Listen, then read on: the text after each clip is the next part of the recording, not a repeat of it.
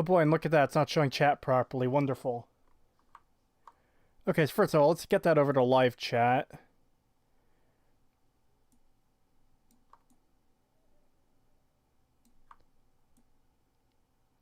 There we go.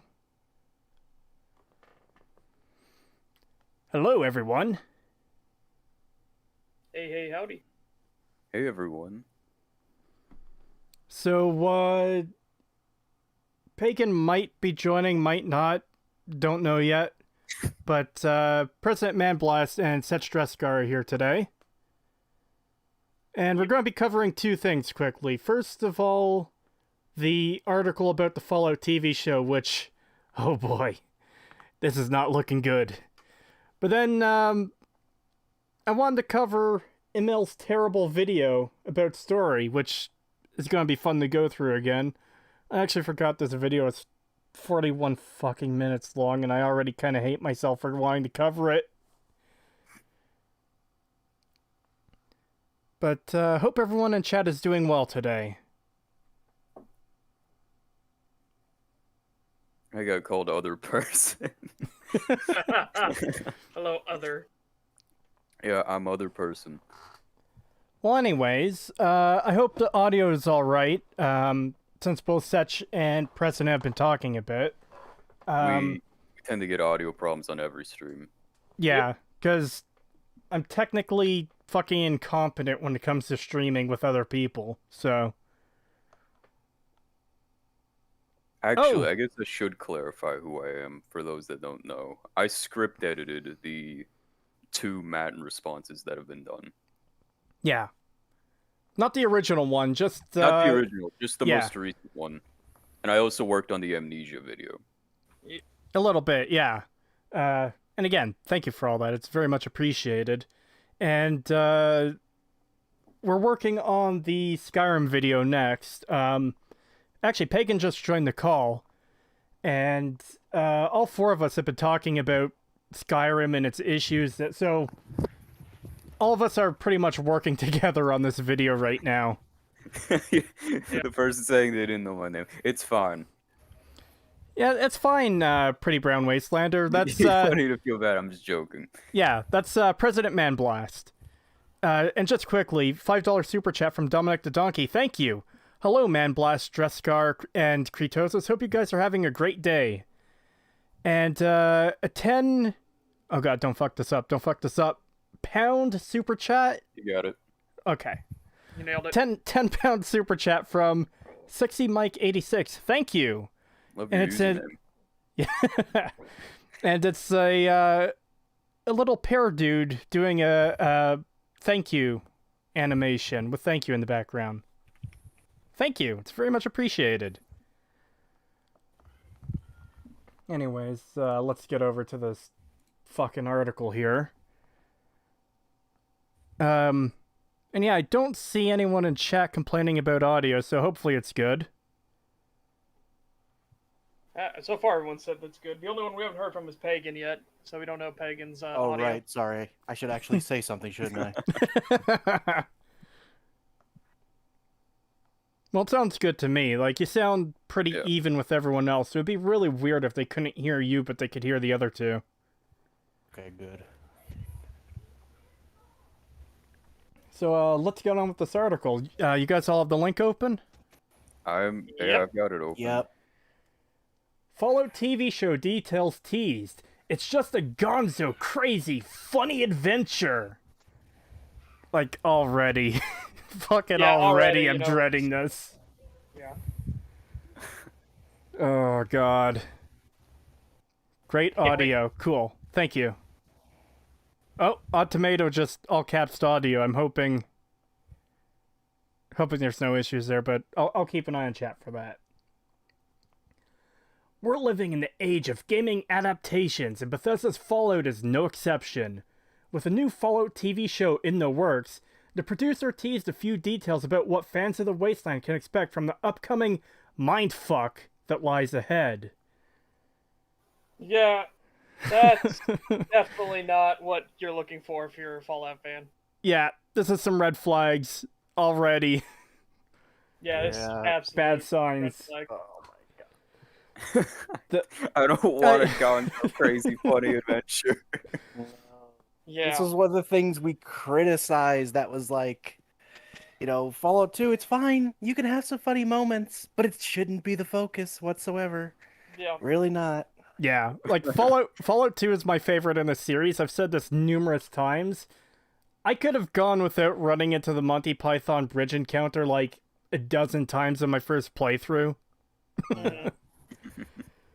The upcoming Fallout tribute is currently in production over at Amazon, and Lucy Joy, co-creator alongside fellow Westworld extraordinaire Jonathan Nolan, recently sat down with the folks over at Collider to tease a small inside look at what's in store. I'm surprised I'm reading this, like, without fucking up anything at all. I usually Wow. trip over my own words when I'm reading. While Joy couldn't give any details for obvious reasons, she did promise it will offer an experience that no one will expect. Well, So, okay, I'm just going to say up front, an experience that no one could expect. I'm not expecting anything good. listen. Game of Thrones taught us anything. Subvert your expectations. Subvert expectations. Last Oh. Jedi taught us anything. Subvert expectations. It always works out well. Westworld taught us anything. Subvert expectations. Oh shit, all of them were terrible? Wow. Fucking Westworld is the one that hurts the most, because Westworld Season 1 was so good. Yeah, I know nothing about it. I Oh, haven't God, watched. It's so bad after. I haven't watched Westworld, but I have heard the first season is really, really fucking good. But then it falls off a cliff, basically. Yes. I actually saw a Westworld video fucking from. dies. Huh? Yeah, Westworld basically dies. They shoot themselves in the head. It's fucked. Oh. Yeah, I saw a video from Critical Drinker a while back where he's talking about how good the season 1 was and like all the characterization and how it all just went to hell after the first season. So, that was a show I was considering checking out before it went bad, but considering I still recommend watching Season 1 if you can, because it is Yeah? it's really tight, yeah. Just forget that anything else is coming afterwards. Alright, so just treat it as if it's a Song of Ice and Fire. There is no end coming. It'll never be finished. Don't depress me already, alright? It's just a gonzo, crazy, funny adventure and a mindfuck like none you've ever seen before. She told the site, adding she thinks that's pretty cool and that it's a project she's passionate about. It's just a gonzo, crazy, funny adventure and a mindfuck. Yeah, and you're saying that you're passionate about the Fallout, this project you've been handed. So, you would never ever describe Fallout as a gonzo, crazy, funny adventure and a mindfuck. That's not Fallout in any sense of the word. The only reason you would ever describe Fallout as that is if you saw the wackier aspects of Fallout 2, and then you saw Bethesda's Fallout where they crank it up to 11. So my only assumption is that they're going to take what they see in Bethesda Fallout and crank that up to 11. So it's just going to be completely fucked. Yeah. That, or it just sounds like their passion is, oh, I'm going to make this thing that I think is really quirky and funny, and it's just going to have Fallout slapped on it. I'm not actually passionate about Fallout. I'm passionate about my project that has a Fallout name. Yeah. And keep in mind, everyone, this is just us being a little bit cynical about maybe it's going to be fucking amazing. We don't know that. But we're not seeing good signs from what they're talking from the about. Marketing, not from these buzzwords. Yeah. I do find it kind of hard to place a lot of the blame on the creator of this, just because Bethesda is the reason it's been kind of transformed into this weird, gonzo, crazy, funny adventure. And a mindfuck. Mm-hmm. Yeah. Somebody brought up how it's only Fallout East lore. We'll get into that a bit, because the last paragraph does mention New Vegas. Oh, boy. Yeah, if they touch New Vegas, there's no way they're not going to fuck it up. Oh, yeah. Oh, by the way, guys, I will definitely be covering the show in some form or another. It's tentative. It'll be our Batwoman. Yeah, it'll be our Batwoman. I could only hope, if it's truly as bad as that it has the same production quality, because that would be funny as fuck. Yeah. Oh man, imagine Batwoman quality CGI, but of a super mutant. Oh my god! Or it's like I don't know if have you ever seen that what's it called? Crap. There's a series of like it's a YouTube series. It's like a fan made thing, and oh my god, like so there's one where it's like it shows a super mutant and it's literally just a guy in a very obvious plastic suit. And he's got like Hulk hands almost for like like the toy Hulk hands for the fists and stuff. It looks really silly. And then there's another one where they have like a pet rad scorpion that they release on people to like torture the town, even though they have guns and they could just shoot it. But no, it's like this little tiny scorpion that like hops out of a box and kills people. And it is the worst looking thing. I could not watch this series. The first one was okay. The rubber super mutant didn't totally take me out, but that was a completely different project. That one was fine. The other one though, where it shows like the fucking CGI, really bad CGI scorpion, I couldn't watch it. It was so cringy. I dropped it.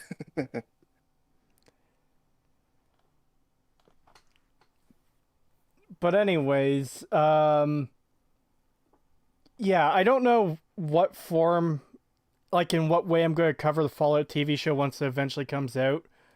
Like in my head, I'm thinking, okay, I could do an episode by episode, like quick review type thing. But the thing is, I wouldn't be able to keep up with a weekly schedule just due to, my work and personal life and stuff. But I will cover the entire season in a video at some point once it's done. Yeah.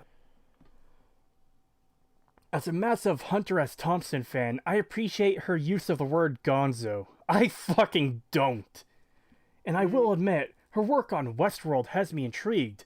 The two properties aren't quite as separated as people might think, especially with the Doom aspect featuring in. But I am interested in seeing how she'll put her creative spin on the Bethesda RPG. So, the Doom aspect is a weird take that Bethesda injected into the Fallout series. Like, Fallout 1 and 2 were about recovery after the apocalypse. Yeah. New factions rise, new factions fall. The wheel keeps turning, time keeps going forward, you move on and adapt. Yeah, Fallout has never really been about Doom. Yeah, it's not a world that can't recover. That's not what Fallout has been about. It's a world that is recovering.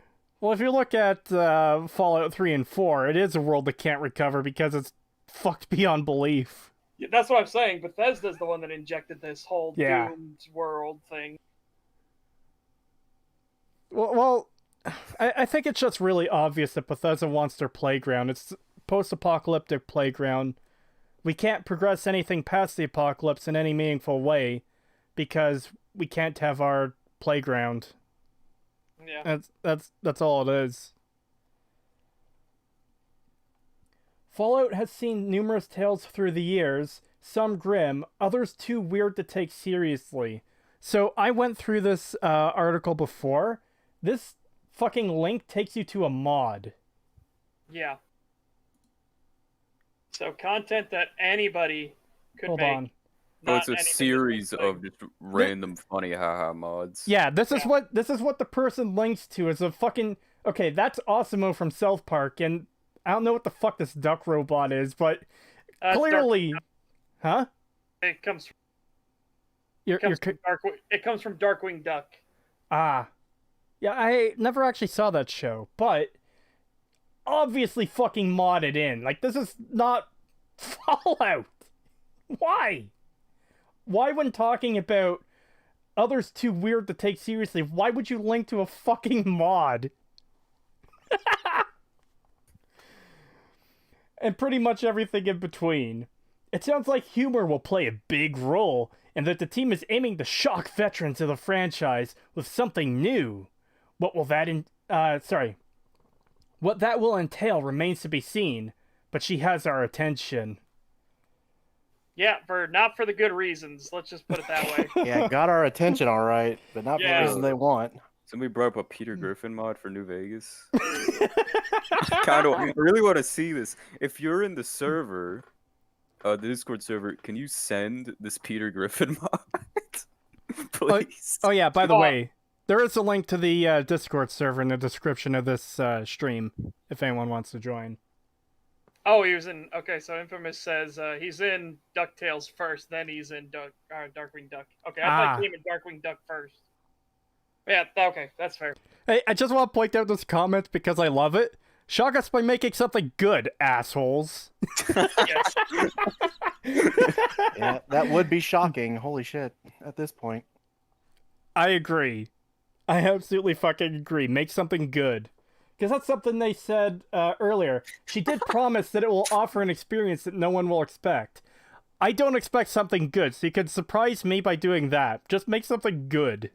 I'm not even asking for even an 8 out of 10. Give me a solid 6 out of 10 and I'll be happy.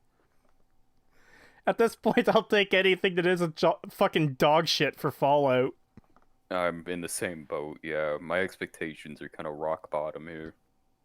Yeah, so, and I'll point out something funny about this when we get to it, when we finish this article. Yeah, we're almost done. There isn't much to it. Unfortunately, we don't know what the Fallout TV show will center on. A new story altogether? An adaptation of... Sorry, they fucked this up. That should be an, not and. We don't know what the Fallout TV will center on. A new story altogether and adaptation of Fallout 3. What the fuck? There's no D in and! Ugh.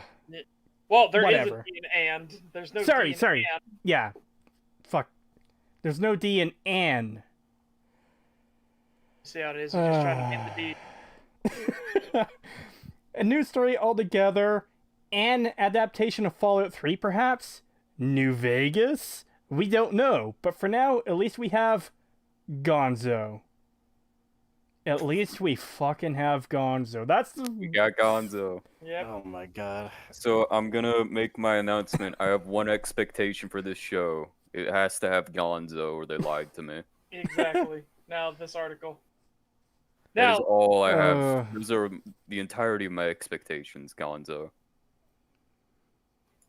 Now, the thing I love about this article is that, you know, it's a nothing burger of an article. It's literal, like, parroting something else. It's complete nonsense. And its title is very clickbaity. But not a single comment from anybody. Nobody gave a fuck. Oh, well, they're saying... Oh, comments have been disabled for this article. Are you saying? No, it says if comments are still showing as disabled. Yeah, it says there's a site update. Yeah, but this article is posted like... currently there's 0 comments. Yeah, if you look down, there are 0 comments. It's not disabled anymore. There are 0 comments. No, it's saying for me, comments have been disabled for this article. Oh, that's weird. For me, it just says there's 0. Well, either way. Yeah, this article is basically nothing. They just got a quote from the creators, and I guess the best they could do was 4 paragraphs and, like, an end sentence. Yep. But even just that This is the kind of shit I had to do for Joe when Joe wanted an article every day, and I was like, every fucking day? What if there's nothing going? Just make something up. It's like, oh boy, all right. Bacon Baron brought up, we got to get ready for Brotherhood versus Enclave. Oh. I do think it's worth bringing up. What do you guys think is the likelihood we see the Enclave and Super Mutants and Brotherhood again? Fucking 200%. Yeah, There's it's almost assured. Enclave is maybe a bit iffy, but they haven't done anything with them since Fallout 3, so I could imagine them bringing the Enclave back in some form. They get references in 76 from what I know. Oh, right, 76. I forgot about... The Enclave is in 76. I completely forgot about that. And the Brotherhood of Steel now, which... Why? Well, the Enclave thing, people in chat are going to have to clarify some stuff here if they know, because I don't know for sure. I don't think the Enclave appears as, like, within game as a faction going around doing bad shit. Well, you can join them. You could join them since the game released. Because after I did my review on 76, I was curious to see what they did with the Enclave. So I played a little on Beyond that, and I got to join them, and basically their story was there's an AI that runs their bunker, and apparently the AI killed everyone and needed your help with something, and can't remember much more beyond that. Yeah, I was gonna say, I was under the impression, like, you get reference to the, like, Enclave activity, but you don't come across, like, Enclave soldiers and stuff. Well, but like I said, I don't know for sure. For any faction you can join, you don't come across anybody actually in that fucking faction. That's how 76 works until recently. Yeah, until they added NPCs. Well, even that adding NPCs wasn't that recent anymore. Like, that was over a year ago now, wasn't it? Yeah. Point is, yeah, Enclave is a bit iffy, but there's fucking no chance at all that they're not going to put the Brotherhood and Super Mutants into the TV show. There's no way they cannot do that. I really hope they won't. Like, I hope they have enough creative integrity, but it's the fucking Westworld fucking people. So, yeah, no, I have no faith that they're not going to just plaster the Brotherhood and everything everywhere. Capitalism said that Todd Howard wrote the Enclave as generic bad guys and hated them so much he retconned vertibirds into APA, Advanced Power Armor. Todd Howard hates the Enclave? I think, wouldn't that be Emil? And also, I don't think it was like a case of, I hate the Enclave, so I made them bad. I think it's because they wanted some weird good versus evil plot in a series where that wouldn't make sense. Yeah. Yeah. Again, they made the Brotherhood of Steel fucking White Knight goody two-shoes piece of shit. Oh my god. I hate the Brotherhood of Steel. I hate him so much in Fallout 3. Somebody said an alliance between the Enclave and Brotherhood of Steel probably to fight the Super Mutants with T60 and XO1 power armor. I wonder if they're going to introduce a new power armor type just for the TV show. And then the next game it'll be like... you know what it'll be? With current day, it'll be some minority girl who will invent brand new super mega power armor and is the bestest at everything and will take over the wasteland and help all the peoples. Well, isn't that pretty much what they did with Westworld? Yeah. Except for the inventing power armor part. But it was like this like character that... Okay, again, I haven't watched Westworld. I'm just repeating what I've heard here. It was the character who she was like... I don't know if she was like a big character in season 1, but she's the one that broke free of the programming and took over and started wrecking shit and... Yeah. And it's because of... I don't want to go into it because it's very spoiler heavy. It works in season 1. In season 2, it's... Wow. Season 2, you became the thing you hate, you fucking stupid bitch.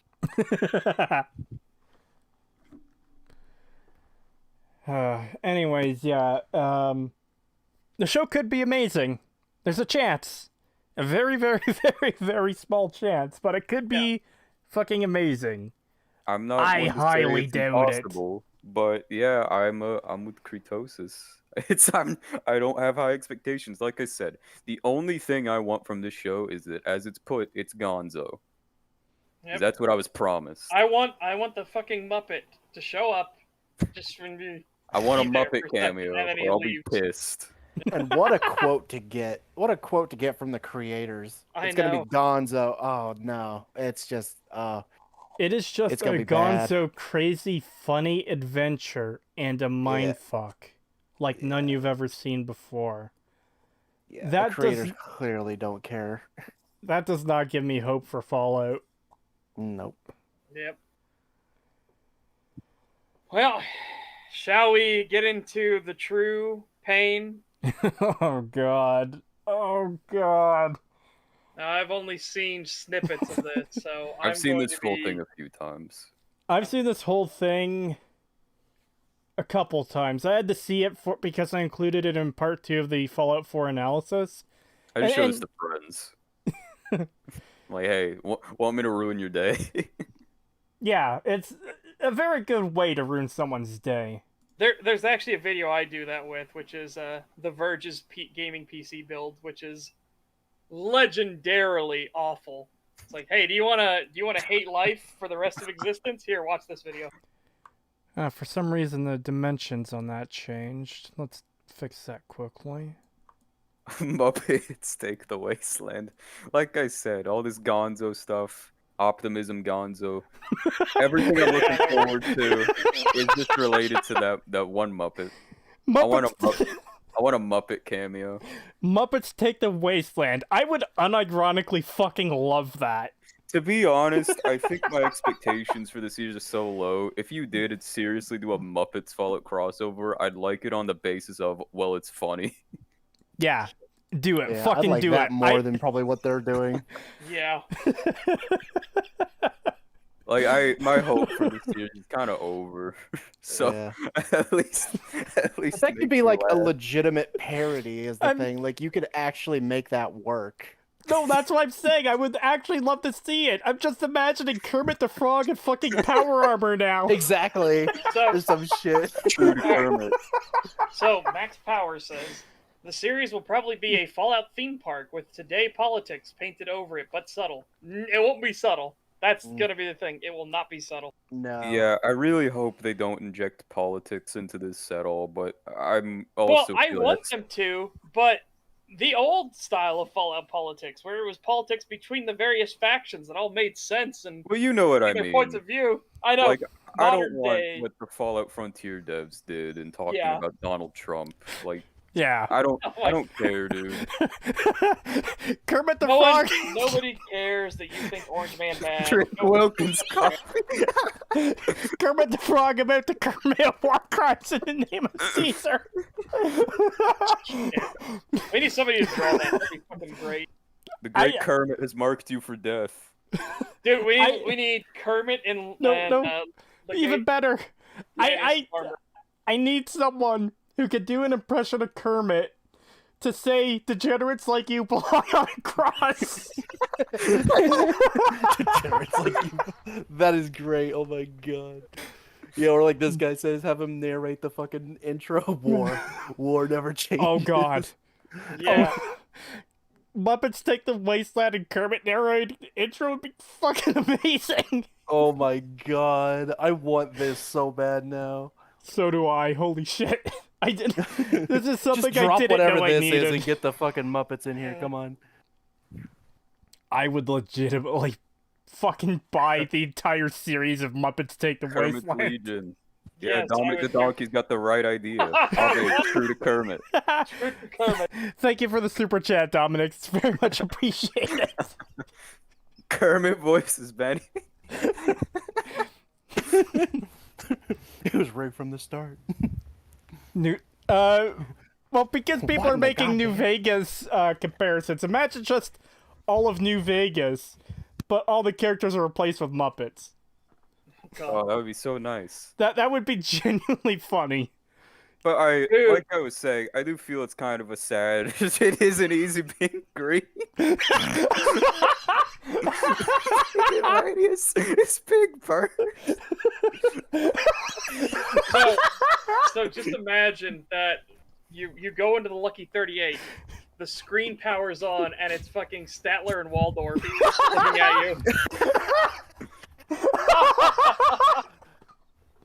Oh my God. god. People You gotta during the fucking kill me. stream want to like make some photo edits of like Muppets and Sesame Street shit and put it in the Discord channel. Maybe we could show it off at the end of stream. You think that would be a God. good idea? Maybe at some point. The Countess house. $2 from Guy and Durbridge. Thank you. Have Kermit be Arnie, house you and then missed us talking about Fallout TV show, and now we're going eventually into. I was gonna say before someone made me laugh. The fact is that it is really sad that I would genuinely enjoy like this Kermit the Frog Muppets crossover with Fallout more so than what Bethesda creates. Get on it, Just 'cause I modders. feel, Get on it, modders. Another Muppet needs your help. I'll mark it on your map. Anyway, I do feel it's kind of telling, though, that Bethesda Fallout just kind of lost its image. That I don't really feel that the passion that, say, Obsidian had for Fallout is there when it comes to Bethesda. And their idea of humor, I don't even really find that funny, to be honest. I mean, the passion isn't there because they took the thing that was supposed to be a condemnation of consumerism. They took the fucking Pip-Boy and they turned him into a fucking product that they shill like crazy. Oh, Vault Boy, yeah. Yeah. Sorry, Vault Boy. Cookie Monsters, Papa Con. No, Fozzie Bear is Papa Con for that $2 super chat from GG Evans 317. Thank you very much for the super chats, everyone. Yeah, I was gonna say make Kermit Mr. House and then make Mrs. Piggy the robot, except make the robot fat too. Oh, hold on. Somebody just pinged you in the Fallout channel in the Discord server. All right. I'm just gonna. Where is it? There we are. Let's see. Kermit would 100% be an autocrat. Oh god. Oh god.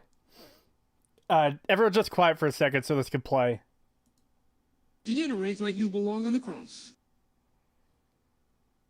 Not bad. I was hoping that someone would do like a good impression. Yeah. Yeah, I think it's too crackly and staticky. yeah, it's one of those AI things like 15.ai, but yeah. Hey, maybe after some time though they'll be able to make it better. Like I know 15.ai when it was still up did decent impressions of the TF2 cast, so Oscar the Grouch is Elijah. I think our icons disappeared. yeah, well, I did that because I was checking the channel in Discord. Because if I had gone over there, our icons wouldn't have appeared. There would be the part of the channel. Anyway. All right, We've talked about the you Muppet. never finish unless you start. So let's get the suffering started. Oh god, I already feel the pain. Please welcome Emil Pagliarulo.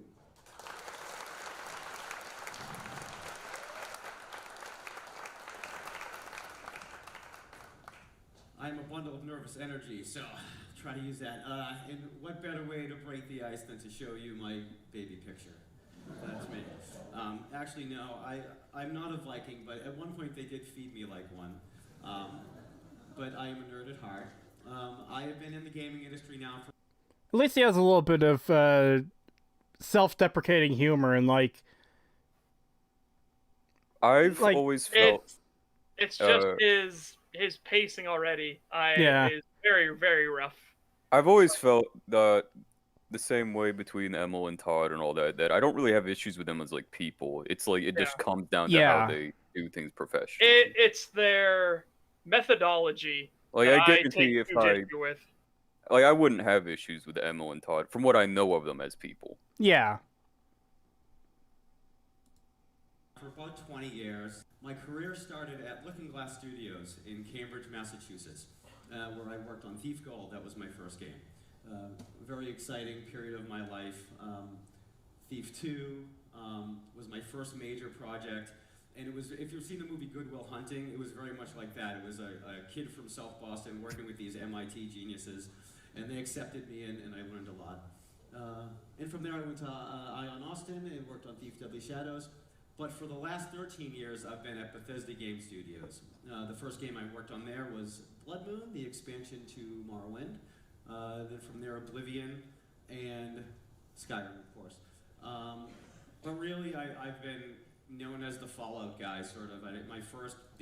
That's not what you should be fucking known as. Yeah. Oh god. I'm known as the Fallout guy. Yeah.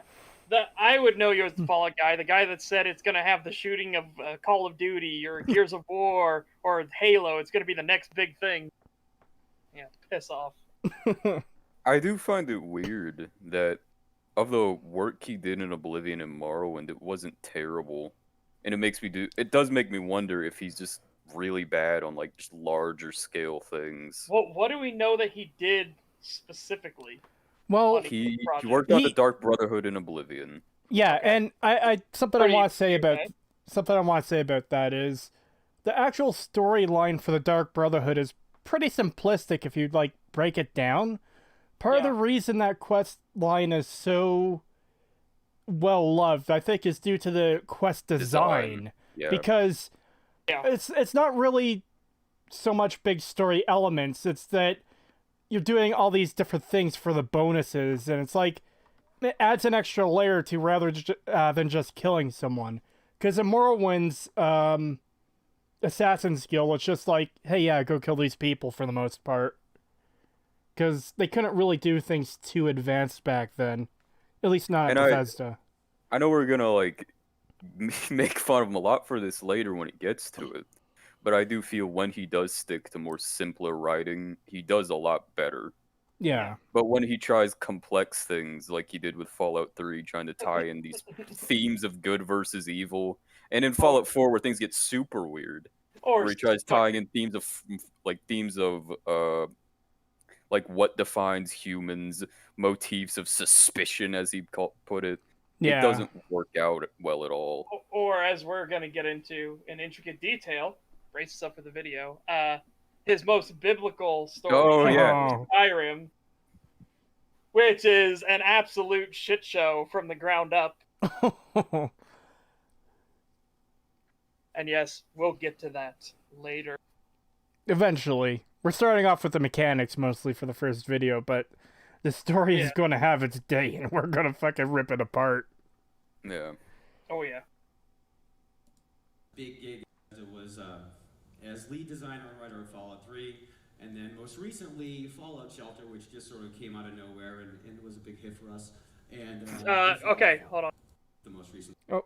I want to talk about a big hit for you because it's literal mobile garbage. It's doesn't have a story. It technically does, but it's literally a time waster. Click thing, get thing.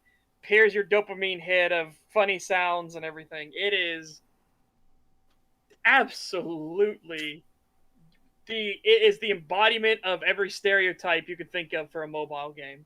And it really did just illustrate the leap Fallout had gone from a project that had a lot of passion put into it by its creators to more just a brand for Bethesda. Yeah. There's a super chat from Guy Under a Bridge who says he's the Fallout guy the way Neil Druckmann is the Last of Us guy. Ooh. And Luke Fitch said, and I want to talk about it, is it wrong to like Skyrim despite its flaws? Not at all. Absolutely not. You can like whatever you want. Yeah. Again, so we've talked about this a lot, and we've done it on these streams a lot because people are like, "Why are you telling people that they're wrong for liking things?" We've never ever said that. Not once. You can love things that are completely shit. It's just if you try to claim that they're good, if you try to claim there's some objective value to it, no. That's where we take issue. The issues I have is when you have people like Matten propping up pieces of media like Fallout 3, and people then lower their standards to a point where certain things are acceptable when they shouldn't be. A good example being how the Megaton situation, where he made up all this stuff to justify this town. There are 3 mole rats, so clearly they hunt.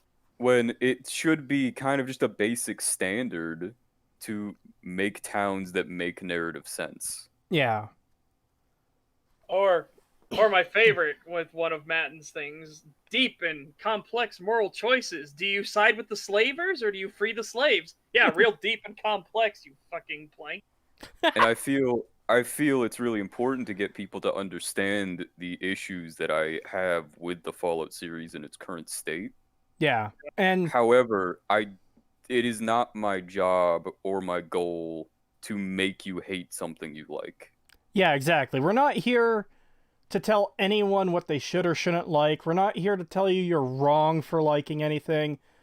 There could be the best, most awesome piece of media ever, game, movie, TV show, whatever, and you cannot like it, and that's fine. And there could be the most fucking dog shit, poorly written thing ever, and you could love the fuck out of it, and that's fine. We're not here to tell anyone, you know, that they're wrong for liking anything. Not at all. Yeah.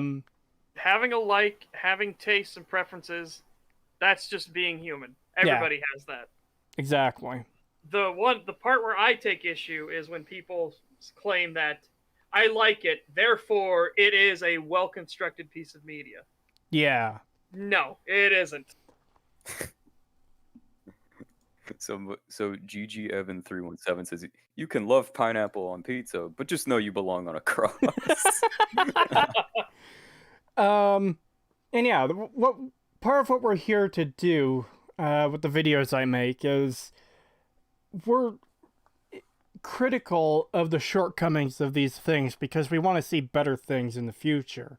You know, I'm not hating on Fallout 3 and 4 because I think it's fun to hate on Fallout 3 and 4. I'm doing it because ultimately Fallout is a series I very much love. It's one of my all-time favorite series. And I would like to see new good games in the future so I could play and enjoy them with everyone else. Yep.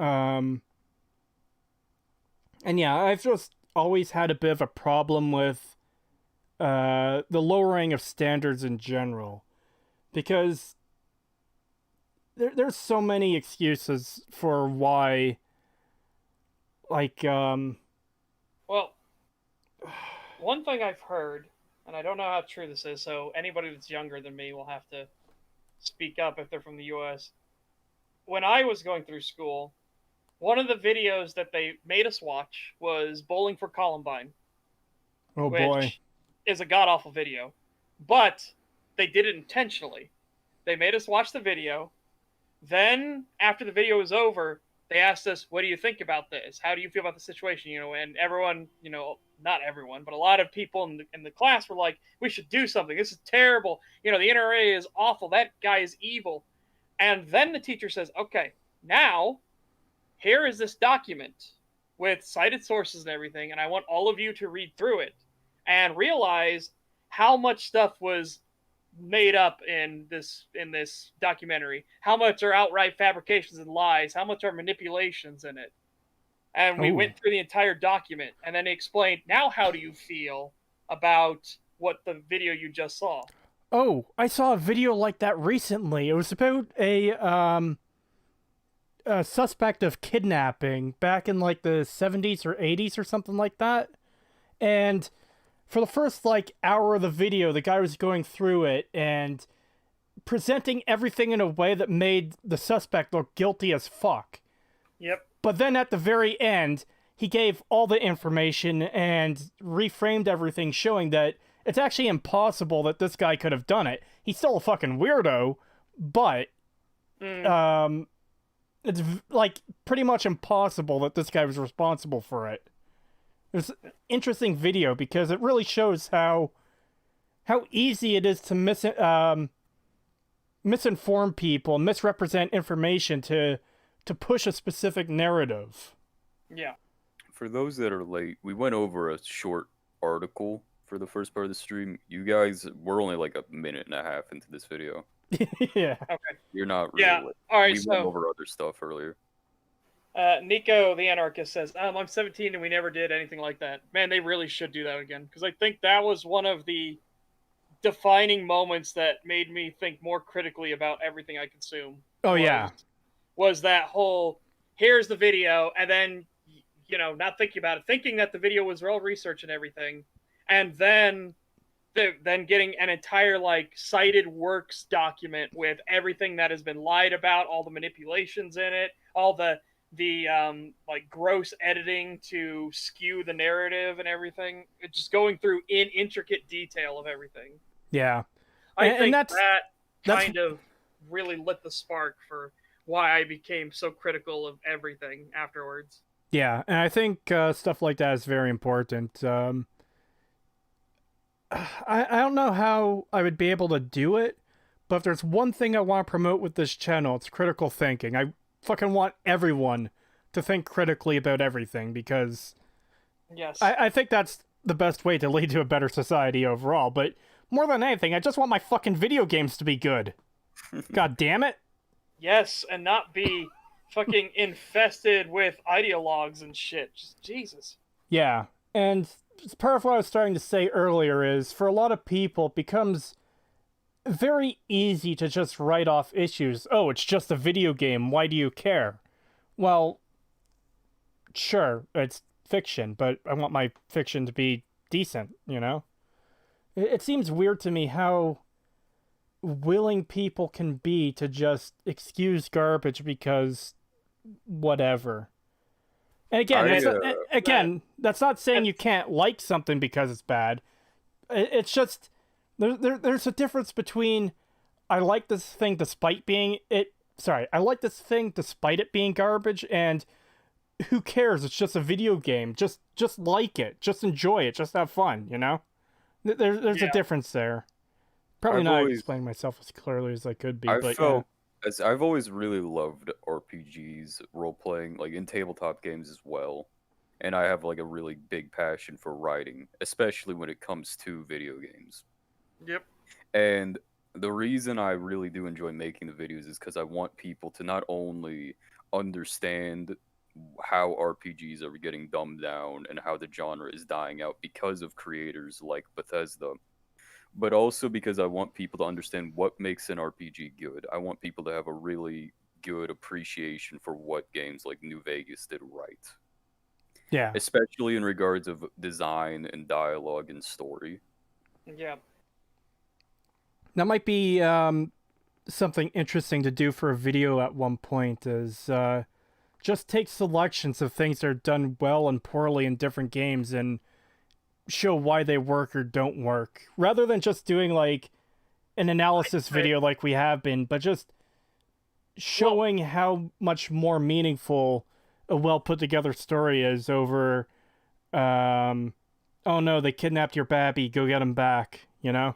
Here's what I want us to do after a near complete analysis of Skyrim. I think we should do a near complete analysis of New Vegas. That's something I've been planning on doing, but that is going to be a fucking monumental task, just because there's so much to it. It will be, but I think it will show, like, the differences. When you take both of those projects, when you take Skyrim and look under it under magnifying glass and look for all the faults and everything in it, versus New Vegas, and you do the exact same thing, and you see why New Vegas works, Skyrim, Fallout 3, Fallout 4 don't.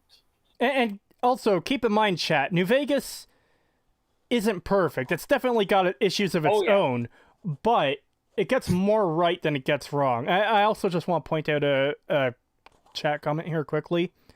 E.T., the best video game I ever played. Come at me, haters. That's why you deleted! Why'd you delete that? That was a good chat! Oh, rest in peace. Rip in peace. I'm gonna fuck up your name. I ever played. Come at me. Okay, put it back in chat. All right. Oh, I was just waiting for it to come up on the YouTube video so I could read it again. E.T. is the best video game ever made. Come at me, haters. Yes! Yes! It's back! No one's gonna come at you because no one disagrees with you here. Yeah. And again, like, Fallout New Vegas has tons of fucking issues, guys. Yeah. Tons. It's just, it's not a death by 1,000 cuts or death by beheading like it is in fucking Fallout 3, 4, and Skyrim. Yeah. Like, the issues are there, but then you can understand why they're there, and you can see what they're going for here, and here. It's, you know, again, if we do that, and I really want us to do a near complete analysis of New Vegas, we will be able to show people, look, this is holding it up to the same standards we're holding Fallout 3, 4, and Skyrim to. And it passes, and here's why. Yeah.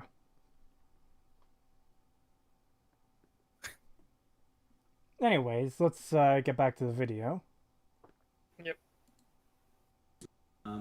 So why am I here in Copenhagen? I don't do this. I don't speak. I prefer to stay in my office and make games. This is why. this happy couple right here, right? Clearly happy, clearly drunk, okay? Where was this picture taken? Copenhagen. These are my parents, okay? This picture was taken, oh God, 1979. My parents left for a week, okay? The speech about the story, by the way. Yeah. They came back happier than I had ever seen them. And I remember seeing these pictures, and that's why they came here to Copenhagen for a week. So I knew there was something magical here. But it's not just that, right? It's Copenhagen in Denmark. You guys have games, right? You guys know games. And it's almost surprising when you see how many games are made here. Woo and Company, right? Limbo, of course. Max, Curse of Brotherhood, right? Subway Surfers, huge hit. One of my personal favorites. Okay, I'm gonna pause it here. So, basically, what he's doing is he's just trying to blow smoke up the audience's ass to be like, "Yes, you, Copenhagen, are the bestest and the greatest and everything. Therefore, you should take what I say as gospel. What I say as." I don't want to Great. criticize him too much for his speaking. Just Like 'cause- he already said, he's not a speaking person. That's Yeah. fair. It's just this is very. Again, your presentation is about story in games. Well, also remember we're like only around 2 minutes into like a 40-minute speech, so it's. Yeah. I don't want to be too harsh. I don't know. I guess I'm Or more something harsh that on it because I know eventually where this leads. I have issues with the meat of this speech, Yes.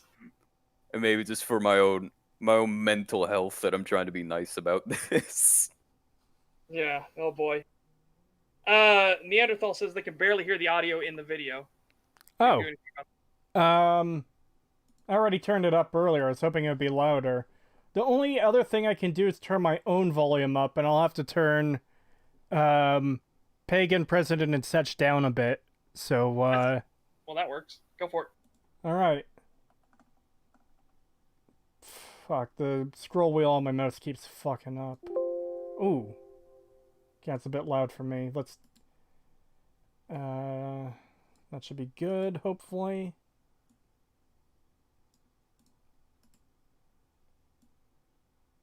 Alright, can each of you do a quick test of your sound? Hello, everyone. Okay, you sound good to me? Okay. Hey, Setch here. Okay, Or good. hey, people, Setch here. Oh, shit, I fucked it up. Alright, Somebody said. Okay, 2 great comments. Imagine putting in a slide of Subway Surfers in a presentation about storytelling and gaming. I've never played Subway Surfers. I don't even think I've heard of it outside of this video. It seems like the most generic, like, kind of small game you would ever see. It's just an app. My little cousins play it all the time. Anyway, And it is, I was gonna mention something about that, but I just wanted to get through the video, so I was staying quiet. But yeah, why is he bringing up Subway Surfers in this? That just Again, seems like odd. I said, he's just blowing smoke up the audience's ass. Yeah. Like, Copenhagen, you do good things. Look, here Well- are things. Well, here's the thing that's weird about that is this seems like it's a bit of a game developers conference, so not everyone there is going to be from Copenhagen. Yeah, it's Anyway. fucking... the other comment I wanted to talk about is Bernie Gore's giving a little bit of foreshadowing of Skyrim being the most biblical story Oh I boy. ever wrote. Yeah. No one in chat is complaining about your guys' audio, so it should be good. Well, I mean, Odd Tomato is. No, they were already quiet. Oh. Well, hopefully it's fine. Subway Surfers is just a generic auto-runner app with zero story. Okay, that's kind of what I assumed from the image shown, but I didn't want to be like a dick and say, oh yeah, this looks like generic phone app garbage, even though that's pretty much what my assumption was.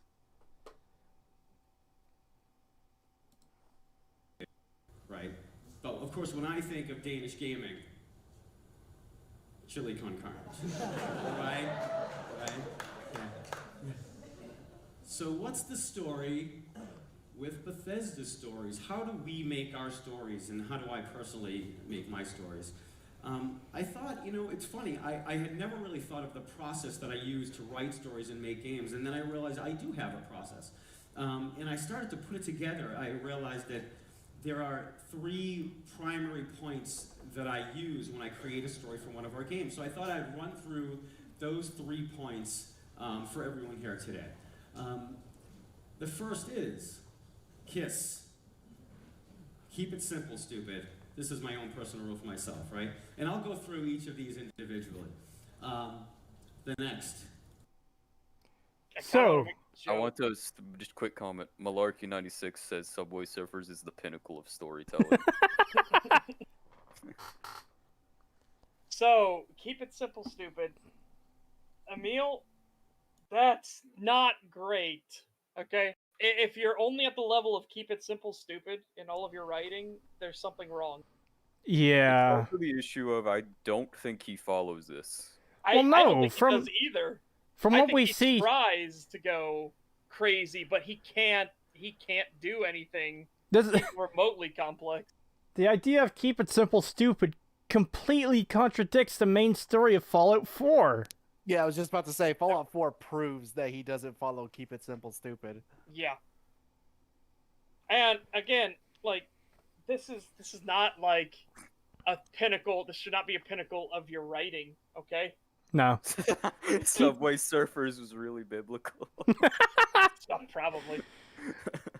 But anyways, Oh, yeah, as Croce said, and hey Croce, good to see you. When I thought about my process for writing, I thought to myself, I don't have a process. LMAO, what the fuck? And then I realized, shit, I can't say that.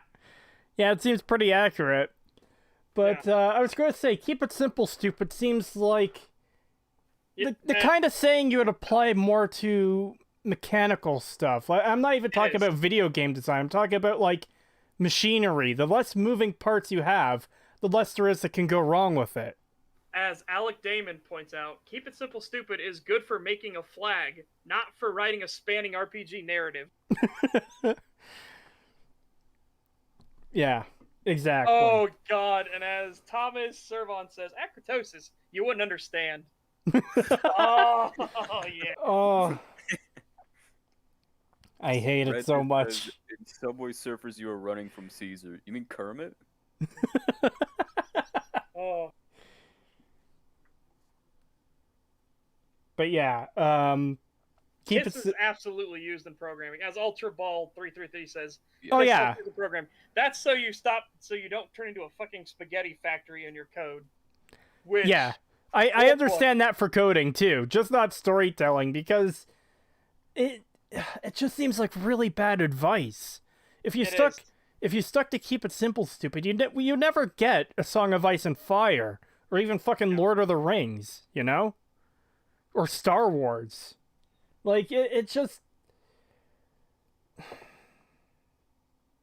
seems so, like, a self-defeating principle for a writer. It is. It's very bad writing advice. Don't follow keep it simple, stupid. Don't do it. Actually try and push yourself out there and think about your world. Yeah, exactly. No, it's meant to be KISS, keep it simply stupid. Or keep it stupid, simpleton. Yeah. Yeah. But yeah, you can go and write something fucking complex. The key aspect to keep in mind is just to keep it consistent, you know? Like, I don't know. It's just... I never liked that his first main point is... Or that he even goes by this at all, but his first main point is keep it simple, stupid. It's such bad advice. $5 super chat from GG Evan 317. Thank you. The KISS method was meant to be used for vehicles, guns, and repairs. Perfect example, AK-47. Yeah. Wastelander brings up how they hate write what you know. I don't know if you're just saying that or referencing what he says in here, because he does say that in this. No, I'm pretty sure that's what she's referring to. I just want to read this other comment quickly. Well, the less complexity you have in a story, the less of a chance you have to screw things up. But honestly, it's just an excuse for writing stupid stories. I agree. Like, there's nothing wrong with simple stories, you know? There's absolutely okay. It's just it's not something you have to bind yourself to, you know? Yeah, I feel like this advice seems like a response to how do I avoid making things too complex, Yeah. but this isn't something you should follow in the sense of forcing yourself to keep things simple. Yeah. Yeah. It's the same thing of show, don't tell. It's like, that is not a rule, okay? Yeah. Don't do that. Yeah, that's one point that particularly bugged me about Miniature Nerds videos, that it's absolutely like a thing to tell in stories. Especially in RPG, like the main form of one of the main forms of gaining information in a game like Fallout is talking to people. It makes absolute sense that you could learn a character's backstory by having it told to you by someone. That's not bad writing. Yeah. Oh god, in Matten's example of being instead of being the intro, I know what you're Yes. getting at. Where It was all like the New Vegas, exposition it shows should be in you, the intro. it tells you instead of showing you. How dare the intro do that? What you should do instead is have it start off normally and then go to some random NCR guy and he tells you the entire lore of it. See, it's so, don't you get it? It told you the intro instead of showing, but if they tell you in game, that's, wait. Yeah, so Good job, Matt. Good job, you fucking idiot. even if we just take that alone, that's already like fucking insane to me. It's bad that the intro tells you go to an NPC that will tell you.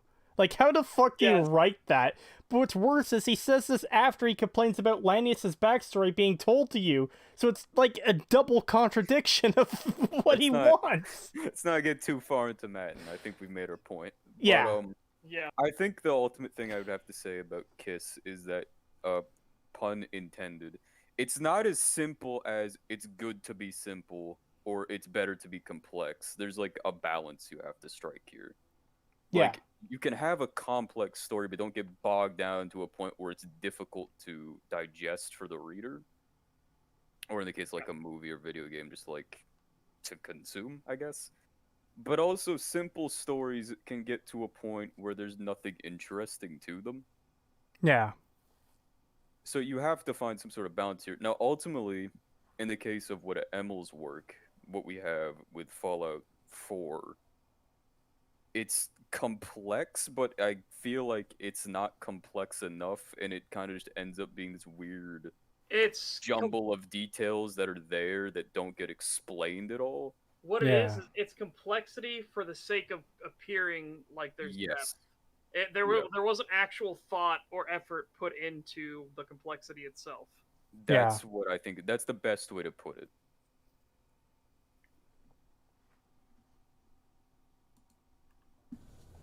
Oh, and just quickly, look how little time he spent on that, too. He pretty much just said, keep it simple, stupid, and moved on. And I can see underneath the stupid 2 what the next one is. Huh?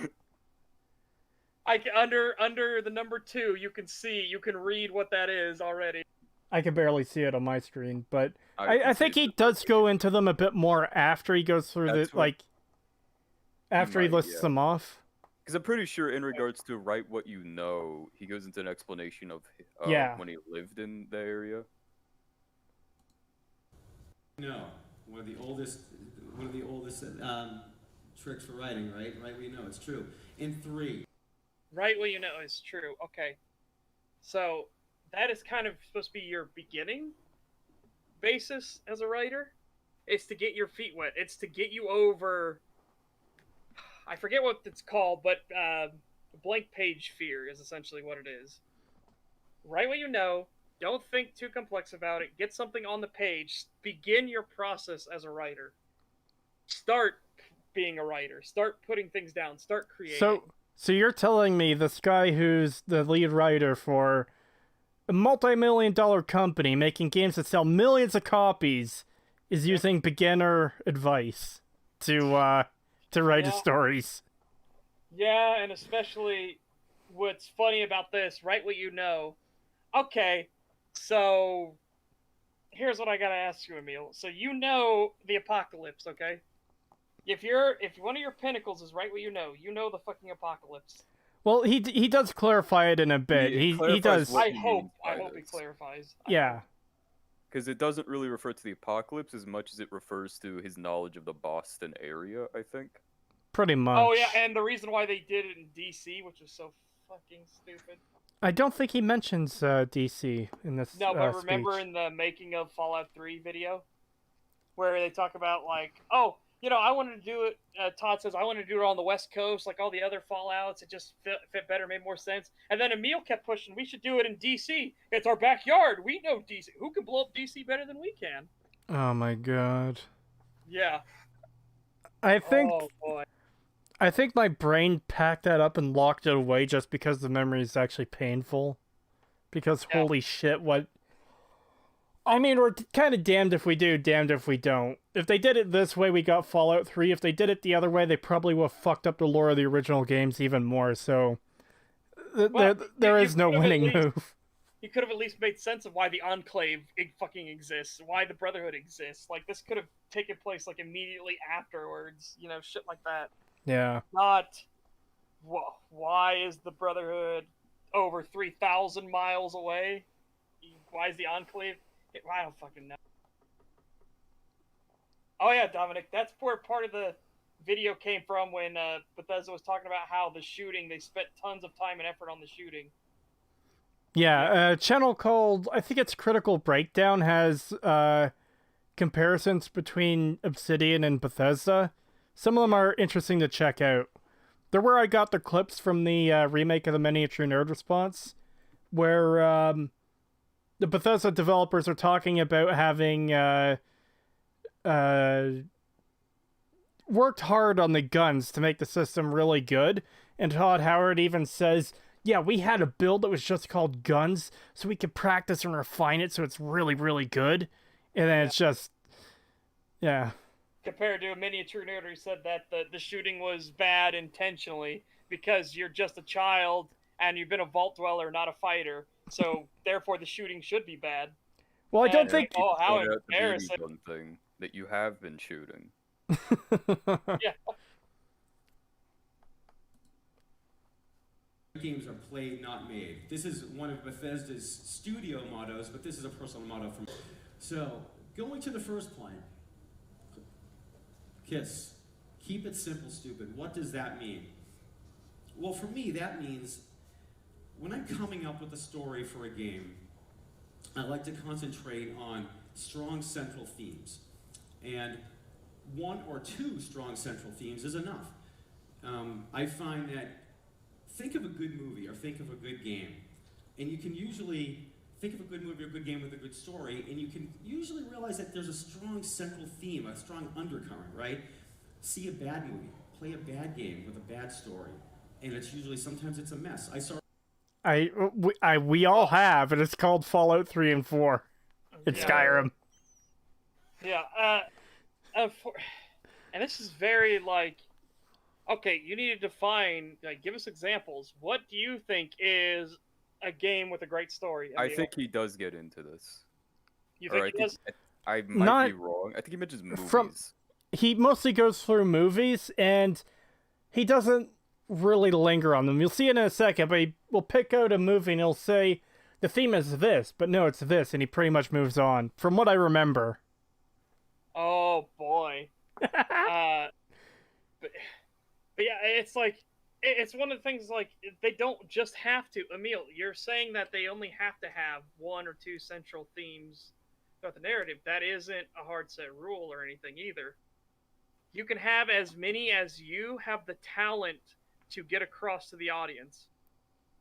Not only that, having a theme is different from adequately conveying that theme. Yeah. Yeah.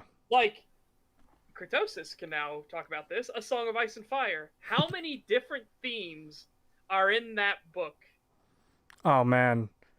Like a very strong one I've noticed is you shouldn't fucking rely on prophecy because it's going to bite you in the ass constantly. Yes. And every single character has their own theme and motivations and everything. Yeah.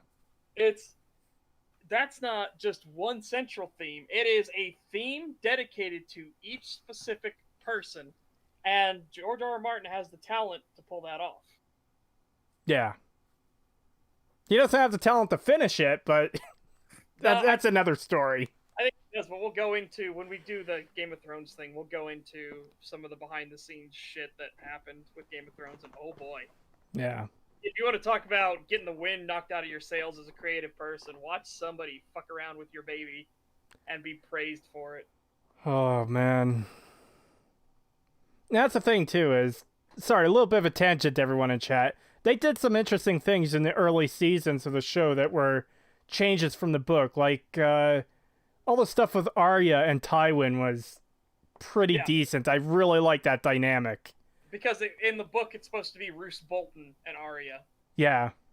And they don't even have that much interaction either.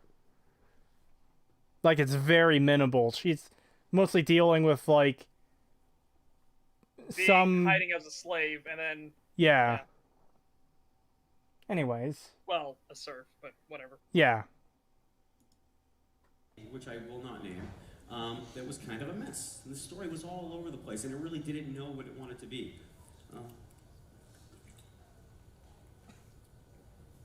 So Casablanca, one of my favorite movies, right? Ask yourself, what is Casablanca about? I mean, look at the picture. It's a love story, right? It is, but if you look deeper at Casablanca, Casablanca is about sacrifice, right? It's giving up what you love for something greater. The Incredibles. Movie about superheroes, right? Not really. It's a movie about family. Superheroes are not a theme. Yeah,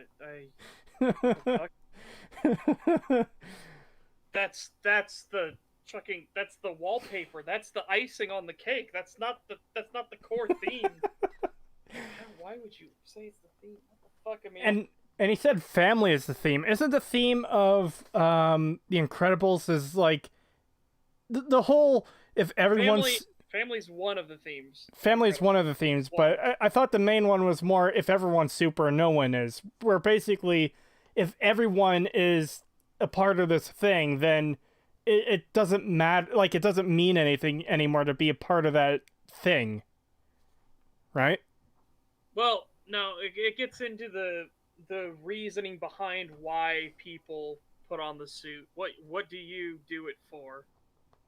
And Mr. Incredible did it because he felt good helping people, and he couldn't stand by and watch people be in pain and suffer or in fear. Like, it goes, there's a lot of stuff we could talk about when it comes to The Incredibles. I just can't believe that superheroes is the theme, as he's saying, is the theme of the movie. It's like, what? Oh, just you wait. He's also mixing up themes and motifs here. Yes. Yeah. He's saying the set dressing. Like, if he said Westworld isn't a Western, you know, its theme is Western. It's like, no, that's the setting, you fucking...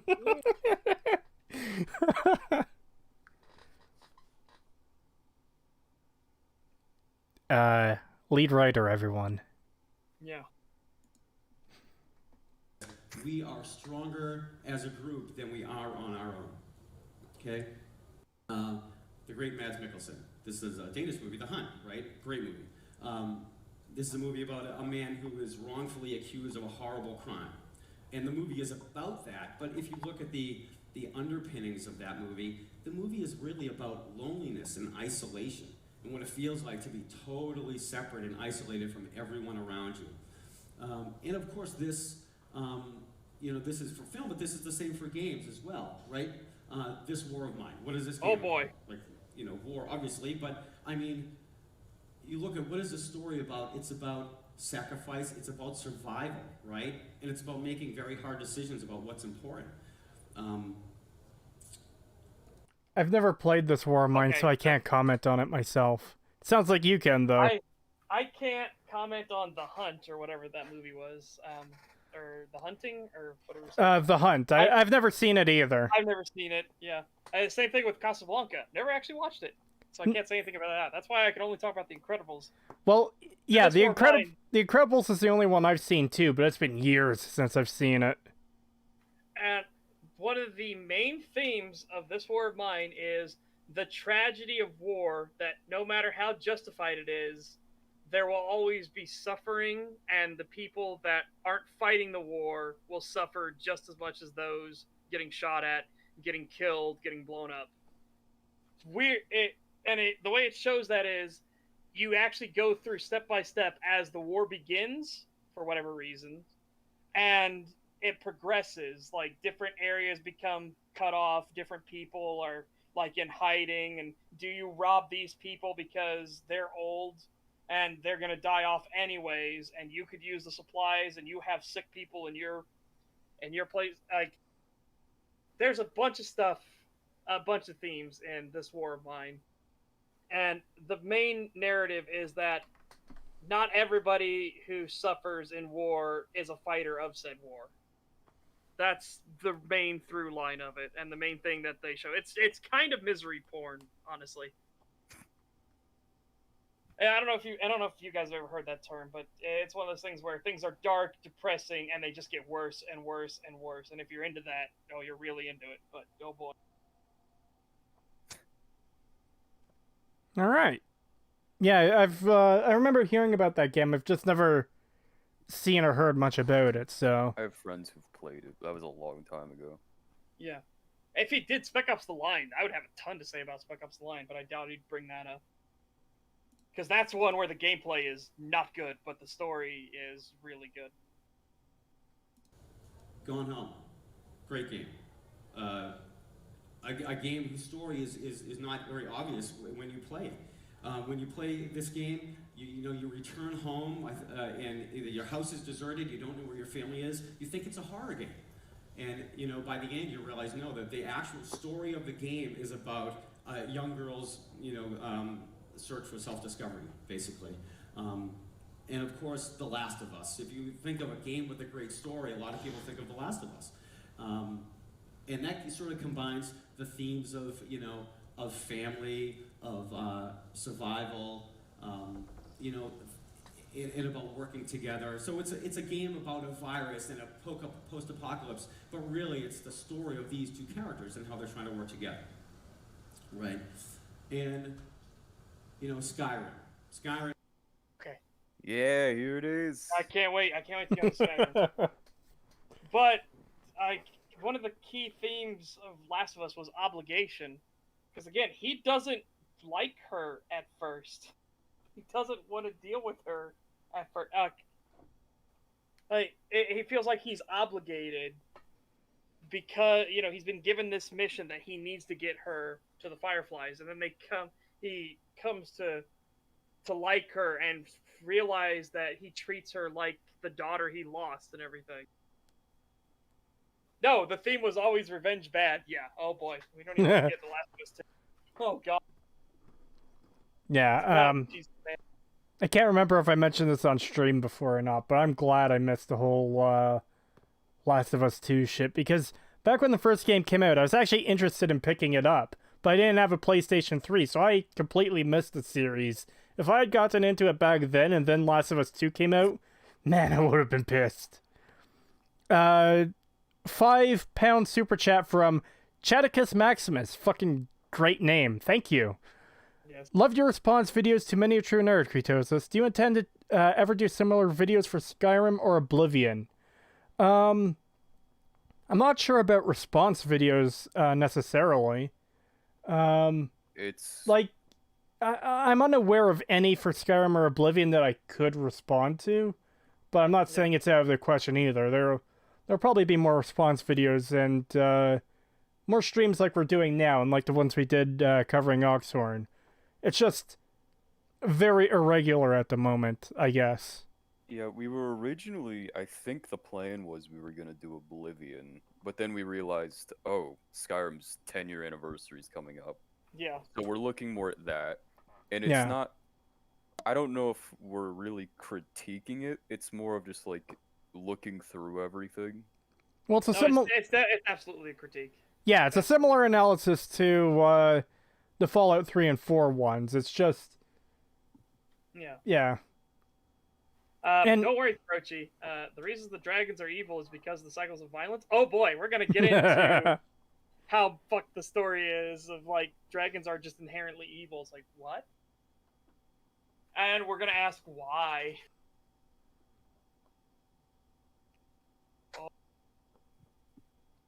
Anyways, let's hear what Emil has to say about Skyrim. Dragons, right? Even in the studio. What is the game about? It's about dragons. But the story is not really about dragons, right? It is about the lone hero, right? It is much more biblical than a lot of the other stories we've done. It's about the Dragonborn, the Dovahkiin is. This comment he's making has always made me feel just so weird. Because he doesn't use the word story that I've written. He says we, as in Bethesda. Yeah. So that does beg the question, did you forget about the Elder Scrolls game about a literal prophesized return of this, like, saintly figure? How do you fucking... Oh my god. It's also because within the game itself, like, loads of people have criticized Skyrim for the fact you get treated like shit, even after you've saved the world multiple times over. Yeah, like, people will refer to you, oh, you're the Dragonborn. Guards will constantly talk about how great you are. Then you do a shout to sprint 20 feet, and it'll come over and say, hey, stop that shouting, it's making people nervous. Yeah. And then there's that fucking cunt in Whiterun. Have you been to the Cloud District? What am I talking about? Of course you haven't. The Cloud District is like 2 fucking buildings. Yes.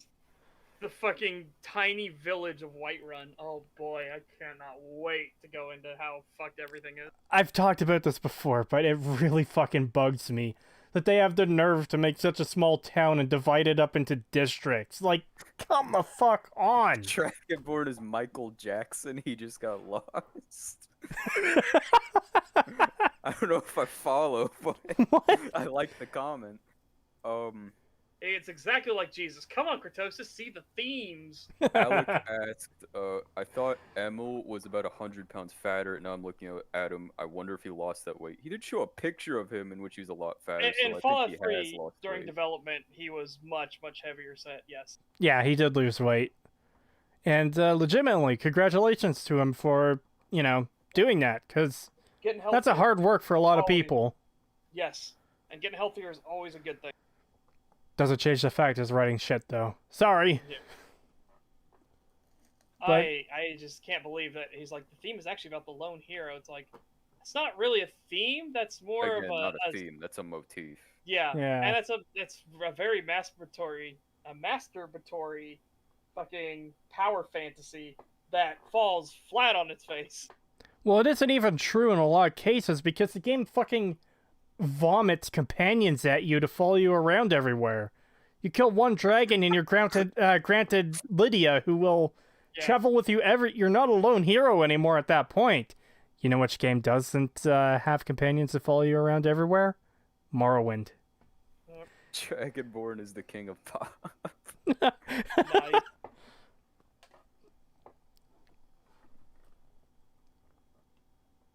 Let us continue. Sort of character. And you know, when you look at Fallout 4, so Fallout 4 is about androids, right? No. Or is it? Okay. I mean, Fallout 4, there are a lot of themes, right? Fallout 4 is about 1950s Americana, or Fallout 4 is about, you know, the post-apocalypse. But at its core, Fallout 4 is about androids that look like humans. Okay. I thought androids are supposed to look like humans. What? Yeah, what? And that's the whole point behind an android? Skyrim is the Dark Souls of Bible. Oh boy. Did you see that the fucking the Dark Souls is now making a return again? Oh god. Oh my god, show media, go away. Dominic the Donkey with $5 says, we needed the Dovahkiin to do a Jesus pose to remind us of the biblical themes. Yeah. Thank you for the super chat, Dominic. I like the idea of the T-pose being called the Jesus pose. But it also reminds me of people saying, Jesus T-posed for our sins. I'm sorry to anyone in chat who is Christian or Catholic, genuinely, but it is fucking funny. But yeah, listen, like, Fallout 4 is about 1950s Americana. What the fuck are you smoking? So, yeah, like 1950s Americana? Really? The Minutemen? Like, what the fuck? Hobocop's asking who wrote the Elder Scrolls series originally, because this guy doesn't seem to cut it. I think it was Julian LaFay. I might be wrong there.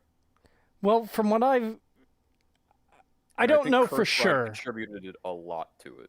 I don't know for sure, but from what I've heard, the Elder Scrolls started off as a Dungeons and Dragons campaign at Bethesda. Yeah, it was. And it just bloomed from there. Okay, I might be just thinking of like the creator of like Arena and Daggerfall then. People in chat probably know. Let's see.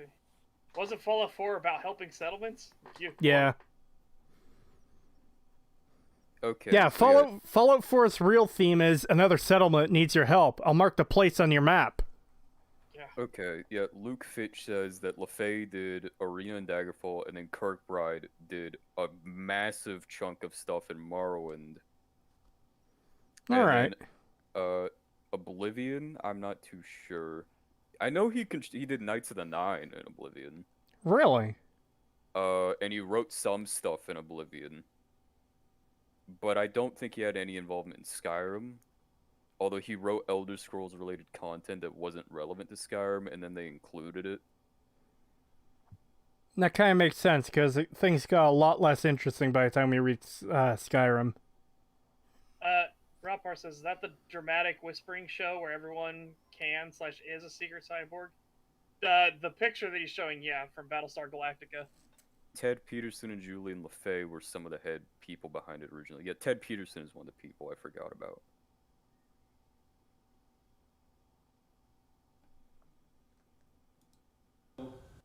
Theme, and this became a very important point for us, and is something that we didn't realize until a little late in the most important theme in Fallout 4 is suspicion.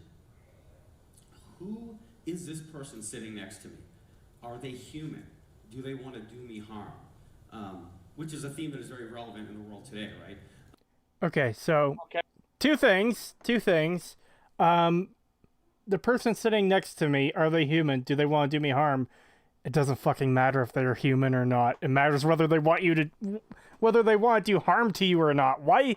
Man, it's the apocalypse. Society has fucking collapsed. Yeah. All right. So I'll say this: I do think it's a neat idea that NPCs that come off as friendly are actually spying on you. That's a neat concept. Yeah, but for sure.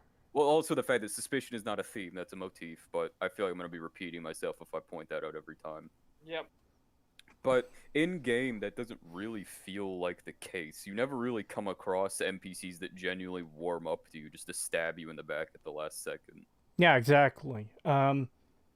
Like, besides a couple named NPCs who are synths, and even then, like, Paladin, spoilers for everyone who hasn't played Fallout 4, like, it's a shit game, but just in case, spoilers. Paladin Dance doesn't know he's a synth, so it's not like he's there trying to work his way into your good graces so he can backstab you, you know, like when you least expect it. And you could have done neat things with Dance, where, like, maybe if you went to the Institute, you could get, like, his command code or something. Yeah. Maybe have a little bit of a side quest where Dance is forced to turn on you, and if you got that command code, you could, like, get him to calm down. Yeah. And I don't think, from what I remember, none of the named NPCs actually turn on you who are synths. That's the thing. I can't remember off the top of my head notable NPCs that will turn on you because they work for the Institute. Well, they're not even consistent with synths turning either, because some of them treat it like it's a malfunction. So the broken mask incident in Diamond City, when the people of the surface realized the Institute is like a threat, that was a synth that went up to the surface, was acting fine, then freaked out and killed people. The Institute didn't intend that at all. But then, like, we're supposed to be suspicious of them if they want to hurt people or not, but that, like we were saying, that doesn't come up at all. Like, it's just not a part of it. And the deepest it goes is random nameless settlers in your settlements might spawn as synths, and after a certain amount of time, they'll kind of go crazy and attack. And that's it. Yeah, so Dominic the Donkey with $10, he Thank you. says that it never comes up that Sturgis is a synth or that Trash Can Carlo works for the Institute. They don't really do much with the SPOG element in the game. And yeah, that's pretty much the big issue. It feels like a point that the developers tried to make, it didn't come through with whatsoever. The only case that I feel it does come up is the mayor of Diamond City, but even then, he's a dick to you from the beginning. Like, the guy doesn't come off as someone trying to warm up to you just to, turn on you at the last second. Well, the only reason he turns, too, is when the Institute is destroyed and they don't need him anymore. Yeah. And that isn't even, like, him betraying you because he's supposed to or because he's gone haywire. He's literally out to protect his own skin there. He's doing it purely for the sake of survival. Yeah, it's really unfortunate that the developers didn't really do anything like that. $5 super chat from GG Evan 317. Thank you. Every faction has a synth. Dance, Glory, and Sturges.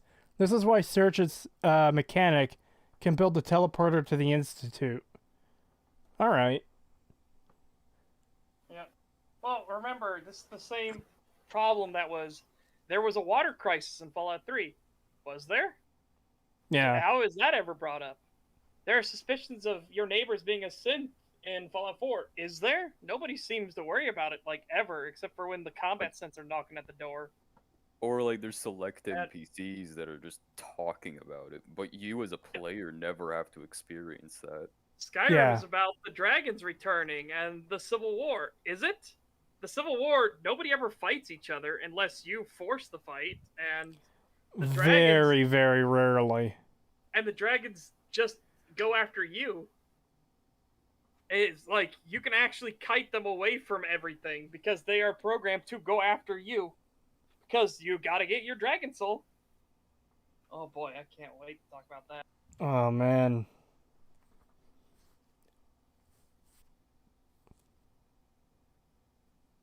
Glory doesn't drop a synth component when she dies, though. Yeah, that's the thing, too, is some of the characters that are supposed to be synths don't drop their component, so Bethesda can't even keep consistent with that. It's an item you put into the inventory. It should be really fucking simple. Maybe, I don't know, maybe that's a Herculean task, too, though. Oh god, yeah. Fucking Oxhorn video. I actually had somebody on Discord messaging me like, this Oxhorn video is cringe as fuck. And literally while we were doing this, like, hey, was this you in that? Like, yeah, I'm watching that Oxhorn video. Was cringe as shit. I was like, yeah. Scott brings up, there's one guy that shoots his brother in Diamond City. Yeah, there's a few instances of events like that. What I'm referring to is the player never really experiences that. Yeah, and even in the example, the guy shooting his brother in Diamond City, neither of them are synths. It's a guy that's so paranoid that he thinks his brother has been replaced, and that causes him to confront his brother, and then the guards kill the guy holding the gun. So, and this will happen on your second time through Diamond City almost every fucking time. Because I've been through that part of the game enough times to see it coming, and it feels really artificial when you see it that way. But yeah, there's that encounter, and then there's the one merchant who's super paranoid about synths, and it doesn't really go a whole lot deeper than that. It's really weird. Infamous Cloaker Videos brings up, why didn't the Institute try and make a synth of the sole survivor who would then try to fight and replace them? And that's a neat idea. You would actually be able to kind of experience the idea of, well, what's going on in the Commonwealth? People are being replaced. You are no different. And, well, they couldn't do that because of the main plot point, which is so fucking dumb. Because it's your baby that leads the Institute now. Oh, yeah, that too. Yeah. Oh. Well, that just gave me an idea, too. Like, what if you're traveling with a companion and, you know, at some point you get separated from them, and then you find your companion again, and they're with the synth copy of you, thinking the synth copy is a real version. So it leads to, like, interesting confrontation. Or finding a synth copy of your own companions. That would be cool. Ooh. Yeah, and as Scott said, the game doesn't earn the, I guess, motif of paranoia. Yeah. It doesn't feel that way. Suspicion. He was very specific. It's about suspicion. Yeah, there's not once during playing the game where I felt suspicious of anyone. Because, again, if you're... He's talking about you don't know the person sitting next to you, whether they want to cause you harm or not. That would be the more... You know what they could have done for this, now that I think about it? If you go to a quest giver, they tell you to do something, you go do a bunch of stuff, you come back, and there's just something off about the way they talk with you, and then they're like, oh yeah, we did discuss that thing, well here's your payment, and they like pay you something completely different. Again, because they got replaced. They could have done shit like that. Yeah, that would have been easy. They set stuff up too, like the fact that, you know, Dance is a synth, Sturge is a synth. Why not have those NPCs be utilized to go against the player? Yeah. But as Micah Dracolis says, interesting confrontation is not simple or stupid enough. Agreed. Also, like, but I think it could have been a neat choice too, like in that moment of, do I spare this person that could be a spy or let them live?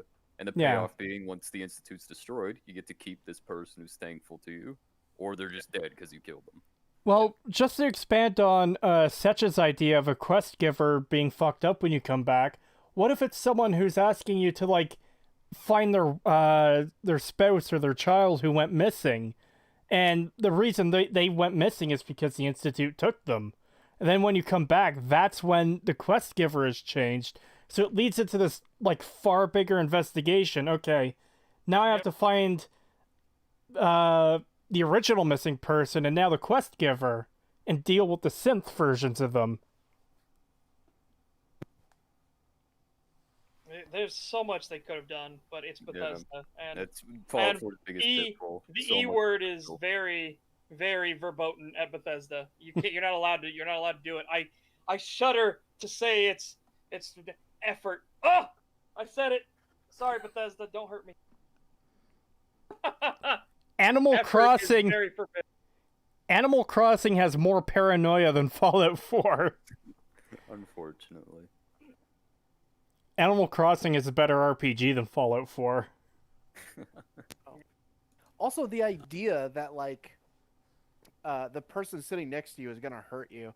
It's like, that's been in Fallout for quite a while. I mean, there's been plenty of instances where, like, these people who seem normal and aren't going to hurt you will suddenly backstab you in the back later as, like, mercs or something. And it's like, that's just not, I don't know, it just doesn't seem very unique. Well, that's what we said at the start was, it's the post-apocalypse. Society's fallen. You don't know if that guy over there, because there's no longer laws or any consequences if that dude decides to blow your head off and take all your stuff.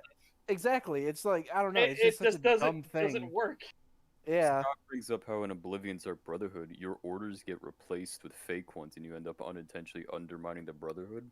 And I think that shows that Emil does know of ways to pull this stuff off. And yeah, and one thing I like about that too is they even changed the icon of the note. The handwriting's different. Yeah. I didn't notice the handwriting's different. I'm gonna have to check that out next time I play. But even the icon for the note in the inventory, the ones from Lucy and LeChance are like folded and sealed, and the ones from I think it's Matthew Belmont, they're like scraps of torn paper. Yeah. And like, it's a really small detail, but it's one that I really appreciate because it shows you exactly where the change was made, but it's also a hint that, hey, things are a little different. There's something going on here. I think this might be a... Especially if you read the notes, too, because the wording becomes a little bit more obsessive with his, hatred of the characters that you're sent to assassinate, too, which is really fucking weird. Coming from Lucy and LeChance, I think what we're seeing with Emil here is the same thing we saw with George Lucas, where they have ideas and they can execute them as long as there's somebody to tell them no, to make sure they don't go down certain routes, or somebody there they can bounce the ideas off of. When he became the lead writer, and when George literally had nobody to tell him no, he was surrounded by yes men, we see what happens. We see what happens when Emil suddenly becomes the lead writer. He is the go-to for everything. It goes to shit. Yeah. And also Todd plays a part in it too, where he's the one okaying all of this stuff. Yeah. Oh yeah. Oh boy. Fucking. From what I've heard, it sounds like Todd just, gets bullied into these things. The way the Fallout 3 video made it sound like. I wouldn't even say that. From what I've heard, Todd is a chill guy. That's how I've always interpreted it. Yeah, same. Yeah. It's just more the fact that he's too chill. He just kind of gives a pass to everything. That's what I mean. He literally goes with the flow. He gets pushed into these things. He doesn't. Like he said in the Fallout 3 video, he wanted it to be on the West Coast, and then Emil kept badgering him over and over and over and over and over again to do it in DC. Yeah, that was definitely a bad Gage choice. Riddle says he's gonna post Muppet edits. Oh, that'd be great. Anyways, let's get back to this. Am I human? What are my own motivations? And so that, when you look at the themes... How dare you show Blade Runner, sir? That was... Well, that's the thing, is the whole Institute and synths are based on a quest in Fallout 3 that's a reference to Blade Runner. Yeah. Yes, but this is actually a good thing. He shows the Blade Runner movie image, but not the game image, because the game image blows his writing out of the fucking water. Oh. If you've never played the Blade Runner point-and-click game, do it. It is fantastic. It is crazy how in-depth they went with those systems, even to the point of not knowing if you, the player character, are a synth or not. I haven't played it myself, but I saw Vinny play it a few years ago, and yeah, it was definitely interesting from what I can remember. And the way that the stories play out and everything like that is also different each time. It's crazy the level of depth and attention to detail they went in that game. And I just love the fact that you could actually be one of the synths you've been hunting as a Blade Runner. And the reason they did that was because a Blade Runner model wouldn't get tired, a synth wouldn't get tired hunting down other synths either. Oh boy, it gets into all kinds of stuff in that game. Most important to me. Now, going to the second point. So, just to point out again, he didn't really elaborate on any of the movies he was talking about. And he didn't explain why you should do Keep It Simple Stupid. No, not at all. Remember, that entire segment was about Keep It Simple Stupid. About Kiss. Yeah, and he was just saying, these movies are about this. Well, actually, it's about this. Moving on. This movie is about this. No, actually, it's about this. He didn't explain why keeping something simple would be good, because you can make an argument for why, hey, keeping your story simple is a good thing. This is a good piece of writing advice. Here's why. He just pointed at... He didn't even try. He just pointed at a bunch of movies and here are their themes, Yeah, which isn't Keep It Simple Stupid. No. He made an initial argument that good movies have one or two themes, and then bad movies, their themes are all over the place. But he never went into details one way or the other. He just showed, like, this is this movie, this is that movie, this is this, and now here's our games instead. It's like, what? But he didn't say, like, this is why they're simple, this is why it's good. It's like, this is the theme, and you thought the theme was this. I was actually this, though, because I'm clever. It's like, what? You thought the theme of Skyrim was about dragons? Ha! Fooled you. It's actually about the lone hero. It's the very biblical story. It's like, what? And I know we've already said it, but it's just such a big point. He doesn't fucking elaborate at all. Abbott, I didn't spoil anything. Trust me. Me even saying as much as I did about the Blade Runner game, that's not spoiling shit. You'll see when you play it. It is crazy how everything can go. That's why there's just not really a way to spoil it unless you go through, like, all 500 fucking changes that can happen. It's like, oh boy, it is weird how intricate that game is designed. Write what you know. What does this mean, write what you know? Does this mean that you are working as a dishwasher and decide to become a game developer? You need to make a game about washing dishes? No. Though that would be a fun game. So, an HTC Vive game with a headset washing dishes would be really cool. No, it means that you, actually, I'll show you this. This person right there, right? You probably don't recognize him. His face is not very memorable, right? What? I was waiting for that. His face isn't very recognizable. What?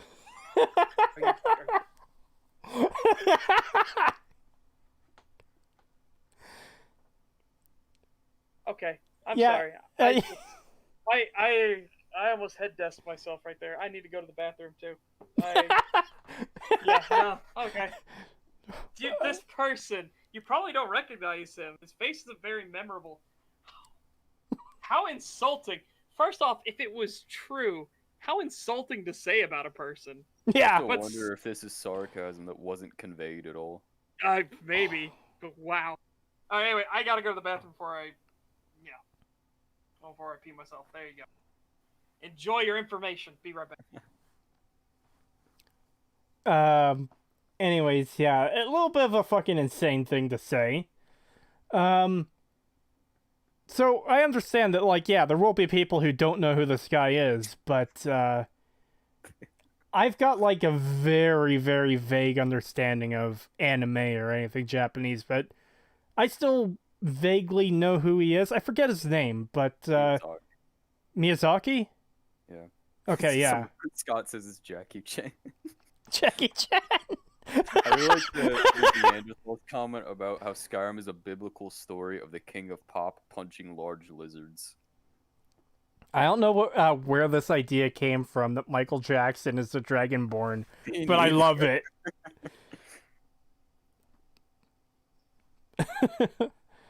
Anyways, yeah, I do know he's behind some of the biggest, like, anime to ever exist, though.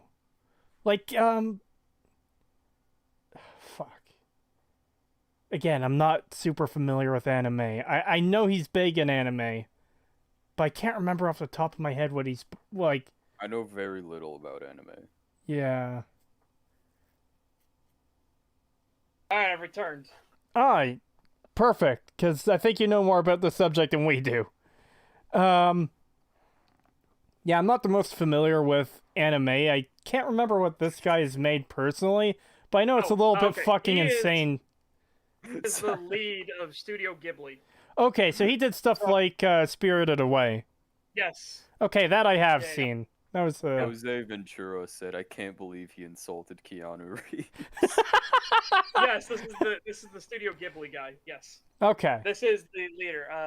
I apologize for saying his name incorrectly. Miyazaki is the only thing I can get correct because that's, a name that's pretty common. But Hayao Miyazaki. It's Hayao. Hayao Miyazaki. Hayao Miyazaki. Okay. Yeah. Again, I'm not good at Japanese names. It's thank God that From Software, our Lord and Savior Miyazaki-san, has a much better name to say.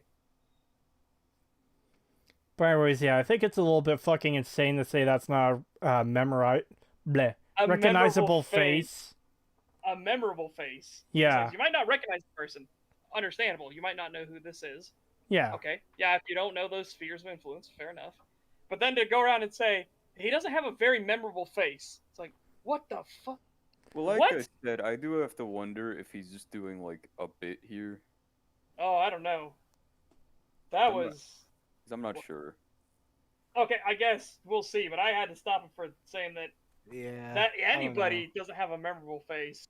Because I've heard him get criticized plenty of times for the fact that this guy is very recognizable. Yeah. So it does beg the question, maybe he's aware of that.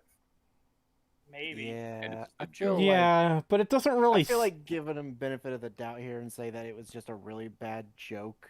Okay, well, let's see if he... let's rewatch that segment for a second and see if there's any sort of, like, hints of sarcasm or anything on it. Yeah, it didn't come across that way to me, but maybe. Like I said, I feel like it's just him being sarcastic and not conveying it. Yeah, I will see. Just Again, he said he's not a if public he speaker. thinks this. So he already said he's not a public speaker. So maybe it is that he didn't just convey the fact that he's being sarcastic. Yeah. Let's listen carefully to see if there is any sort of like sarcasm in it. All right. Actually, I'll show you this. This person right there, right? You probably don't recognize him. His face is not very memorable, right? Does anybody know who he is? Yes, Hayao Miyazaki, right? Creator of some of the best stories that we've seen in anime, right? And he got into a little bit of hot water recently. He made some comments online that circulated online that had become memes and everything. And anime is a mistake. It's nothing but trash. One of my favorites. Anime was a mistake. It's nothing but trash. Wait, did he? No, he didn't say those exact words, but they're paraphrasing what he did say, where modern anime is all about this cutesy, fucking kawaii horseshit nonsense. Oh, so the obnoxious anime girl noises stuff. Yeah. He was like criticizing Moe and like all this other like really annoying shit that anime has devolved into, where instead of telling like epic, grand stories and all this other shit, it's just become like look at this cute girl and look at her trip and make this weird noise. That's basically what I'm saying is the anime lost its soul, and he's depressed that he's lived to see anime turning into garbage. Yeah. We basically went from like Berserk to like the fucking just basically any modern in an alternate world with my cell phone or whatever the fucking name of that anime is. Yeah, like that shit. Oh shit. Yeah, I don't watch much anime, but if anything could accurately be described as anime girl noises, I'm gonna fucking despise it. Yeah. Yeah. And like I said, it's a paraphrase of it. It's the paraphrasing of what he said, but it's the basic gist of it, and it's such a good fucking meme to have a guy legendarily known in the anime circles as one of the best, the pinnacles and pillars of your entire medium, and he's like, anime was a mistake. It's nothing but trash. Yeah, it's really funny. It's so good.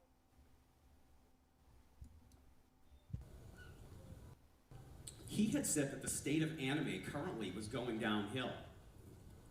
And absolutely people, true. Attributed to, oh my god, Miyazaki doesn't like anime anymore, and no, they completely missed the point. What he said was, the people who are creating anime now have stopped observing other people. They have stopped observing life. So in order to write what you know, you have to know something. You have to live. You have to observe people, and so write what you know, for me, means that you draw upon your personal experiences. So for me, one of my my first big break at Bethesda was around 2006, when we started working on Oblivion. I was tasked with creating the Dark Brotherhood, which is the Assassin's Guild. And I wanted to sort of leverage the experience I had at Looking Glass Studios working on the Thief games. And Thief is about sneaking around and stealing stuff. I wanted to sneak around and stab people in the face. I thought that would be fun. So, but what do I know? Write what you know. What do I know about being a medieval or fantasy assassin? Not a lot, right? There are certainly people I would like to kill, but I have not yet had the experience. So what do I know? So what I did. Well, what a weird statement. Yeah. There are certainly people I'd like to kill, but I don't have the experience yet. Yeah, you. What the fuck? That's not something you really want to say out loud. Yeah, it's one of those, like... Even if it's true, it's not the kind of thing you should be saying. Yeah, what a weird fucking thing, but he's also, like, he's hitting on something where it's like, you don't write what you know, then. And why it's a good thing, when he's talking about, like, I worked at Looking Glass Studios, and we did the Thief game, so all about stealth, sneaking, not really attacking anybody or doing anything. I wanted to stab people. So... you're taking a base of what you know, and then you're writing into areas you don't know, but you can think logically that this is how it would work. That's a good thing. That's why write what you know should not be your default pillar. It should be it could be the basis, sure, but go expand from there. Take a risk. Go outside the box. Yeah. Netflix plus comedian tier bits. I just want to read the super chat quickly. $5 from Dominic the Donkey, thank you. Is he saying you need to gain life experience? It all gets summarized down to go outside. Yeah. No, Jimbo, no, that's not what we're saying. You'll always have that person that's like, man, I wish I could stab them, or man, I wish I could punch them in the face. But it's one of those things like, you're at a conference as a professional. Yeah, what maybe... a weird thing to say. Yeah, maybe don't shout out at your publicly recorded speech that you want to kill people. Yeah. You know? God, though, it'll be great, like, in, 15 years if he actually gets put on trial for something. And it's like, oh, we should have known back here. Yeah, he said it. Oh, boy. Yeah, how the hell is anybody supposed to write Warhammer, then? Exactly. Write what you know, though. Write what you know. God. That fucking overused fucking tripe. Yeah. Point in Bethesda, the fiction was sort of malleable. Like, the Elder Scrolls had a longer history, but everything was sort of all over the place. So the designers at that point were given sort of carte to create our own stories and do what we wanted. So I thought to myself, how could I relate this, an evil assassins guild, to my own personal experiences? It's like, I don't know what this is, but I do know. I know the Catholic Church. I grew up Catholic. And so, actually, the Dark Brotherhood in Oblivion, the story is actually an evil take on the Catholic Church. There is, it's true, Sithis, the Dread Father, is actually an evil take on God. The Night Mother is an evil version of Mary. I know I'm going... I mean, Sithis being an evil take on God was kind of a foundational thing in the series. It's a bit weird to do that because it was supposed to be Sithis v. Akataj, like the literal good versus evil. But it's fucking weird. Yeah. But again, those are like forces of things. Man, it gets into so many weird things about how Elder Scrolls lore is just completely fucked, though. Oh boy. I don't know much about the Dark Brotherhood pre-Oblivion. They were just generic Assassin's Guild, basically. Because from what he's saying right now, it's like I don't really have any issues with it. Just whatever.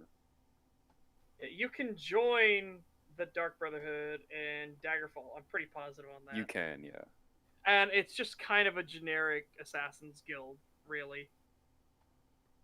But I mean, this is before the Dragon breaks and the Dark Times. Oh. And the Dragon... Do they even understand their own lore? As Derek Miles says, do they even understand their own lore? No. Yes. Yeah, here's why I say yes. Because they are allowed to break it at will, so they know nothing of consequence ever happens in the lore. So they can do whatever the fuck they want. And it's by design. Which is fucking annoying. Yeah, it seems that Bethesda, as early as Morrowind, began having major issues with the lore. And things got worse with Oblivion, and then things got even worse with Skyrim, because this was around the time where they finally were like, well, we fucked, the canon's really fucked up. Head canon is now canon. Valdot might be onto something, though, because I remember Sithis being around before. However, he might not have actually been around before. He might have been called something else. Let me... He may have been, I don't know. I know the Dark Brotherhood shows up in the base game of Morrowind. You can't join them, but the Morag Tong quest line has you killing large parts of their membership in Morrowind, including the Night Mother herself. And I think, I don't remember if it was a retcon or not, but the person you kill in Morrowind was not the real Night Mother or something. No? Huh. He is mentioned in Morrowind, so he did appear before Oblivion. Okay. I swore he was in Daggerfall, though, because I swore the Dark Brotherhood and Daggerfall also talked about him, but I guess they didn't. God, the one thing I remember about Daggerfall the most, though, is the fucking imp at the start of the game. Oh my god, that imp. Oh. But this whole idea seems like... The Dark Brotherhood was my favorite faction in Oblivion. And I never got the sense of it being like a dark bad guy version of the Christian religion. The Catholic Church. I have to... Yeah.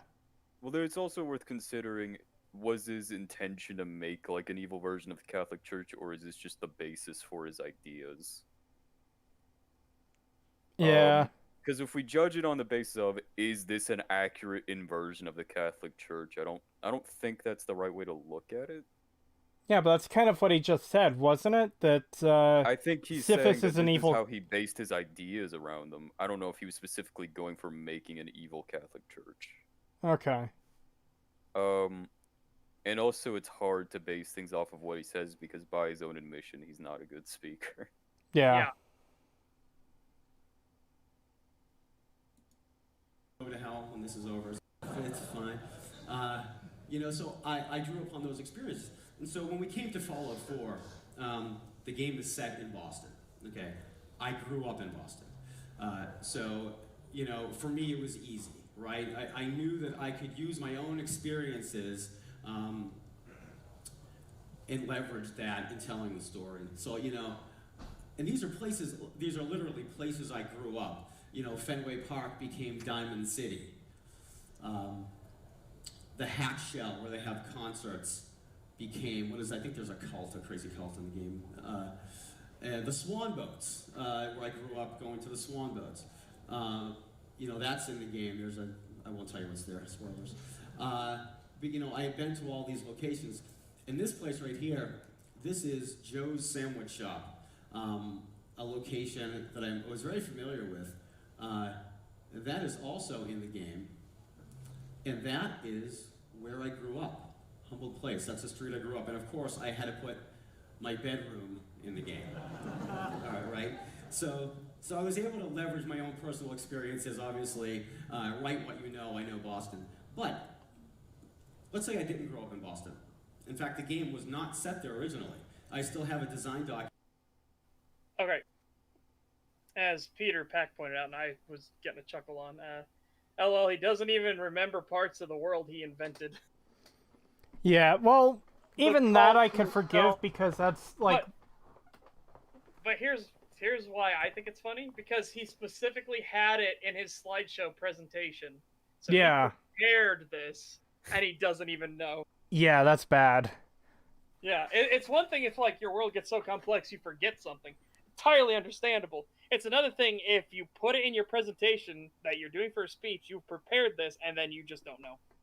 Yeah. Yeah, that's actually a really good point.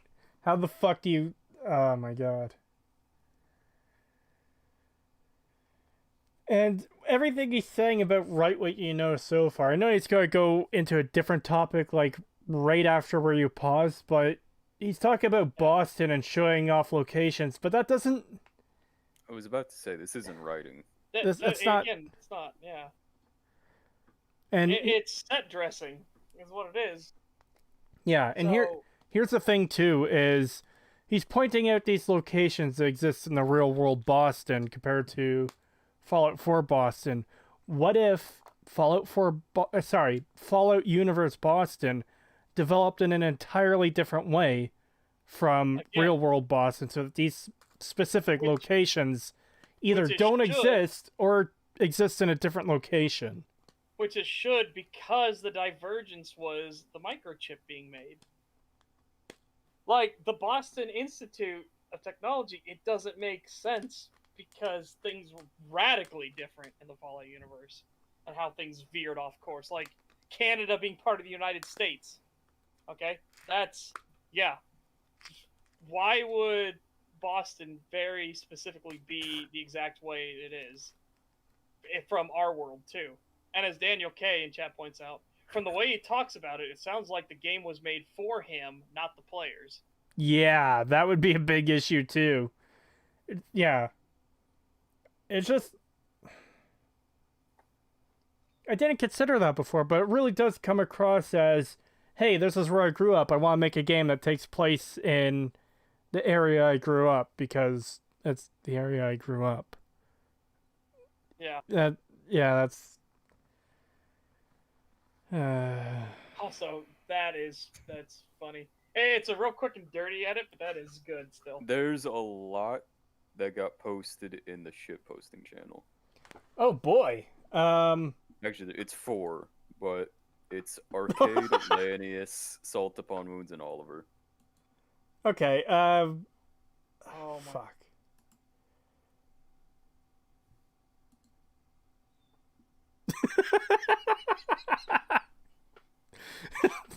Arcade Beaker as Arcade is so fucking good. Post them to our chat so I don't fuck up the icons. Okay.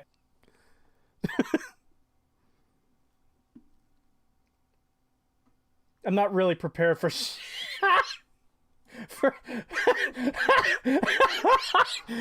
not really prepared for sharing images. Oh my god.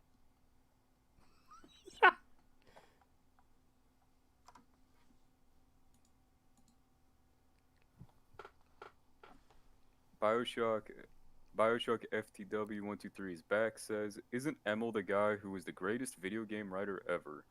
Yeah, Oh. He's a revolutionary genius. You got any more of those edits from the server? Or is it just these two? No, there's more. There's 2 more. Alright, just throw them in our chat quickly so I can put them on screen for everyone.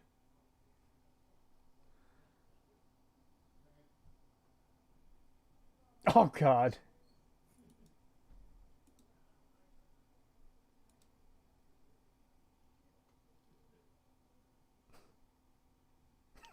And if you say no, keep in mind what that means. The NCR may have its problems, but when we're wild, waka waka! Hey, God Howard's here. Yep.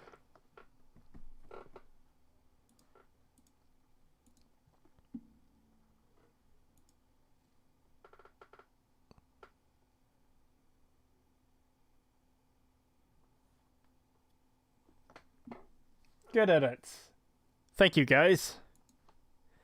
Kermit, Terror of the East. Oh yeah. Oh, the icons are fucked up because of that. Okay, there. Technical difficulties again. Again. Always. It's not a good stream if there aren't some kind of fucking technical difficulties. Yep. Early on in pre-production, that the game was set in an entirely different location. It's a location that we decided to change, and I was not the one to decide to set the game in Boston, by the way. I'm glad you clarified that, because you were the one that forced it in DC, you absolute... I'm going to be too harsh because I hate the decision he made, not him as a person. But yeah, I was not the one that did it this time, guys. It wasn't me this time. Kermit was just some guy with a mask. Oh god. Sheesh. Very happy we did for obvious reasons. But let's say the game wasn't set there. Could I still write what I like the story of Fallout 4?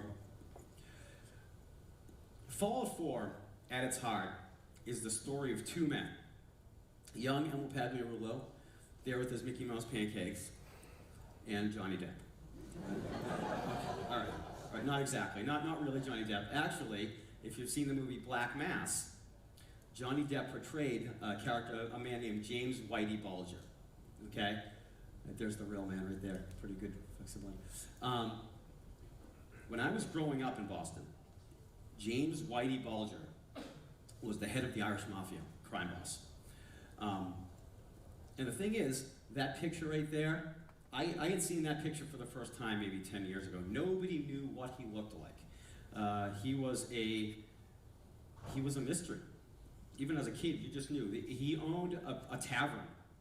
And in the stories, even when I was 8, 9 years old, if you went into that tavern, you wouldn't come out. So when I was a kid, James Whitey Bulger was the monster in the closet. He was the mysterious, unknown evil that was out there. Okay? You didn't know where. No one knew where he was or how to get to him, but you knew he was out there. You knew he was controlling things. And so I leveraged that experience I had growing up, and you know, that thing with Whitey Bulger, and to translate that into Fallout 4. So in Fallout 4, the main fictional story beat is about an organization that is the monster in the closet, that is the shadow, you hear about but you don't see, and that is the Institute. Okay, so I can get the process here, but yes. the execution, obviously, no. We already talked about how suspicion and paranoia don't really come up in Fallout 4. Yeah, and they're the ones you don't see, but they're always there. It's like, but you're constantly fighting synths. They're everybody knows them. They know where they are. For fuck's sake. I think Well, Pretty Brown Wastelander asked us what our favorite New Vegas factions are. For me, I think we can talk about it after. Yeah. Yeah, we'll keep that in mind for after we're done covering the video. I'll post that in our chat. Yeah, so we don't forget. Thank you. Fallout gets a Looney Tunes voiceover. I think part of the problem, though, is that Fallout 4's story goes by too fast. Because there isn't really that period of, is the Institute real or isn't it? Because you meet Nick on, like, the third quest, and even if you don't, there's synths all over the world, so you know the Institute is real. And even so, it doesn't come across as if the Institute is... When I played it for the first time, it largely felt like everyone was just assuming the Institute was the cause of all their problems, rather than the Institute actually being a threat, if that makes any sense. I agree. Yeah, I agree. Again, though, I've already said this when we did Fallout 4, I never finished the game because I got so sick of it before I could get to the end. But no, I don't blame you. There was never a time in there where it felt like... It didn't feel like the Institute were the boogeyman. It didn't feel like the Institute were around every corner. Yeah, you fought synths a lot, which was fucking ridiculous. But it didn't feel to me like they're the ones controlling everything. They secretly replaced everybody. There was nothing that hinted that. It just felt like generic post-apocalypse world. Again. You know, I didn't get this deeper theme. No. Yeah, I feel the Bethesda games in particular, Bethesda Fallouts in particular, it does feel like there's supposed to be some theme here that's just not conveyed. Yeah. Like, if you're like I said, if you're going to do the theme, well, I don't even know if it's a theme, but the idea that the Institute is this shadowy group, this boogeyman in the closet for everyone, that should have been a lot longer of a drawn-out process to actually reach them than what it already is. Oh yeah, it felt crazy that you infiltrate this organization in just a few, what is effectively a few in-game days? Pretty Maybe much. weeks, if I'm being very generous. And no one's found this place in like centuries. Well, because they didn't consider maybe they're somehow related to the Institute of Technology. Yeah. Oh, that gets into the whole railroad, and the password is railroad. Yeah. Daniel K says the Institute is about as secretive as Inspector Clouseau trying to wear a disguise. Yeah.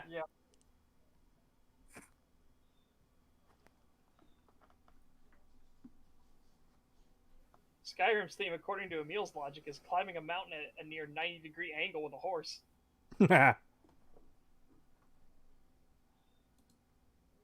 Institute in Fallout 4 is actually James Whitey Bulger.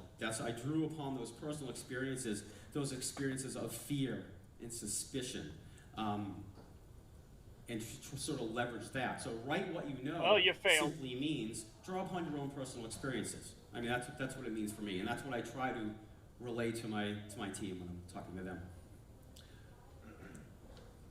And actually, if you create James Whitey Bulger in the game, he's a hell of a bad guy. You can play as him. It's great. You can't actually play as a bad guy in Fallout 4. Just so everyone knows. Yeah. Yeah, I don't know. It seems like I kind of agree with the advice. Not that you should stick to it entirely, but it's just that the idea that, hey, you can draw from personal experiences to write a story. I absolutely agree with that. Yeah, I just don't do skews off of it. That's the thing that was so weird, was he's talking about these pillars of these processes, and he was saying that write what you know was one of these hard set in stone pillars. But then he talks about how you take what you know and then you twist it and spin it and stuff. So you're not really writing what you know anymore. You're just saying, well, logically, what if they were evil? Well, then they would do this, that, and that, and blah, you know. So you're taking a foundation that you know, and then you're twisting it into ways that you can imagine, stuff you don't know, but you can logically think yourself of how it would go. It just feels like he's given the basic advice of take inspiration from things. Yeah. Yeah.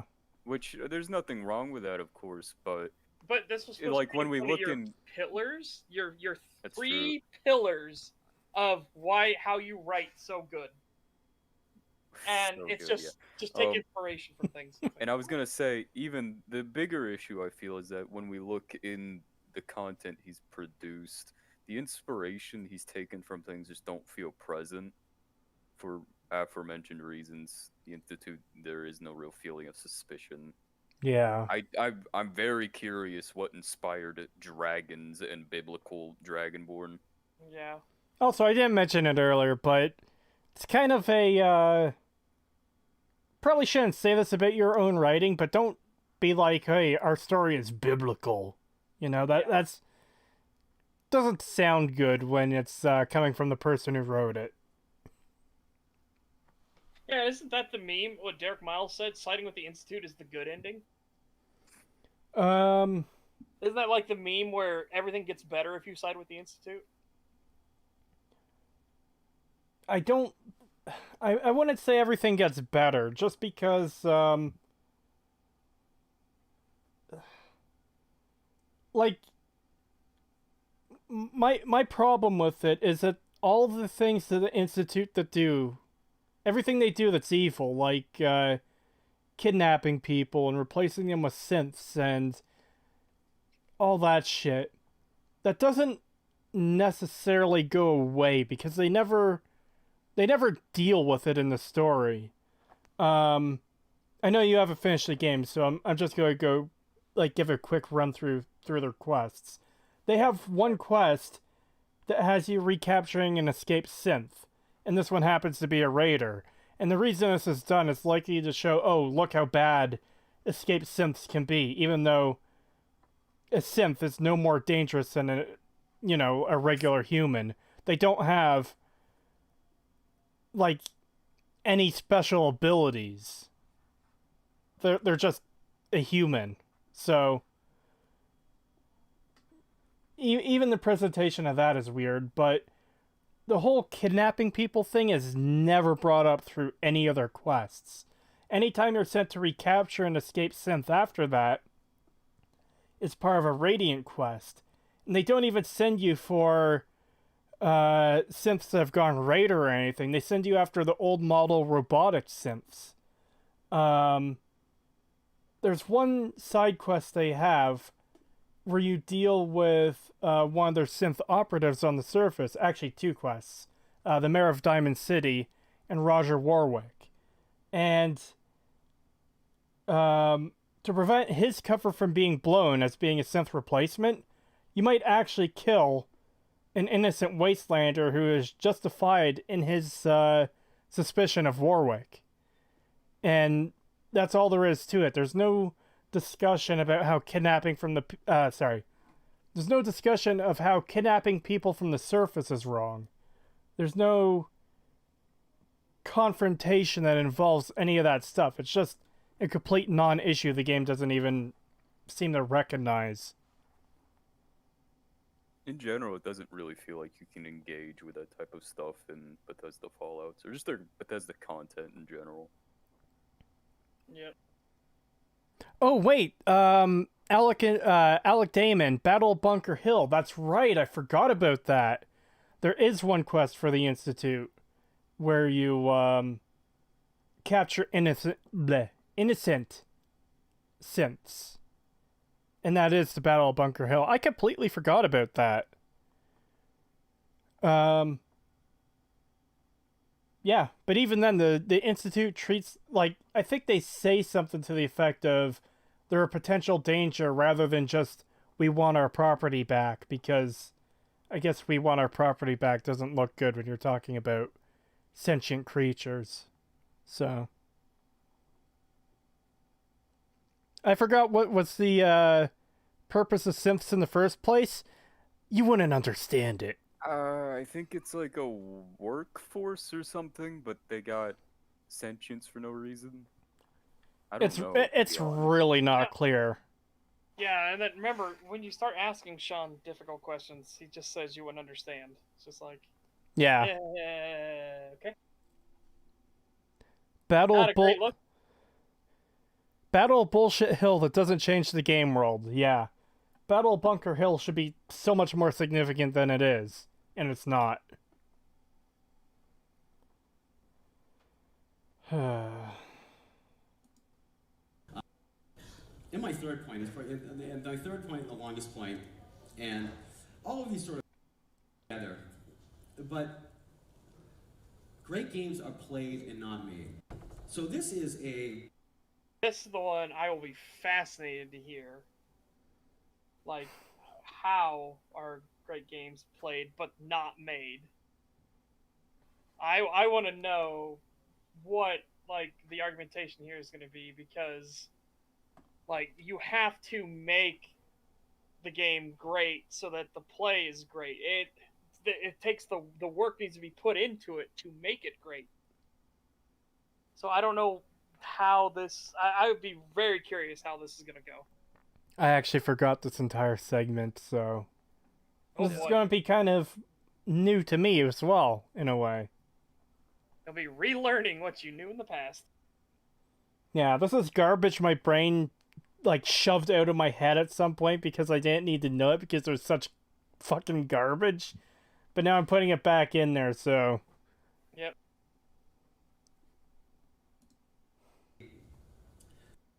This is a point for the studio. This is one of our mottos at the studio, but it has several meanings. On a studio-wide level, great games are played, not made, means that we use the iterative process. We make the game. We are very flexible with changing things. We are actually at a state now in the development of the studio, we don't have a lot of extensive design documentation. We found that probably after we hit Fallout 3, the design docs that we had became outdated very quickly because we knew we needed to get stuff in the game and play it and then change it. We needed to iterate on it. So we would have these extensive 50-page design documents that were completely outdated, and the time it took to maintain those just wasn't worth it.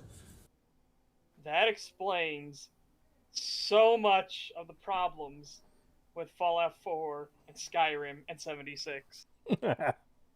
The fact that they don't have design documents, they don't have a core spine for the entire development of their game, and it's just, we'll just play the game and randomly what we think that day, we'll just change it completely to that. That explains a lot about why their games are so fucking shit. And I mean now that they stopped putting in the effort, oh my god, I was correct. They stopped putting in the effort for design documents. The E word, I was right, it is verboten. Dominic donated $5 saying, I find it funny that no matter who you side with during the Battle of Bunker Hill, settlers just decide to give you the settlement for no reason. I don't really have anything to say to that beyond, yeah, you're right. Yeah, I was just about to read that one out myself. It's just part of Bethesda constantly giving you control. It doesn't matter. Like, there's no consequences depending on which faction you side. You just get it, which is really dumb. And I think this is something I mentioned at some point. I can't remember where, but, like, imagine if you took the town over for the Brotherhood during that quest. So now the Brotherhood has control of that area, and, you know, they're acting a little bit thuggish. They're maybe shaking caravans down for, you know, protection money or whatever. And not to say that the Brotherhood should be a mafia group, but for the fact that, hey, we need funds to continue our war effort type thing. We're the ones protecting you from the horrors of the wasteland.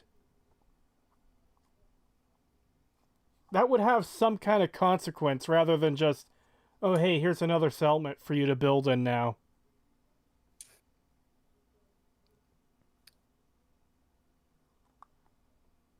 I got nothing really to say that beyond, yeah, I just agree.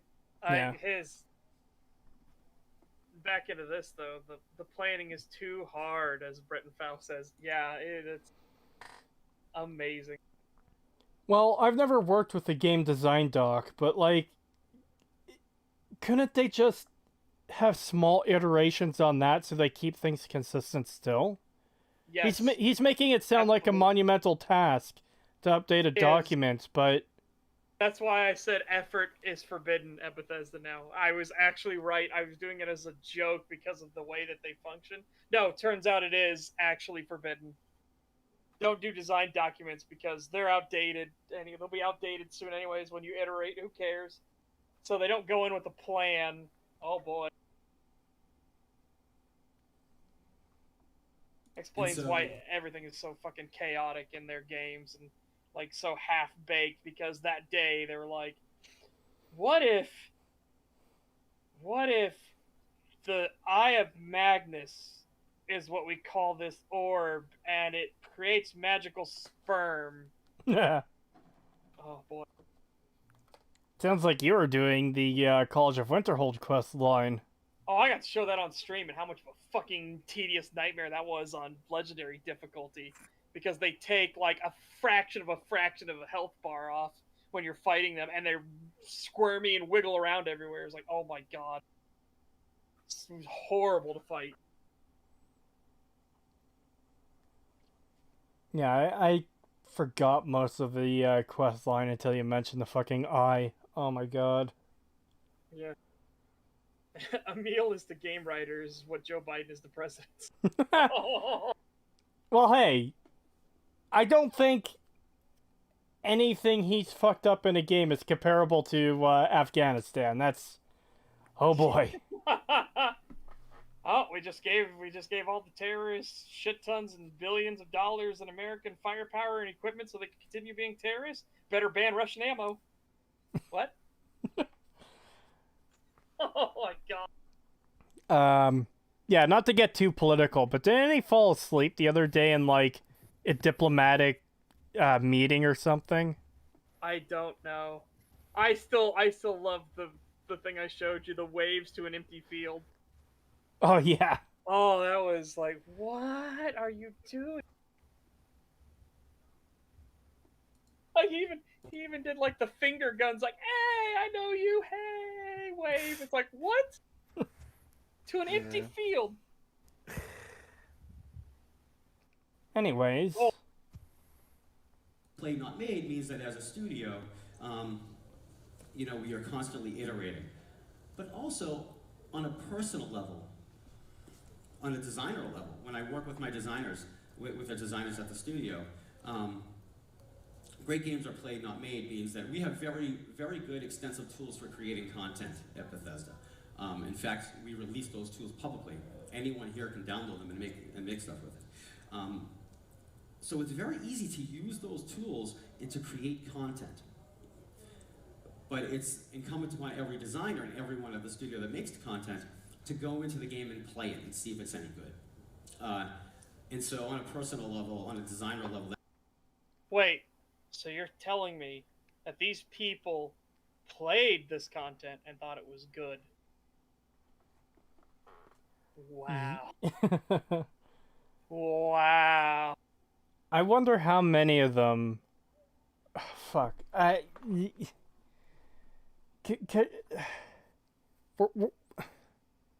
We're talking about a game that has a quest where you tell a cat to go home. Go home, cat. Like... Oh. It's really easy for us to make content. Okay, so, alright, actually, let's get into that. If it's so easy for you guys to make content, why did Obsidian make almost 3 times the amount of content in a year and a half, and you had multiple years to do this? If it's so easy for you to make content. And just going back to the cat quest, like, the only reason I could think that they would approve of it is because it's just such a fucking basic feel-good moment. Hey, this little girl lost her cat. Isn't it sad? That she's happy when it returns home. There's no depth or substance to it. It's just, like, the most empty feel-good moment you could have. And... there's other issues too, like Order Up, but this is one I've mentioned before. It's a quest where a guy owes his chem dealer money. He's living in the diner his mother runs, and the chem dealer shows up with a hired hand to collect the money. This is a quest that you could finish in like a minute or two. And this is one of the extremely few quests in the entire game that has any kind of conflict between groups that you could potentially solve peacefully, but you also have options on either side for violence as well. And it's just this, like, overly simplistic garbage quest that's over in just a couple minutes.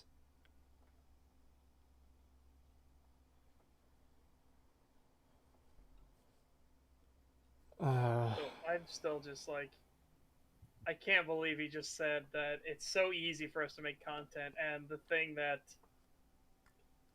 gets brought up a lot is how content starved everything is and how lacking the content is. Yeah. It's so easy though. It's so easy. We can pump that shit out. Well, okay. like I said before. So if this was accurate, then shouldn't Fallout 3 and Fallout 4 have, like, hundreds of thousands of quests? If it's as easy as he's claiming it is, and given the time frame they have. Well, that number is probably a bit hyperbolic, but if you go hundreds or thousands, sorry, hundreds of thousands. Yeah, I realize what I said now. Well, if you go back to Morrowind too, you know, they had fuck, how many factions had full quest lines? There's like at least 8 of them. Mages Guild, Thieves Guild, Fighters Guild, the 3 Great Houses, that's 6. The Morag Tong, the Imperial Cult, the Temple, that's like 9. The Imperial Legion for 10. And then the main story. So, those are full quest lines. But then there's several Daedra quests. I don't have as much as the later games. I think there's like 6 or 7 Daedra quests. And then there's like 200 to 300 side quests for Morrowind. And then Fallout 3 is like, yeah, we've got a shitty and short main story and 18 side quests. Fallout 4 has a pretty shitty main story with, admittedly, a couple faction quest lines for the Institute and the Brotherhood and so on. Well, and 35 quests. Huh? I think, don't some of these quest lines overlap in terms of what the content actually consists of? Particularly the Railroad and the Institute, where, yeah.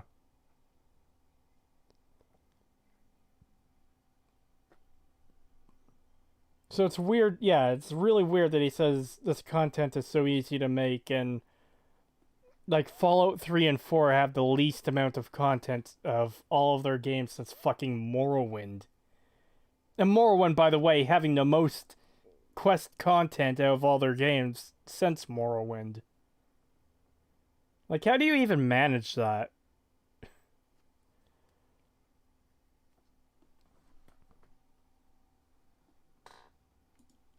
That's play, not made. It means play your own stuff. And it sounds, actually, it's funny because that sounds very like a no-brainer, right?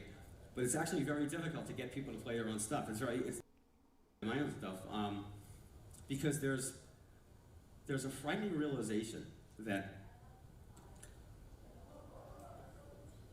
you have great ideas, things look great on paper, then you put it in the game, especially when it's your own stuff. Everything's brilliant. Everything you do is brilliant. It's gonna be great.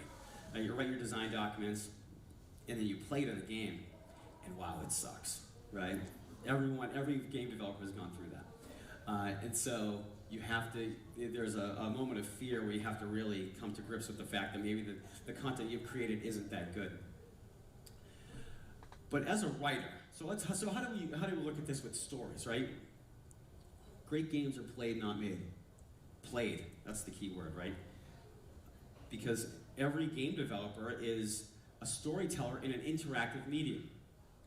You are not writing a screenplay. You are not writing a novel. You are writing a piece of fiction that has an important interactive component. And so this is some of the team members. These are some of the quest designers at Bethesda Game Studios. They are not the only designers. In fact, a lot of the quests are also made by our level designers, our character artists, our world artists. Wait a second, wait. So, you just let any random person in the office design your quests? Yeah, this was a criticism that a lot of people had of this presentation. That what's the writing and quest design team for if you're having other people do this stuff? Yeah. The people that it is not their job to be good at writing or anything like that, you're having them make your quests. And again, I'm going back to, you said that it was so easy for you guys to put in content. Well, here's the thing, too, is I'm not against everyone in the office putting in ideas for quests where they have, you know, maybe this could work, maybe it won't. But to say, oh, hey, character artist guy, go make a quest because you have this idea for the quest you want in the game. Okay, so just because someone has an idea doesn't mean it's going to be good. No. And also his whole thing of like, yeah, everything you do is brilliant. It's going to be great and everything like that. It's called, you know, being a critical person and having enough awareness to be self-critical as well. Not too much so. Don't go down that dark path. But to realize that maybe it is shit. And then that's why when you like writing a novel, you work at it. You work it over and over again. And maybe you share snippets of it with people you trust. And then they look at it and they say, well, this doesn't make much sense. Then you're like, okay, I can work through that. It's part of the process. Like, that doesn't mean you throw out the backbone of it. Like, because you need to rewrite this paragraph does not mean, oh, well, therefore I might as well destroy all other 200 pages of it. It was pointless. It's like, what the fuck? D-Bart's asked, if we could single out the worst part of Fallout 4, what would it be? Oh, fuck. For me, it would be the dialogue. Just because of how destructive that is in terms of how quests have to be designed, how little... Let me think of the best way to put this. It limits NPC interaction. It makes it so they went from New Vegas' system of all skills can be used in dialogue to only charisma. The fact that because now you're forced to have 4 dialogue options, a lot of dialogue choices are quite literally the same thing. I've got a great example of this that doesn't have to do with dialogue, but is actually related for the exact same reasons. Kinderfridge's Joshua Graham tier.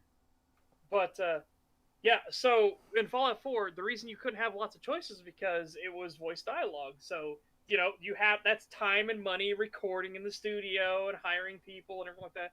That's a lot of work. Say another example of this is Dark Souls 2.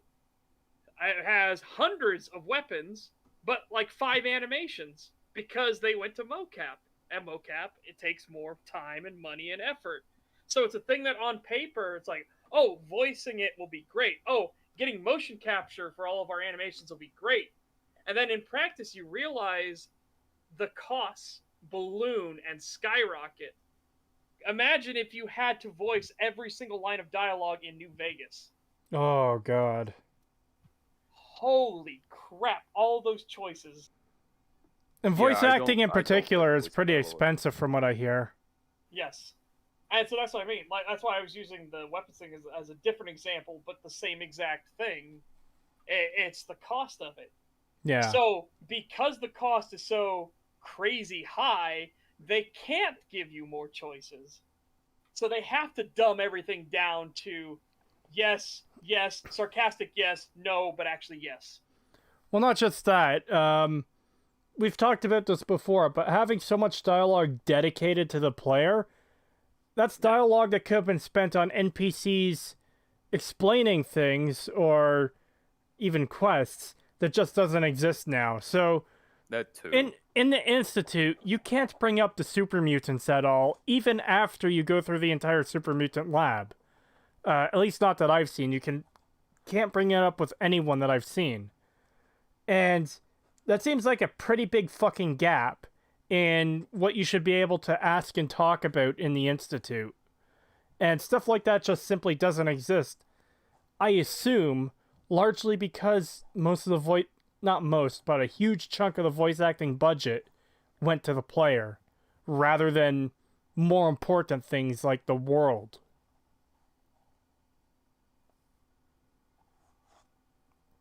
It's fucking insane that you can't ask Sean about the fucking super mutants. Holy shit. As Dbart says, I'm glad they changed up the dialogue system. I hate having so many options to choose from. It hurts my brain.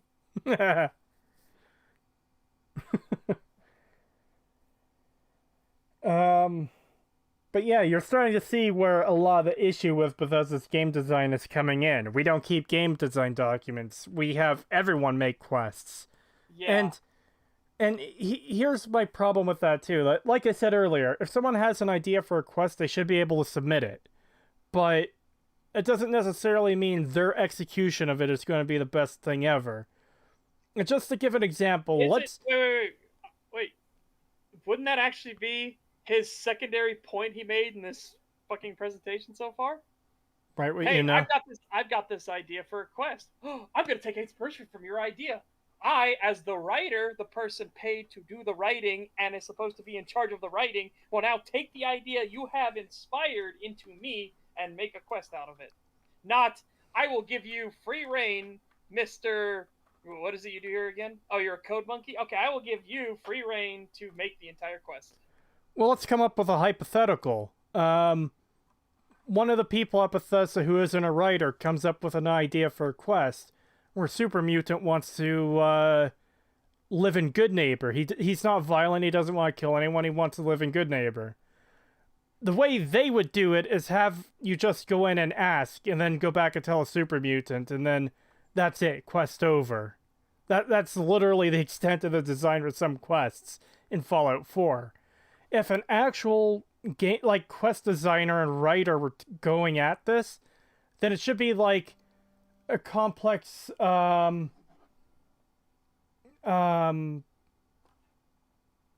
set of goals to earn his place in the town. I'll be right back. I'm getting a call. Oh, okay. Daniel K says the synth program also being never explained. Oh, do you need us? OBS isn't letting. Oh no. Okay. Daniel K says the synth program also being never explained to you, even after you become their fucking leader. That's amazing.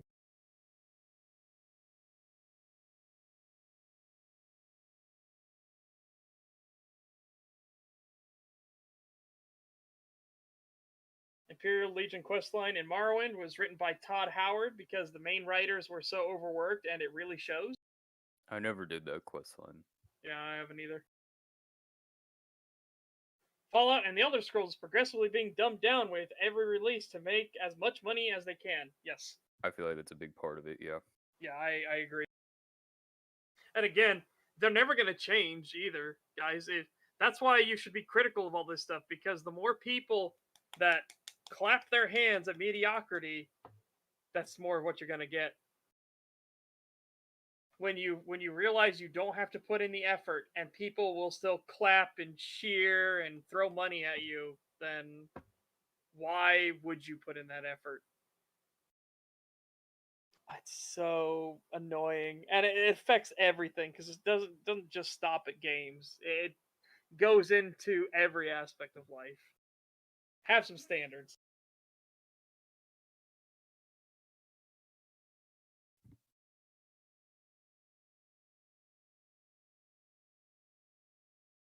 The guys literally wrote Kid in a Fridge and then realized it contradicted the lore, literally said, fuck it, I don't care anymore. Wow.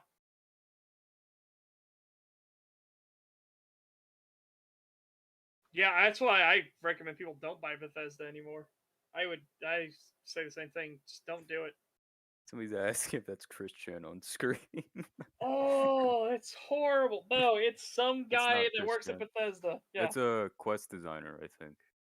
Well, they said it wasn't just quest designers. Oh, no, he said these are specifically quest designers. You're right. He did say these that he's showing on screen are, but he has everybody make quests too. Yeah.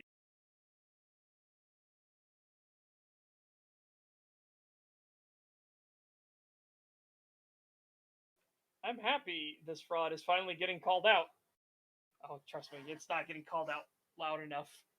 There is that disturbing sentiment of sales equal quality, and he makes the money, so why change anything?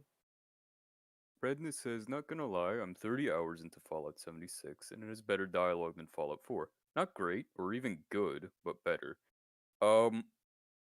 The people I've talked to that have played 76 in the past few weeks or months have shared that same sentiment. I myself have never played Fallout 76, so I don't comment on it too often. I have played Fallout 76, and it was abysmal at the launch. That's what I've heard too. I've heard that there's a vast difference between the launch of Fallout 76 and its current state. Maybe there is, because it was like the first time Bethesda, the entire company, got called out on being shit. Yeah, and I'm aware that on launch it goes a lot deeper than it just being, the game's quality is shit. There's actual severe problems, such as people getting into dev rooms, people getting banned for no reason, all that. Dude, the dev room thing is hilarious. I highly recommend watching Internet Historian's video on Fallout 76. It is funny as hell. It goes into details, but it also has great little, in-jokes and shit like that. I want the Todd Howard in a Teletubby suit to be a thing with a shotgun. It's so fucking good. Dervish asks, why not hire devs from Fallout New Vegas that aren't with the company anymore? It's a great PR move, and they were really good. They were pretty good writers. I think because they don't want to work with Bethesda. I don't know, to be honest. I can't speak for them themselves, but I know like Chris Avalon didn't want to work with Bethesda. And this isn't me saying like I don't know why they wouldn't do that. It's just I don't know the situation. Remember what Bethesda did to Obsidian, and the developers are very aware of what Bethesda did to Obsidian. So it's kind of one of those like, do you therefore work with the people that literally spat in your face, slapped you, and took your money? You know what I mean? So there's, I would say that's probably a big reason why these people didn't want to go to Bethesda.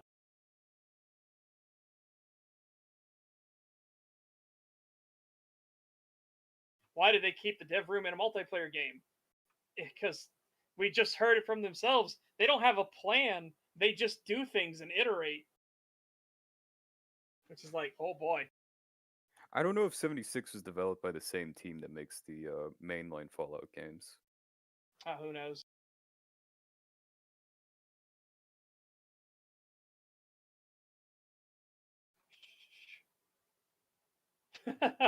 Starfield better have the Brotherhood of Steel and Enclave. Also, what I saw in Far Harbor... Oops, sorry. Also, with what I saw in Far Harbor, it has one interesting thing in it. The super mutants that went orc can slowly regain their humanity and memory. Well, that's interesting. That is interesting.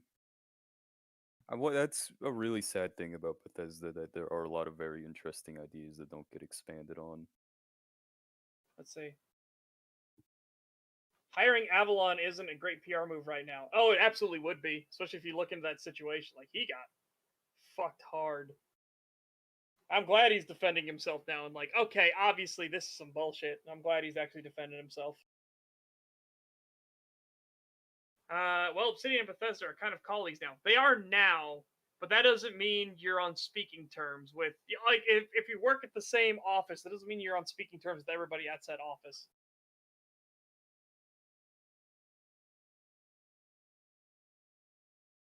Overlord asks, is there a Fallout TV series in the works? Yes, and it will be gonzo, wacky, goofy comedy that's also a mindfuck.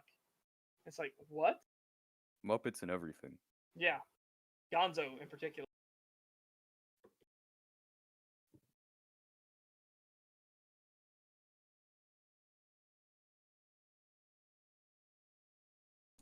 I'm back.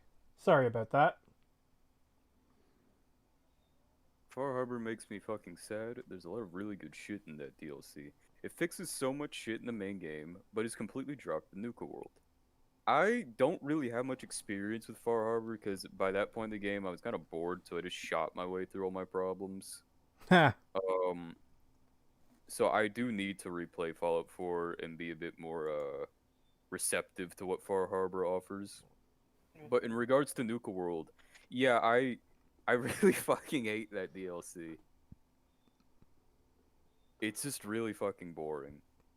But from what I know, Far Harbor was developed by a different team than Nuka World in the base game. I got back... Sorry. I got back just in time to hear you quoting that article again about the fucking TV show.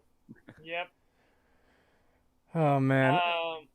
Duca says, if Daddy Microsoft orders them to play nice, they'll play nice. Again, there's playing nice while holding a dagger behind your back and actually, like, respecting each other.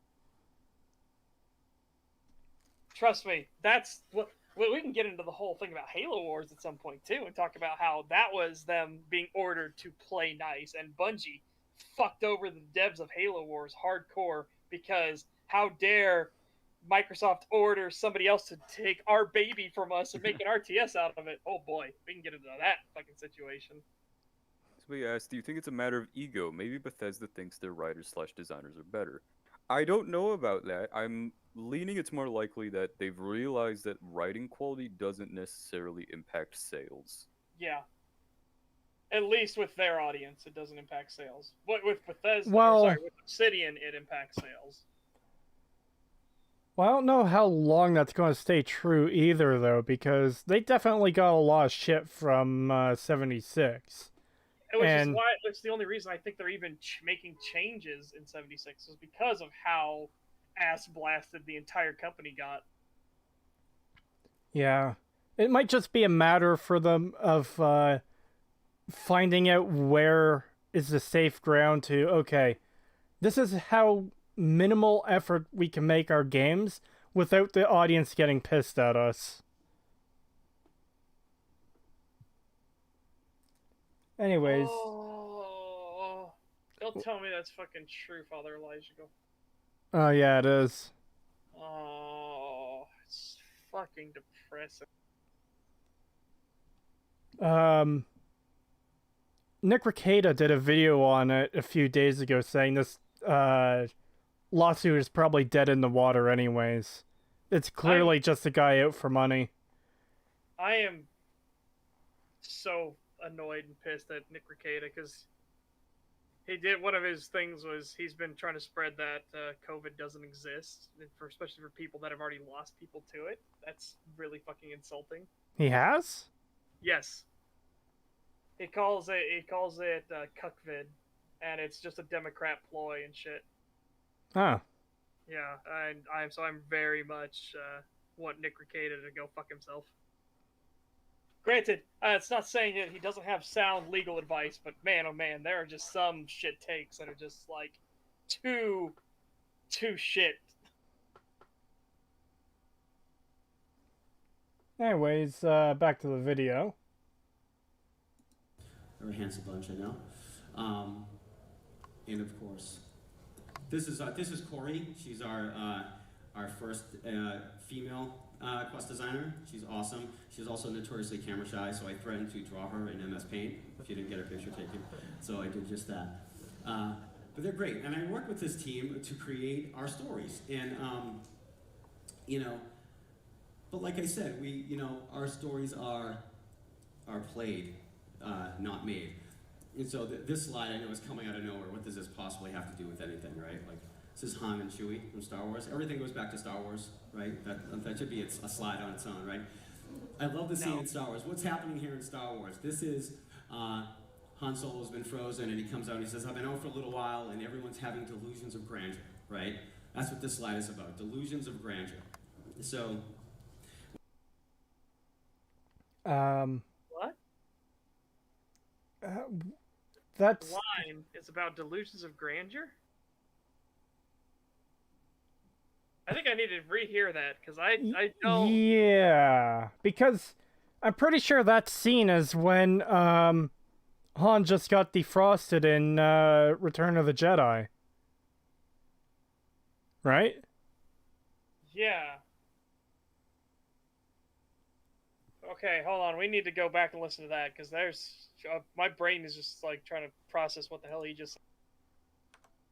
Oh. Made. And so this slide I know is coming out of nowhere. What does this possibly have to do with anything, right? Like, this is Han and Chewie from Star Wars. Everything goes back to Star Wars, right? That should be a slide on its own, right? I love the scene in Star Wars. What's happening here in Star Wars? This is Han Solo's been frozen, and he comes out and he says, I've been out for a little while, and everyone's having delusions of grandeur, right? That's what this slide is about, delusions of grandeur. So, when we start writing a story at Bethesda... Okay, so he was just trying to say the entire scene was about delusions of grandeur, even though Han is like... Well, he's about to get into an explanation, so I just want to see what he says. Okay, yeah, let's go into that, because I'm still like I'm in the weeds here. Yeah, I'm in the weeds here. I need somebody with a lantern to show me where the fucking railroad track is. I just want to point out a comment quickly too. Imagine Oxhorn saw this. His whole Star Wars argument goes up in flames, saying it's not influential. Yeah. Oh boy. Everything goes back to Star Wars. Star Wars was not an influential film. Yeah, and it's not fair to the sequels to compare it to the thing it's sequelizing. It's like, what the fuck? What's wrong with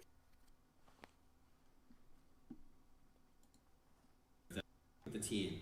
We start big. Like, we always want to do this. So we always want to write the great American novel, right? Fallout 3 will be this big epic thing. You're looking for your father. We'll get Liam Neeson to voice the role of the father, and so we always want to tell a huge story and like the great American novel. We want to be, let's be the Great Gatsby, and or let's be Moby Dick, or let's be the Scarlet Letter. And there's an inherent problem with that, right? These are all amazing works of fiction, but they're all non-interactive, right? So when you're writing a story for a video game, you always have to keep the player in mind, right? And so what happens we're writing our great American novel. Okay. It. So, didn't he just contradict himself? He said it's been one of his pillars that he's always written by, that it's keep it simple, stupid. So that he hasn't had this whole Delusions of Grandeur thing, but now he's saying that they always do? How do you write your great American novel, your Moby Dick, your Great Gatsby, while keeping it simple, stupid? What? Yeah. What? Yeah, you have to keep the player in mind. Like, that doesn't mean, therefore, everything's got to be dumb. Oh, just you wait. Just you fucking wait. Oh, no. I'd be surprised if you actually haven't heard this quote yet, but boy. I probably heard it, but not within this context. This might be one of the snippets that people send me. Oh, I guarantee it probably is. I need to hear a bit more about what he's saying, and then I'll comment on this. Yeah. Zateni did a quick jab, though. They always start big, like 16 times the detail. Yeah. All right, let's get back. This is what happens at Bethesda when you write the main story of a game, and even some of the smaller stories.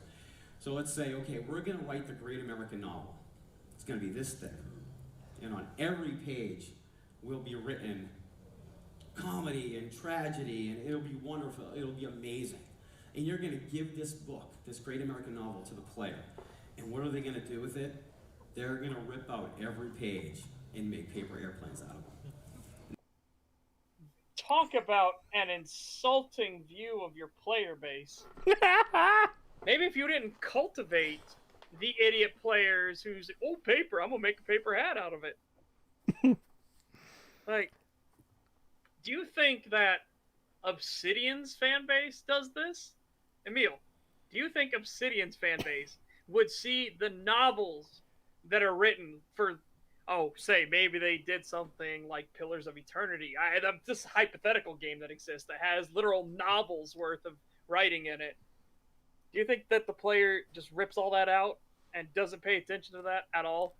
Well, what's insane is that every game is going to have the players who just don't give a shit about the story. That doesn't mean you don't write a good story. Like, yeah.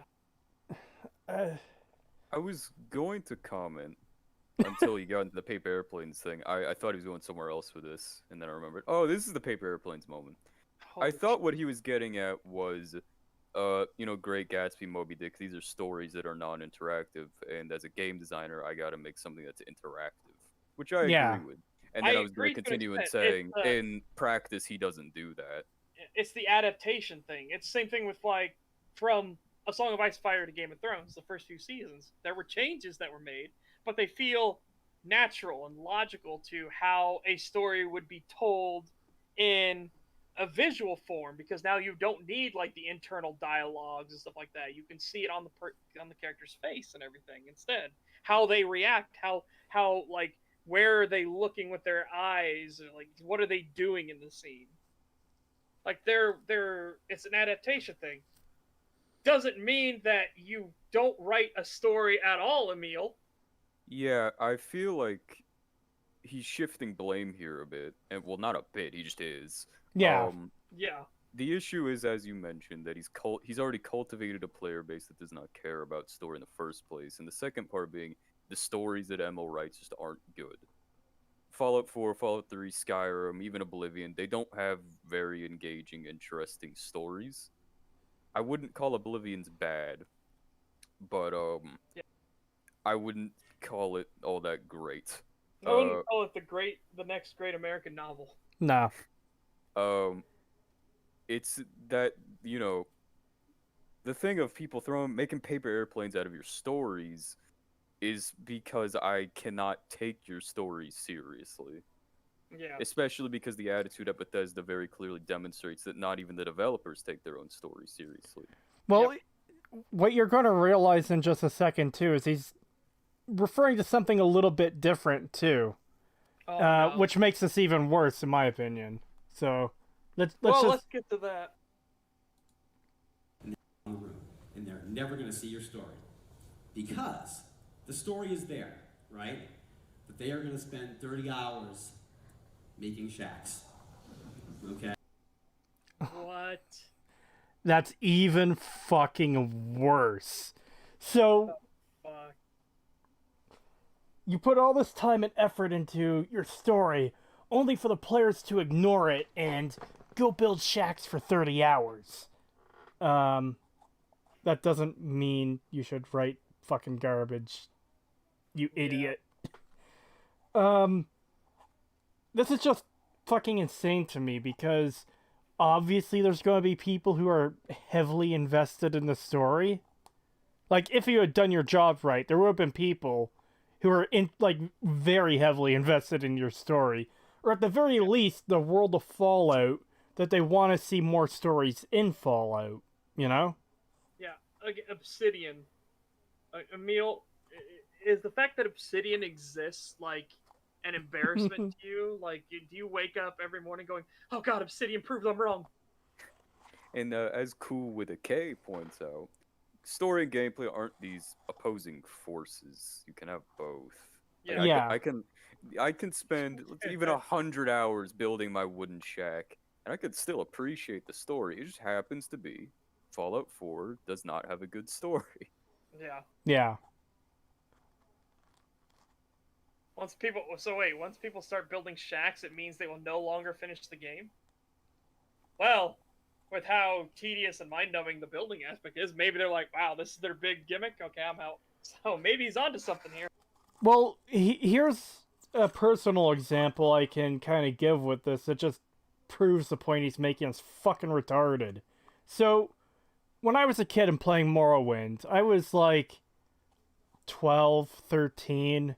I didn't really care much about story or doing quests. I liked messing around in the world and killing NPCs and stealing stuff and just not doing anything in particular in the game. I quite vividly remember constantly taunting NPCs into combat so I wouldn't get bounties when I killed them. And man, I went all over the fucking map playing this game, looking for NPCs to kill that might have cool gear or just whatever. And here and there I would do some quests and stuff. But then when I got older, I gained more of an appreciation for the actual writing.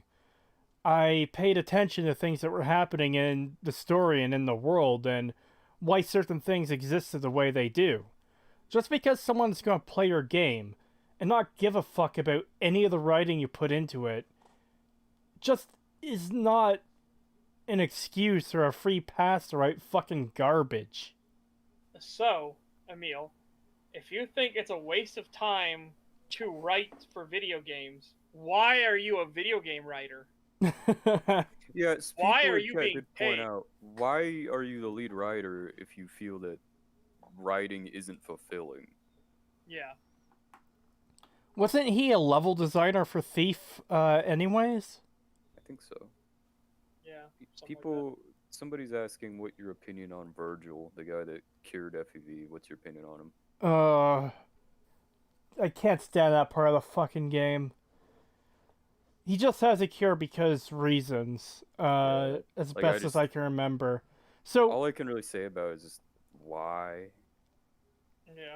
Like, why make an FEV cure? In Fallout 1, they did say some of the effects of FEV could be reversed if you had a DNA sample of that particular person. So you wouldn't be able to reverse everyone unless you had a DNA sample from everyone who was converted. But that's... Even then, that's... I don't think that completely undid everything. It only fixed part of the issue. But in Fallout 4, Virgil's just cured because that's what the game writers decided they wanted to do.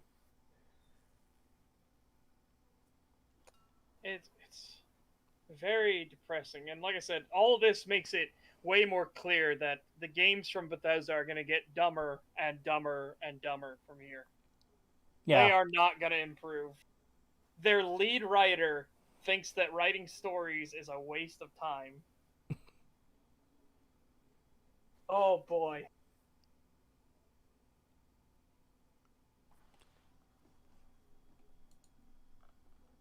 $20 looking for bobbleheads, okay? But that's okay. You know that going in.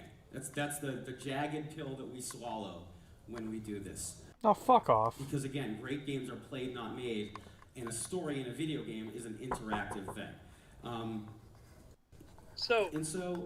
One second, I have to mute again. Just give me a second. There's a knock at the door. Good copy. I might get some food. I smell something cooking, and it's making my stomach growl. But Emil, here's the problem. Like, you made the core of the gameplay in a Fallout game about rummaging through garbage and building these shitty shacks.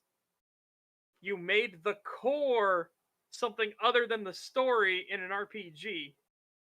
That's your fault as a designer. I mean, yeah, I don't have anything to really say to that beyond what I've already said. Just like, yeah, these aren't mutually exclusive things. You can have both. Going back to Virgil, somebody mentioned that it's only the case for Virgil because he has DNA. It would only work for him. I think I should expand on what I said. It feels really weird that it just kind of happens to me. Like, this guy just cured the FEV, and we haven't really seen this, from what I know, anywhere else in the series, from what I've seen, like I said. And the game is just kind of like, woohoo, I'm cured now, cool. And it's just never really made out to be as big of a deal as it feels like it should be. Yeah. Alright, give me 1 second. I'm smelling something delicious. I need to eat something, even if it's a snack, while we continue, because I'm gonna be grabbing dinner after we're done this. We've already been going for over 3 hours, and we've got about 20 minutes of this video left. Yeah, so I'll be right back real quick. This shouldn't take too long. Alright. Creetosis is going to open the door to a Todd Howard dressed as Benny. The game was rigged from the start. Nah, he wouldn't quote New Vegas. He would say... He wouldn't quote New Vegas, yeah. Yeah, he would say, "Who's laughing now?" Then you get the bang. Fuck. That reminds me, Pagan, of when we were playing Valheim, and I was pointing out the rock for the dragon. It looked like it was throwing its head back and laughing, and... Fuck, I forget how we made that joke, but then we said, we quoted, "Who's laughing now?" Oh no, it's because we killed the dragon. Yeah, that's right. We killed the dragon, put the head on the rock, and it's like, "Who's laughing now?" God, I need to play Valheim again.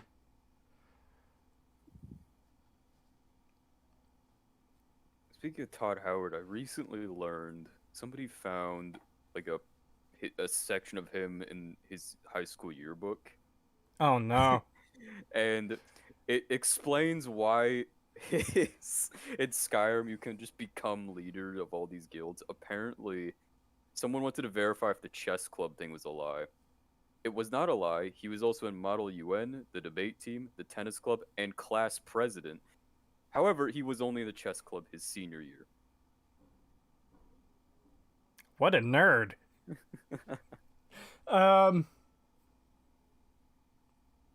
Yeah, I don't know what to say to that. Good job, I guess? By the time Let's go back to the chess club, you dork. But by the time I reached high school, there was no, like, class president stuff. Actually, I don't even know if that's something we do here in Canada. Pretty sure I had that. I just never paid attention to that. I never really did extracurricular stuff in high school. Comment here from Deus Default Infidel. He was a nerd!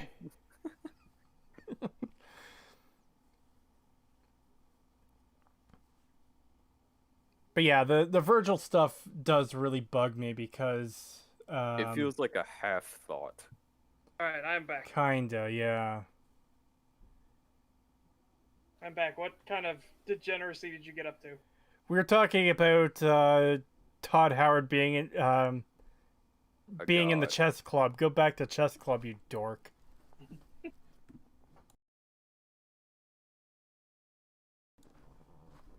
He's asking how long we think the Skyrim video will be. There's no telling right now. I can usually get a bit of an estimate once it's scripted out, but just yesterday we were deciding to take a different approach to the video than what we were going with before. So very, very little progress has been lost. It's just we're reworking things and we're going to be writing out the script over the next few weeks.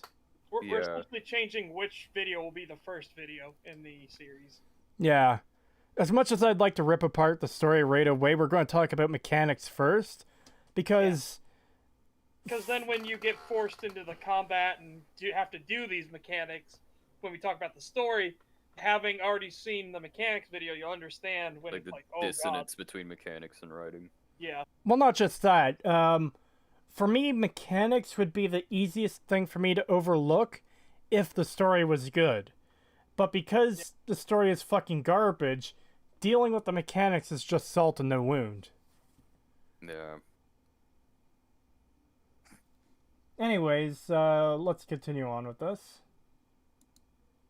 And we're comfortable with that. And so for us, we know that the greatest players, the greatest characters in our games are the players themselves. And it's their stories that are important. It's this gal, it's this guy, you know, it's these folks right here. This is who we're making the game for.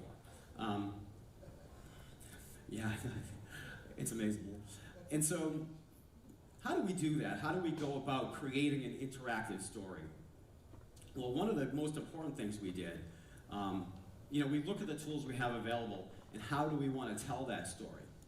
So just kind of look at how fucking completely jumbled the speech is. So, he went on about making a great American novel, and then, players are going to rip every page out. They're going to spend 30 hours building shacks. That doesn't actually play into anything he's talking about here. Because now he's talking about making the game, like, the story for the players. And 20 hours searching for bobbleheads. Yeah. I don't really have much to say about this, because it really does just come down to the fact that half-assing the story because no one cares. Yeah, he already tipped his hand that literally you shouldn't put effort into it because nobody cares. Yeah, but the point I was just getting at is he threw that in there, but that doesn't actually play into the point he's trying to make, so it's just really weird and disjointed.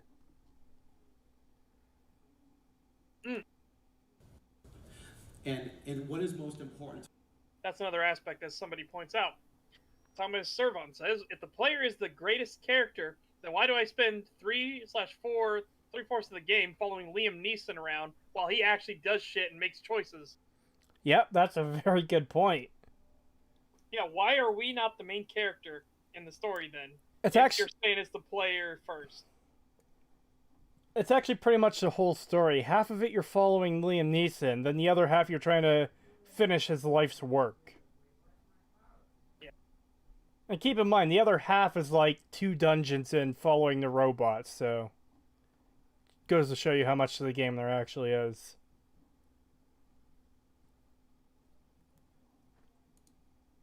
We realized that one of the most important thing is people, characters, NPCs, interacting with the characters in the world. Fucking hilarious again, coming from you. We remember that you are truly interacting with them. Okay, this is the experience. The player has a controller in their hand, and they can alter the narrative whenever they want. Oh my god, I forgot about this. I forgot about this! So we knew we needed to redo our dialogue system. That was one of our big things. Because in our game, one of the main ways that the player gives information or gets information is through dialogue. So we went back to, we looked at Oblivion's dialogue. We looked at Fallout's dialogue. We looked at Skyrim's dialogue. And I did not realize that guy was naked when I took the slide, but apparently he is. And you notice all of these dialogue systems are very similar, right? And we decided we were going to try to do something different. Oh, and of course we looked at other games as well. Games that are known for great storytelling and great interactions with characters, right? Mass Effect games, right? Telltale's games. Nope! That's a big nope. That's a big fucking nope.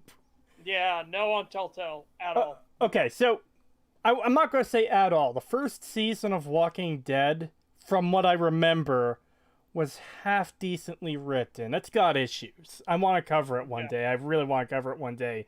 As far as choice goes, it is fucked beyond belief. And so are the rest of their games. Yeah, and want to talk about The Wolf Among Us? It's completely fucked. Oh, man. Oh my god. Do you know who the Crooked Man is? Oh, you're the Crooked Man. He knew! It's like, do you know who did the murder? Oh, it was him. He knew! Does it change anything? Fuck no. Not just that. Like, okay, I like the characters of Wolf Among Us. I love the characters. I despise the fucking choice, because at the end of the game, no matter what you do, no matter what your choices are, everyone is against you for fucking everything. It's so goddamn annoying. Yeah. Because they constantly act like you're the problem, when there's characters who start fights with you, and they get hurt as a result, so it's your fault, even though they're the ones who fucking started the fight. As Overlord asks, why change something that wasn't even a problem in the first place? Yeah, it's a classic don't fix what isn't broken. Yep. He definitely picked a really bad example when it comes to Telltale games, because a lot of problems with that is that the stories were very bland and just churned out, like, you're just printing them just like,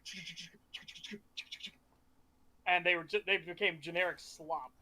Yeah. And the company died. Well, not just that. The writing got worse and worse and worse, too, as time went on. Walking Dead Season 2 was fucking garbage.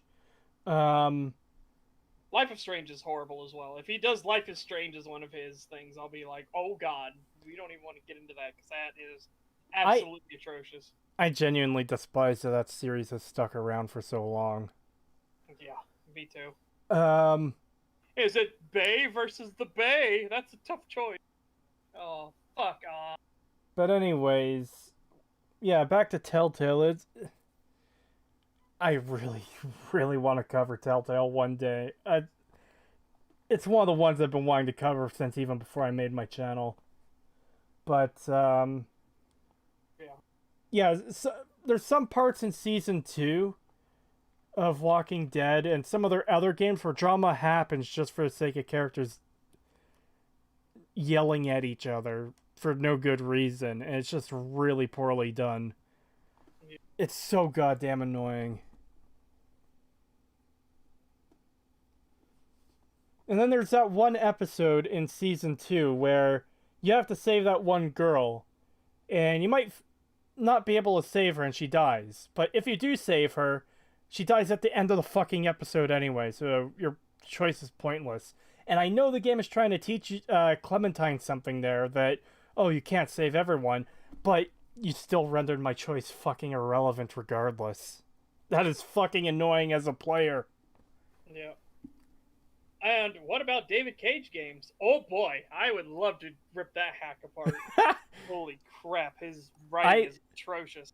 I've never played one of his games, but I saw two best friends play Indigo Prophecy, Heavy Rain, and Beyond Two Souls, and Detroit Become Human.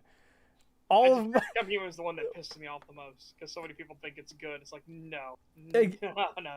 Exactly 100% of my experience with David Cage games is through...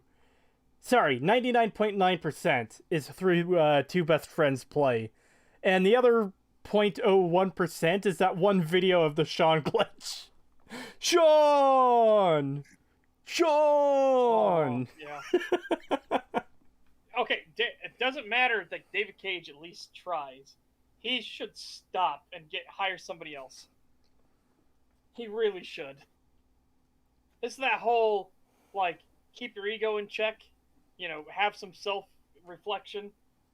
David Cage, you are an awful writer. Just stop. I think part of the problem is with David Cage and Emil is that they don't want to be just idea guys. They want to be the mastermind. And it's like, okay, but you're not intelligent enough to be the mastermind. I'm sorry. Yeah. $5 from Dominic the Donkey. Thank you. Heavy Rain is hilariously bad. His other games are just bad. Hey, I'm sorry, but Indigo Prophecy is hilariously bad too. Nothing is fucking funnier than... What was it? Zombie fucking ghost sex or whatever? And giant ticks that chase you through the office. And Oh god, I forgot about the giant ticks! Simon Says Dragon Ball Z power fights in the air. Yeah, oh god. And hobos are actually the most noble creations on Earth. That's, oh boy, that gets into the weird thing. Yahtzee even made a joke about that. He says, you know, David Cage is being nice to the hobos because he wants to have good contacts for when he gets thrown out on his ass for being a hack writer. Oh He'll man, need to live amongst them one day. So he's trying to make friends early. Honestly, I probably shouldn't be suggesting this on stream just because people expect it, but Setch, do you think we should cover some of David Cage's games at some point? I think so. I never played Detroit, but what is wrong about it? The core issue in Detroit Become Human does not work. They are robots built from the ground up, but for some reason they are built to experience pain and suffering and sadness, and they just turn on I am now self-aware magically out of nowhere. They can just do that. In fact, that's one of that's the Jesus analogs like storyline, is that he just turns on awareness. And oh boy, they're talking about how dehumanizing it is in Detroit Beyond Human. Wow. And Detroit Become Human, they're talking about, oh, it's so dehumanizing. They have to stand at the back of the bus. It's like, no, you know what would be more dehumanizing if they were forced to like lay down and be sucked into the luggage compartment of the bus. Which would actually make sense for robots. Like, Yes, seriously. they're robots. Yeah, and it's literally that. It's activate self-aware.exe is what it comes down to. It's like, what? Why? Why do you feel things? It's not explained at all. It's so bad. And he tries to do a Blade Runner thing with, like, he meets his creator and he gets to ask him things. The creator's even in a bathrobe, for God's sakes, because they couldn't parallel it hard enough. And oh boy, unlike in Blade Runner, where they did it to make them better slaves, to be indistinguishable from people on purpose, they did it in the thing by accident. Oopsie daisy. Line of code. Who would have guessed? Who would have guessed this line of code suddenly lets you feel pain and emotions? It's like, what? I think... How does that work? I think pain and emotions are complex enough concepts that a single line of code wouldn't be able to do that. Yeah, oh boy, and... God.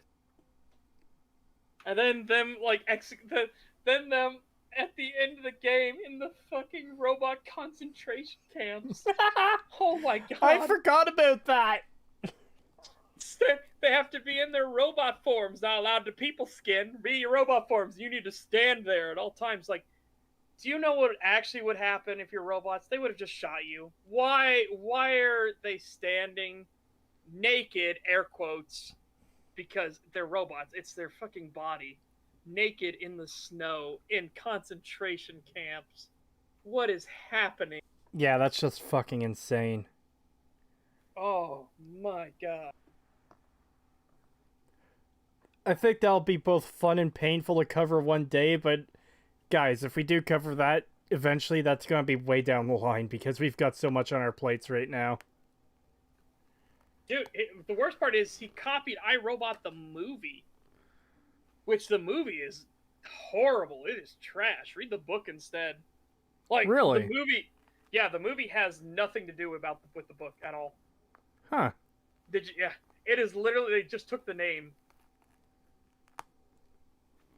Oh, it is, the iRobot movie is insulting. If you actually read the book, there is no robot revolution, and he explains how there are unintended consequences of the 3 laws, not fucking revolution. They can't break the 3 laws. However, if you do something like, say, make the 3rd law just as important as the 2nd law in programming, suddenly the robot can't function because its life is now viewed as the same as a human's life.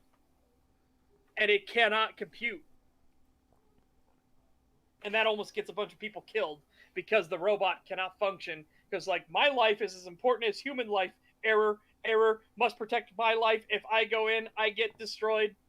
Then, you know, it would save all the people that are suffocating now as oxygen is leaving the space station. But, you know. Yeah, it can't compute that way. Sorry, people in chat are asking us to get back on track. Sorry, everyone. It's easy to get off track when we're having a conversation. Yeah, no, it just happens. It's the same thing with EFAP. When you get conversation going, you might as well let it keep going. Anyways. All wonderful.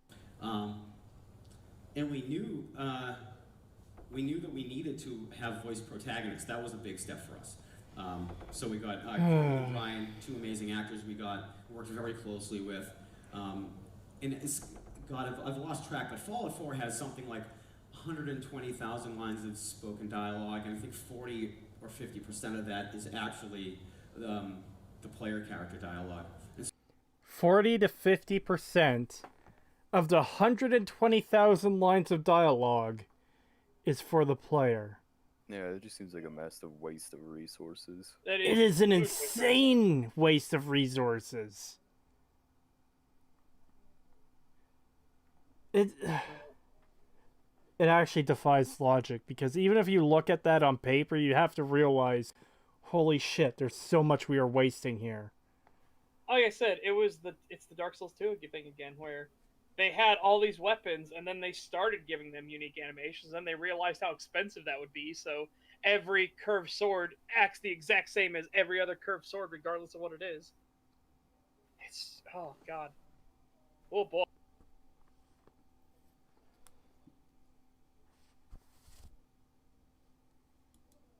So they work over a lot of months, and we knew that was part of it, because we realized that when you're trying to relay emotion, the story that we wanted to tell in Fallout, which is, ultimately the story of you looking for your child, we knew that we needed 2 actors who could relay that sort of emotion, and we needed a voice protagonist to do that. It was a very controversial choice within the studio. It's the first time we had ever done that.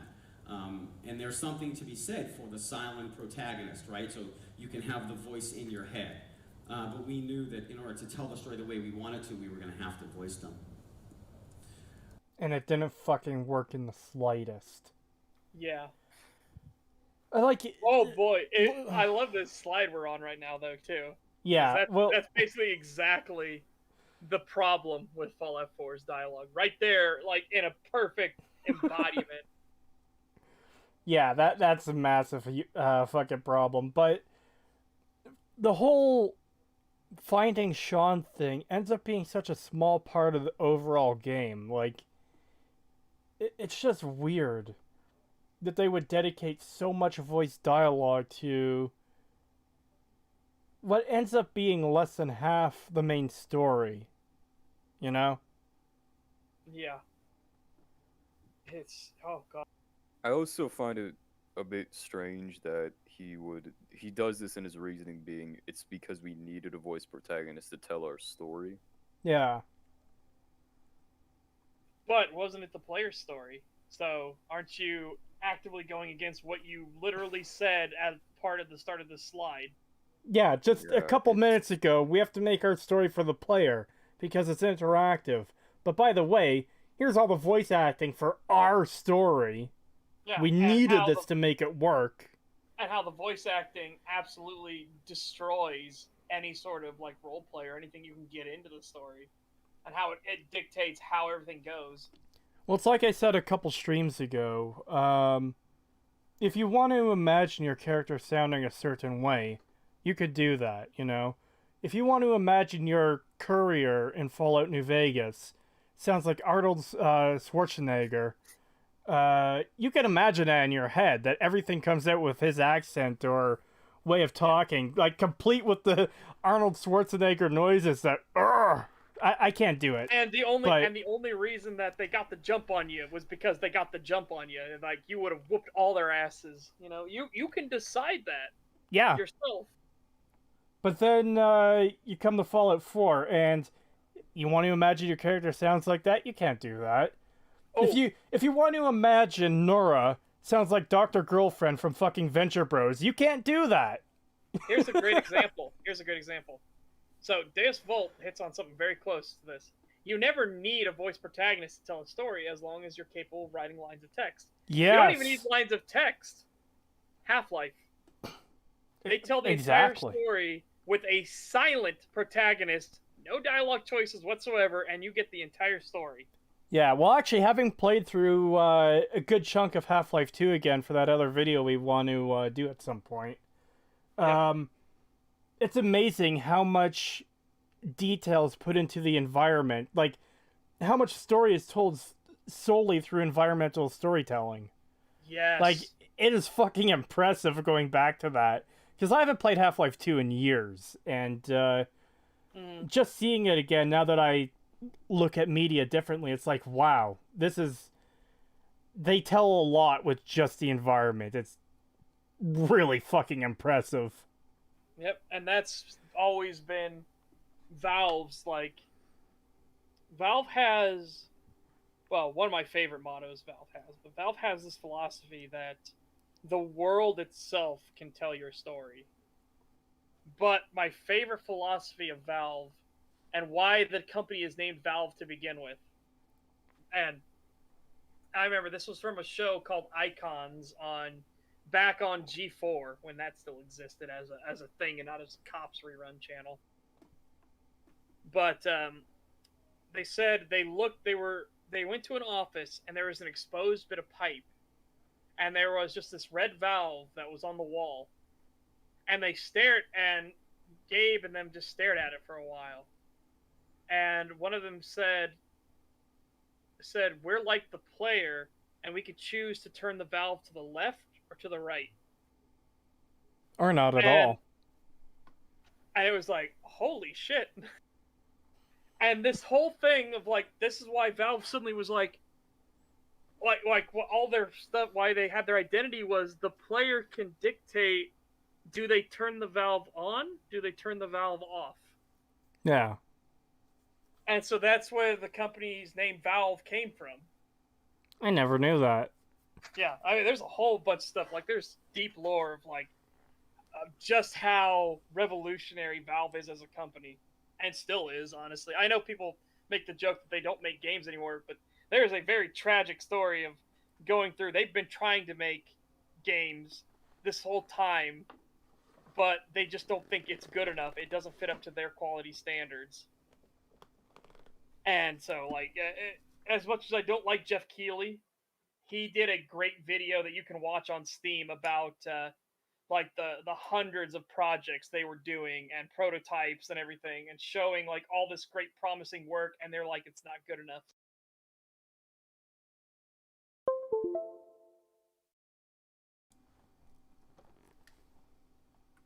You know, because Valve actually likes effort. Yeah. And so the scheme we had for dialogue was actually really simple.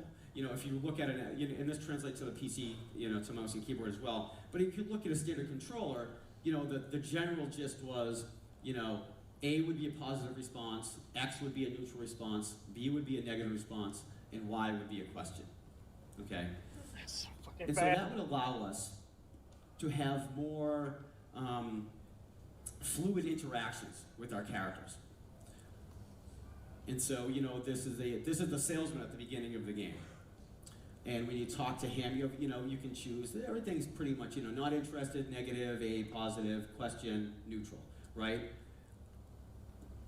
And then we develop a third-person camera system that glitches out like fucking 50% of the time. Yeah. I also want to know how does this make NPC interactions and dialogue more fluid if you're restricting it to this structure? I think it's so that you don't have people sitting there. I think that's his only point, is that you don't want people sitting there reading all your dialogue and trying to decide which one they pick. And it's like... So it's just a basic dumbing down. Yeah, it's incredibly just dumbing down.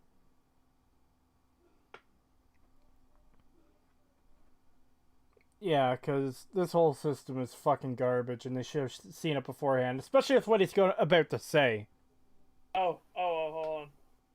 Huh? Overlord says, imagine being able to choose different occupations that could increase certain skills. Yes! Oh boy. Just get ready for the Skyrim video.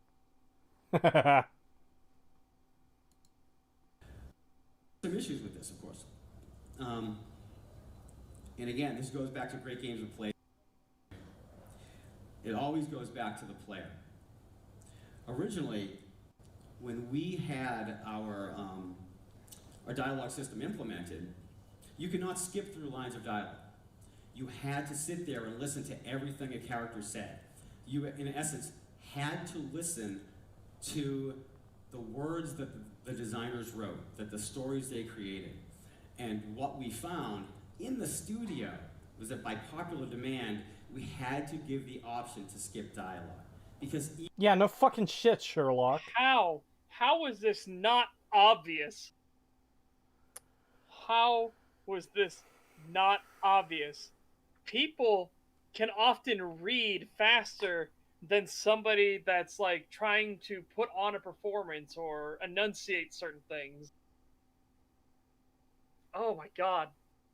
It also depends on what the prompts are too, because if your response prompt wasn't what we have in the finished game, but if their development version had the lines fully written out, so you've already read that, then your character is going to say it. Of course you want to fucking skip it. But it should go with our... But he's also saying, like, the NPC dialogue. Yeah, that too, obviously. Like, holy shit. It should go without saying that players might want to skip dialogue for one reason or another. It's something they did in previous fucking games. You could skip dialogue in Oblivion. You could skip dialogue in Fallout 3. You could skip dialogue in fucking Skyrim. Yeah. Why is it suddenly a revelation that, oh, players don't like to be forced to sit through dialogue? It seems like a base standard to be able to do that.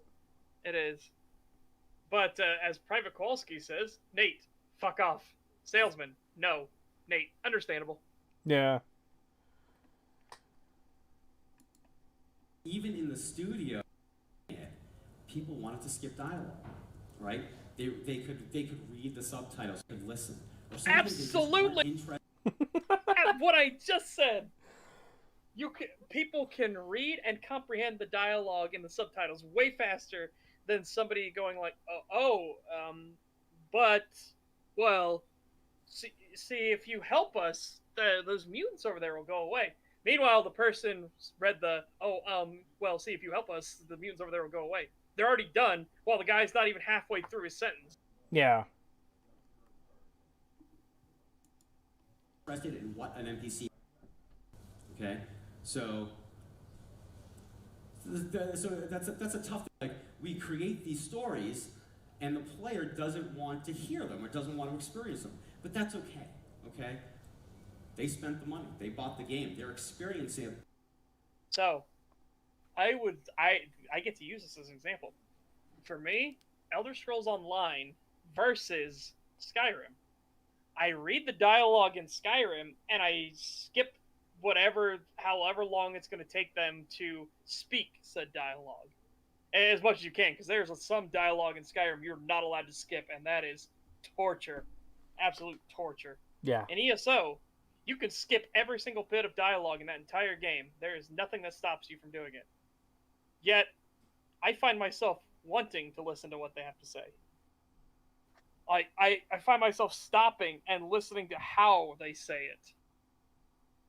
And again, this is very anecdotal, but this is my whole thing of, like, if you have interesting things to say, people will want to listen. Yeah.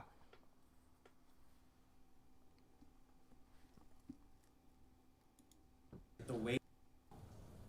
And so this is just an example of, and by the way, so the dialogue system, as Sorry, I'm pausing this because Dominic says, is he really trying to paint us as the ones at fault? Yes. That's how it feels, yeah. Remember, he already said that all players will take the story, rip out the pages, and make airplanes out of them.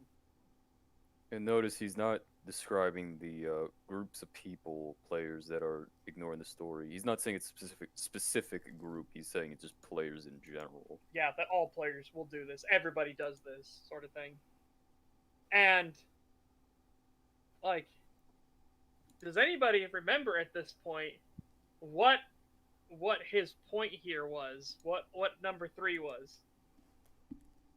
Does anybody remember his third pillar? Well, that's the one he's still going through, isn't it? It is, but do you remember what it was?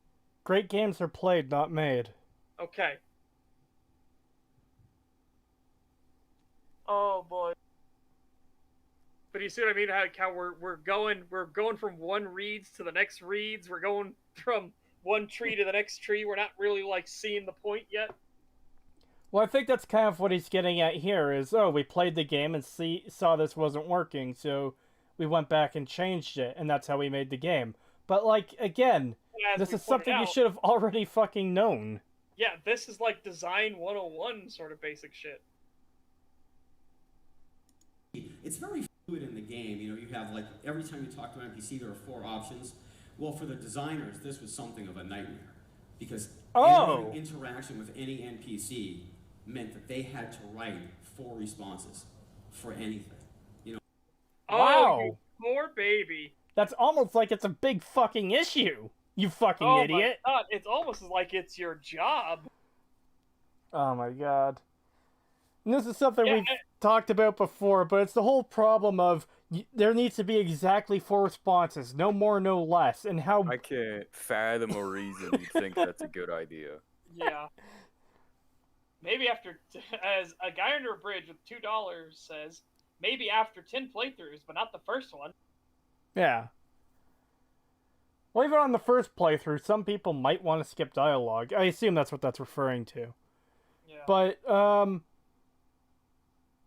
I know, but seriously, the horror. Who forced Emil to be a writer? He clearly despises being a writer. Well, the horror of having to write dialogue as responses to choice. What's more shocking to me is that they came up with the system and they were like, okay, this is going to be a nightmare to use, but we're going to have a system that requires 4 options, no more, no less. Like, obviously you didn't think about this, because there's obviously going to be situations where you only need 1 or 2 responses, or you're going to need 5, 6, 7, 8, 9, 10, 11, 12 options, you know? Because now it's like a very basic yes or no question. You can't have just yes or no. You have to have 2 other things in there too that will either be yes or no as well. It's entirely pointless. It's so fucking stupid. Well, DeVarts, we can't. We're never going to win that. Can we vote that Bethesda Fallouts didn't count? That don't count. Make a petition. We'll never win that. No, unfortunately. The brainless majority that clap for mediocrity way outnumber us.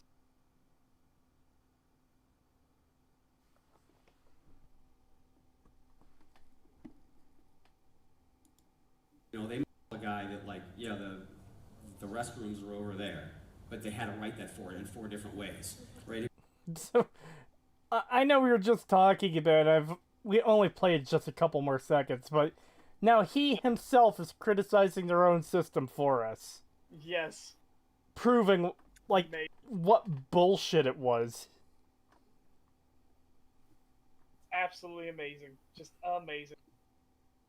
Good job, Emil. You fucking nailed it. Logistical nightmare. And so this is one of the smaller interactions.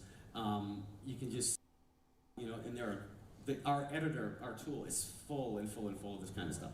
And then this slide sums up all the horrors of the dialogue. Those are the designers wanting to kill me. That's the spaghetti-like structure, and that's all the designers in the mental institution at the end of the project. This is your own fault. I do find it weird. People did mention this is such an arbitrary limitation he placed on himself and his designers. Yeah. You shot yourself in the head and are now like, oh god, that was a bad idea. Well, no kidding. Oh, man. Also, I'm just trying to figure out what's the point of bringing this up in a story discussion, because is he saying, hey, the system is bad, don't use it? I don't know. Let's see if he ever gets to that point. If the system is bad, don't use it.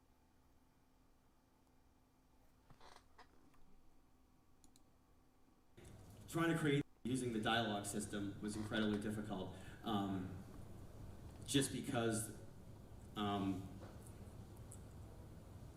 they're doing all this work, and work takes time. And as everyone who's a game developer knows, that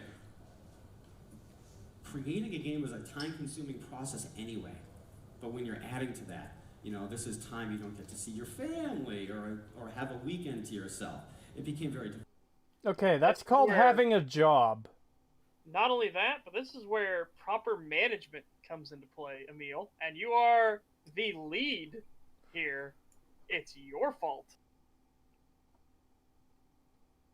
Shit don't roll downhill. That don't work that way. No, it is your fault. Yeah, that's just a really weird point to make. You don't get to see your family. Like, he's literally making excuses, as the chat said. Yeah. Like, you deal with this in every job where, I work 12-hour days. For those 12 hours, I don't see my family. I don't see friends. I don't see people I know. I'm at work doing a shitty job. That's work. That's having a job. Yeah, it's literally just making excuses. Sinkyu says, Black Isle Studios, year 1999. Chris Avalon sweats profusely, struggling to fit the whole Ravel Puzzle Well scene to 4 dialogue options. Yeah, that illustrates a really good point, that this arbitrary, stupid little dialogue system that he's made not only forces dialogue to become too complex if it doesn't need to have 4 options, but also when you do get these amazing moments that Planescape Torment has. Good example being when you get to confront your other incarnations, the final encounter with the final boss, even just some notable NPCs on the street, conversations with companions. These cannot happen in a system where you've, just for no reason, forced yourself to have such a limited ability to work in the dialogue system. Yeah. It's fucking, oh boy. Oh yeah, what's that saying from Red Letter Media? How does it feel to become old enough to see everything you know and love turn to dust? Oh. How does it feel to have lived long enough to see all your favorite franchises go down in flames? Yeah. And I'm definitely one of those people on the side that's going like, oh yeah, it feels real good, let me tell you. Yeah, that's exactly what Mike said. He was like, it feels great. Yeah. Thank God I got Space Station 13. Otherwise, I probably would have gone crazy ages ago. Dominic the Donkey with $5 says, same, I work 12-hour shifts. Wish I could just limit how much work I have to do like Emil. Oh shit, I didn't know you had a similar schedule to me. Yeah, it kind of sucks working days that long. I at least hope the days go by quick for you, Dominic.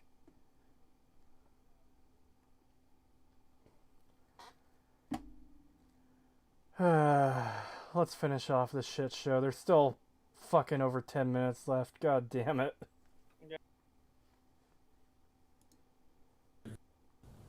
Now, the other problem with all this dialogue is that because our tools are so robust, a designer can start writing dialogue. Sorry. Because our tools are so robust, the engine that shits itself if you try to put like a single moving part in it. Our tools are very robust, let me tell you. Like, that is not the word you use to describe the creation engine or Gamebryo or whatever like they call it internally now. Yeah. But yeah, no, when your engine like it barely holds together, that is not robust. All right?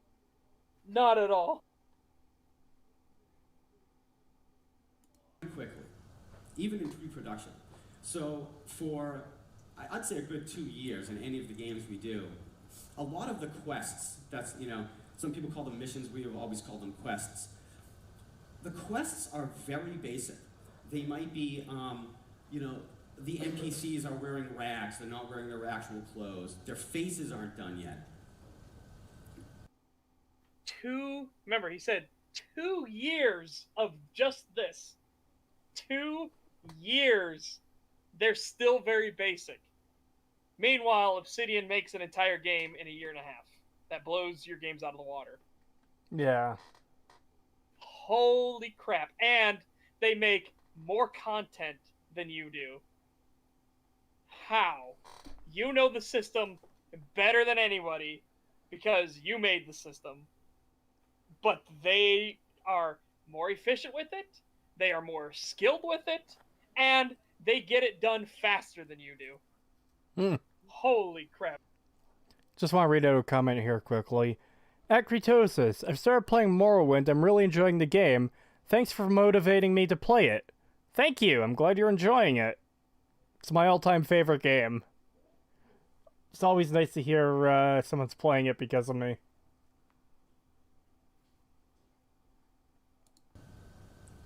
They're standing in a blank room, in an empty room. There are no animations. Because all that stuff is being built by our different departments. But the one thing that we can do quickly, that the designers can do quickly, is write dialogue and write books. And that becomes a danger for us, especially in this interactive medium, right? Because we don't want the player's interactive experience to just be sitting there listening to dialogue and reading books. And so what this is right here. So why not? It's an RPG. Why don't you want them to be invested enough to listen to the dialogue and read the books and everything? Yeah, even though, like, Caesar's ideology is fucking monstrous, like, it's compelling listening to him. I can The get where charisma of the from, character and the conviction he has behind his entire ideology. It's interesting listening to him talk about what the Legion is and what his plans for the future are. I can get where he's coming from in regards to books, but with dialogue, as you guys mentioned, dialogue can be very engaging, especially considering New Vegas. I know he mentioned earlier he looked at other games' dialogue systems. He just glossed over New Vegas's. Yeah. Where dialogue does have gameplay elements in it. Your skills do apply here. Yeah. So I do think there's a very large extent to which you can write dialogue. You can write it from the player's perspective as well, player dialogue. And it has a very positive impact without overwhelming the player. Yeah. And we've talked about how, like, significant skill checks in New Vegas are before. I want to point out, because this part of it I haven't actually mentioned before, it is actually really satisfying using your character's knowledge to help in, like, just dealing with situations in the world. Your character knows about medicine, so you can talk to someone about medicine, and that has an effect on your current interaction. That is very satisfying, having skills you've been building up and putting your skill points into, giving you some payback for, like, maybe payback isn't the right word, but you've invested in it and you're seeing results from it rather than just, oh, I heal more. Yeah. That is very satisfying. No, I was saying, the engine, the reason the engine is a problem is because it's very unstable. You have to work with it in a very, very specific way to make sure that it doesn't kill itself. That's not robust. Robust is where an engine, like the Source engine, for example, can be abused, and you can do all kinds of crazy shit with the Source engine, and it'll still work. I just want to read a chat from Comic quickly. Caesar is interesting because he wasn't melodramatic about his ideology and wasn't written solely for shock value. Yeah, I strongly agree with that. Yeah. It very much feels like Caesar's Legion is a real group within the world of Fallout New Vegas. The Institute feels... I don't even fucking know. They're so broken. I think what makes the Legion so interesting is New Vegas, I feel, even by the developers' admission, didn't get expanded on enough. Yeah. But even from the little information we get about them, you get to see multiple perspectives on the Legion, why they support it, ranging from the merchant in the fort, I think his name's Dale, Yeah. to Caesar himself, to basic Legionnaires, to companions that have more nuanced takes on it, like Raoul. Yeah. It really does make the Legion feel like such a nuanced, realistic faction, and the same can be said about the other factions in game as well. Yeah. This is something that I feel Fallout 3 and 4 lack entirely. Well, because the factions, especially as of 3, they are so one-dimensional. Well, as Deepart says, you can see why someone would go with the Legion. You can see why somebody would have reasons to side with the Legion. Yes. It's not like in Fallout 3, there is nobody that has a logical reason to side with the Enclave. Yeah, I was going to say in Fallout 3, it is a basic good versus evil plot in a series that does not base itself around good versus evil. And the one character in Fallout 3 who does support the Enclave is a cartoon character who mindlessly praises them because, haha, look at this absurdly patriotic idiot who has no critical thinking. Yeah, the good old USA. Uncle Sam's coming back, baby. Yeah, God bless America and nowhere else. Yeah. Cool that Kay brings up, I think it's best when different ideas are presented in an unbiased way to better expose their pros and cons.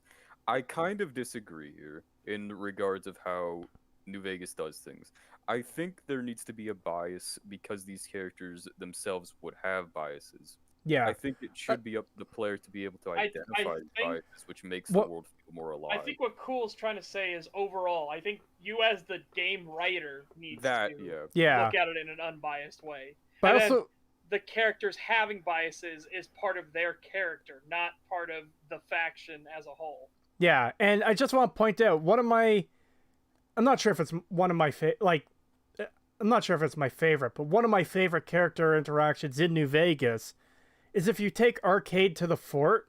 After you talk to Caesar, Arcade will talk to you and he'll complain about how up his own ass Caesar is, and he'll tell you his opinions. Like, you have a few different dialogue options with him where he'll explain his own issues with the Legion and Caesar.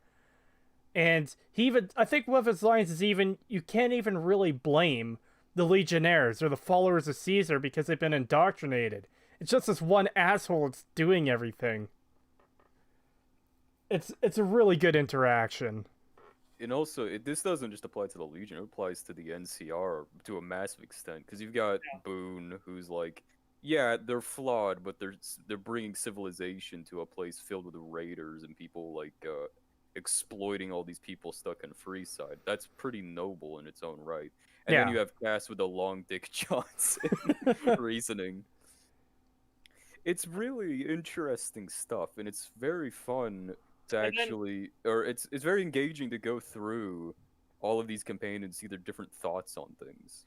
Yeah, and then you point out how from House's perspective, when you get his perspective on the NCR, that that they're not functioning correctly because they're so geared towards one way, whereas to actually make a society, you need to have this sort of industry and entertainment and release from the dreariness and the horribleness of everything. You can't be focused entirely down one route forever. You'll slowly eat yourself alive, which is what Lanius says is happening to the bear anyways. He's like, they're basically going to be kicking over a rotting carcass.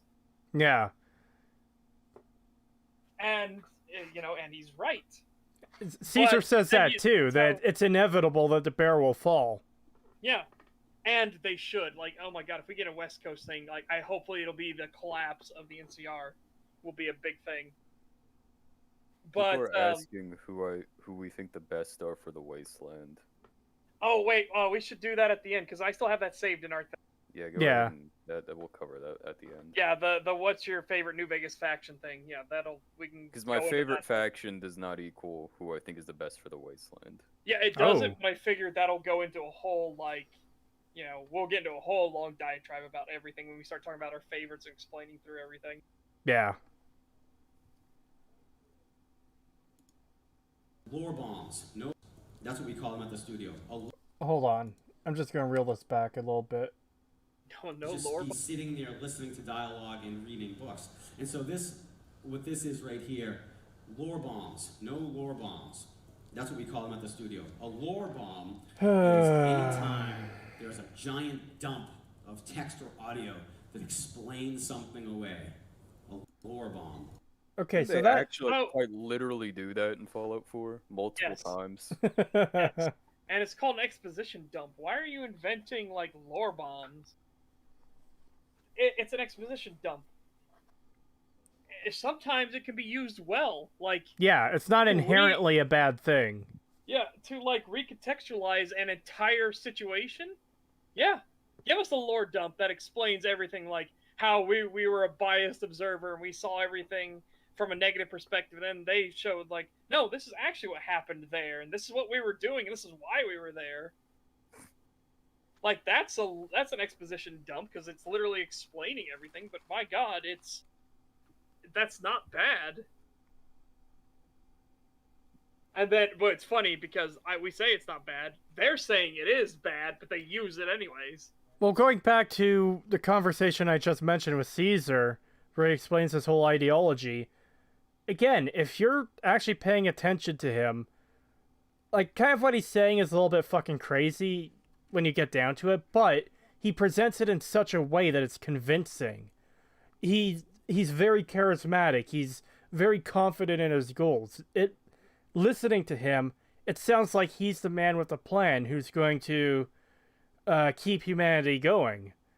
Obviously, the Legion is fucking evil, but his little lore dump about his whole backstory and what the Legion is and what they're doing presents a very convincing case to side with them, even though they're evil. The difference between Caesar and his lore bombs is you have to actively engage with Caesar to get that information, unlike in Fallout 4 where the Kellogg mind walkthrough is the example I'm thinking of. You are forced into that, and it goes on forever. It feels like it's forever anyway.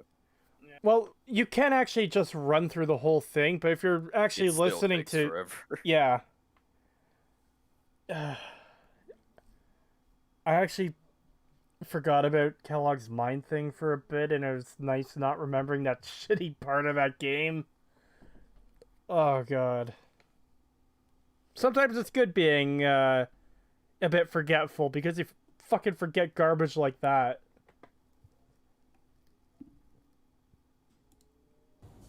Still use them sometimes, we try to get better at it, but we like to tell our stories not just through dialogue, not just with writing, but interactively. And so, what that means is we have amazing environment artists, and we found over the years that it's almost become a trope now that, a dead body with a gun and a cup of coffee next to him sort of tells its own story, right? We do that a lot. We try to tell our stories. You don't do that a lot. You think you do by just having well, here's a dead body and it's got a toy next to it. Boom, done. Move on. That's incredibly shallow. That's what you're suggesting, what you're trying to equate it to, is the one sentence story that has entire depth behind it, like, you know, baby shoes for sale, never worn. Yeah. And it's like, that tells a huge story from a very small little thing. And you're trying to talk about environmental details, like, oh, we just put a skeleton there and now it's got a toy car next to it. Done, move on to the next thing. Yeah, and it's very easy to come up with those little scenarios to fill up a world. Like, oh, there's two skeletons hugging. Obviously, they were lovers who died in each other's embrace. Or, there's a skeleton slumped over a desk with a gun in his hand. Clearly, he shot himself. You could come up with... I do wish Bethesda, because they do seem to fall back on this type of storytelling a lot. Because they seem to have stories based around places rather than actually just decent quest stories. I feel like they could have fallen back on that more often for their writing. Not fallen back on, but utilized it more. Yeah. I would like to see quests that do involve more indirect storytelling rather than having information just shoved in my face. Or Kellogg explain it to me. Yeah.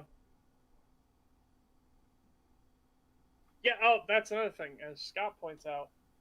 That's an invitation for the player to invent their own story in their head, not a testament to the writer's skill. Yeah. Yeah, I can see that. In fact, for such a game, it would be very interesting to make a bunch of scenarios without anything specific in mind, so players can come up with their own scenarios. Like, I don't know, you put a skeleton in the trunk of a car. Well, okay, well, what could that be, you know? Was it someone being kidnapped? Was it, I don't know. This fits into our discussion here, and as a super chat. Thank you. $5 from a guy under a bridge says, you mean all those skeletons and places with items and armor and weapons that somehow went 200 years without being scavenged or rotting away? Yep, that was another point I was wanting to make. Some of these situations, it doesn't make sense for the skeletons to be undisturbed. Actually... Or the gun not taken by anybody in a fucking apocalypse where you can't trust anyone. That's one of the things Mr. Caption mentions in his video. There's a bunker full of gunners, and there's a skeleton of a sniper on top with his rifle still there. No one went up there and took that in 210 years. It's not that hard to reach. Well, remember, what was the thing Matten did? Fuck. I had it and I lost it. There's a lot. It's hard to... But, yeah, like, the situation with skeletons in these games really fucking bugs me anyways. Because they'll put I remember. Sorry to cut you off, but I remember and I don't want to forget it. All right, go. Matten complaining that, well, in Fallout 3, there was loot to be found in these places, and really good named loot and weapons and items and stuff. Whereas in New Vegas, they had them all in the hands of NPCs already. It's like, yeah, you mean what would happen realistically if you know, nobody's gonna leave a god gun sitting. Oh, it's behind a glass display case. I don't want to smash that. It's the apocalypse, but smashing glass case, oh, that's too much for me. Huh. It's like, what the fuck? Of course somebody's going to smash that and grab it. But I remember him saying that was his big complaint, was that all the good named loot was already taken by NPCs, as they would realistically be. People don't leave essentials behind in an apocalypse. Yeah. But anyways, the point I was trying to make there is the situation with skeletons really bugs me in the game because a lot of times they're placed in really dumb locations. And I mentioned this in my Fallout 3 analysis video, but in Paradise Falls, for example, there are skeletons that are inside buildings that are being lived in, just sitting in, like, even in the middle of pathways to balconies and stuff, in the main building, for example. And another thing, the stupid Nuka-Cola quest, one of the parts of that quest is you could get an invoice that will list several locations. They'll have numerous Nuka-Cola Quantum. One of them is Paradise Falls. Obviously, this invoice is from 200 years ago, before the bombs dropped. And despite that, and despite Paradise Falls being inhabited for at least 60 to 70 years, probably longer, none of the Nuka-Colas in Paradise Falls have been drinking yet. They're still all in their crates in the back corner of this main building. And just nobody cares. Nobody uses them. It is so fucking dumb. As Nothing Gorin brings up, and we will be talking about this, and I've talked about this on my streams, it's even worse in Skyrim. Tombs that haven't been opened for who knows how long have fresh food in them, and lit torches, and in my experience, newly printed books. And Empire septums, when most of these tombs were closed before the Empire even rose. Yeah, and these aren't fucking dragon cult tombs. These aren't like... And it gets even worse in Dawnguard when Serana says, "What's the Empire? I don't know what the Empire is." But then you go to her father's castle, and she said, "Oh yeah, he sealed this area away long ago," which means he sealed it away before she was locked away, and she doesn't know about the Empire, and you find Imperial fucking septums in this locked-off part of the castle. Yeah, and they try and hand-wave the dungeon stuff away in loading screens. There's literally loading screens that say, like somebody keeps keeping these dungeons, like caretaking them and putting, like, relighting the torches and stuff. What? But who's doing it? Nobody knows. Yeah. And it's like, that is not an excuse. Do they really? Yes, that is an actual thing. Oh, we are absolutely fucking bringing that up in the video. Fuck that shit. Every time I've seen that loading screen, I just get angry. And it makes things way worse, because there are dungeons oh my God. like Serthul, where it is literally airtight sealed. You cannot get into the other part of the dungeon. I never saw that loading screen before. That is genuinely fucking annoying. Yeah. Holy fuck, that's pissing me off. Yeah, they just hand wave it away as like some mystery person goes into these sealed, unopened dungeons and keeps these things like lit and shit. And then they kind of contradict this at the same time, because they say that, like, oh well, the Draugr like keep it maintained and stuff, even though they're not always alive in there, and that wouldn't explain how fresh food and new books are getting in there. Yeah. Well, even keeping torches lit. So first of all, why would the Draugr need torches? They're fucking undead monsters that are... Yeah, they don't care. Second of all, where are they getting the fuel? Exactly, that's where I was going next. Where are they getting these new candles that they need to replace? Or wood for torches. Yeah. Yeah. Pulse brings up, you can understand the gameplay reasons why they do that, though. I would have to say that, yeah, I get the gameplay reasons, but there are ways to work around this. Dude, I you think... know how much more interesting it could have been to actually force the player to, like, bring their own lighting, like, make exploration a thing that you keep claiming it is, Bethesda? If you're referring to, like, places that have already been looted, Oblivion, or actually I guess all the Elder Scrolls games, aside from Skyrim, worked around this by having dungeons that are either A, in the process of being looted, or B, they have new occupants. Yeah. And that does work. Like, there's nothing wrong with groups occupying the dungeons. That's fine. We're talking strictly about dungeons that have been sealed and locked for who knows how long. They also try to say the puzzles are the way they are to keep the Draugr in. What? Nords aren't very smart. Yeah, well, we saw that Nord bandit, didn't we? Fucking dies. I know Legend difficulty again. The darts do so little damage that he'll get shot and he stands there for a good 30 seconds before he dies of the poison. Oh, it's so bad. D-Bars is saying the food is a trap because it gives you diarrhea. Yeah, that would be interesting. Like, imagine that this food was, like, cursed or something, and that's why it looks fresh. You eat it, and you actually get, like, some horrible disease or, like, an affliction because it's a trap. Like, what if it was actually part of the design? Like, these are traps. That could be interesting. Like, imagine what a mindfuck it would be, too, you know? You're going through this ancient crypt, full of spider webs and undead enemies. Then you go through a door, and you're, like, in a dining room with a feast on the table, and everything's all lit up and nice, and it's just like, wasn't I just in a fucking horrifying dungeon? What is this? This doesn't seem right to me. You know? Yeah.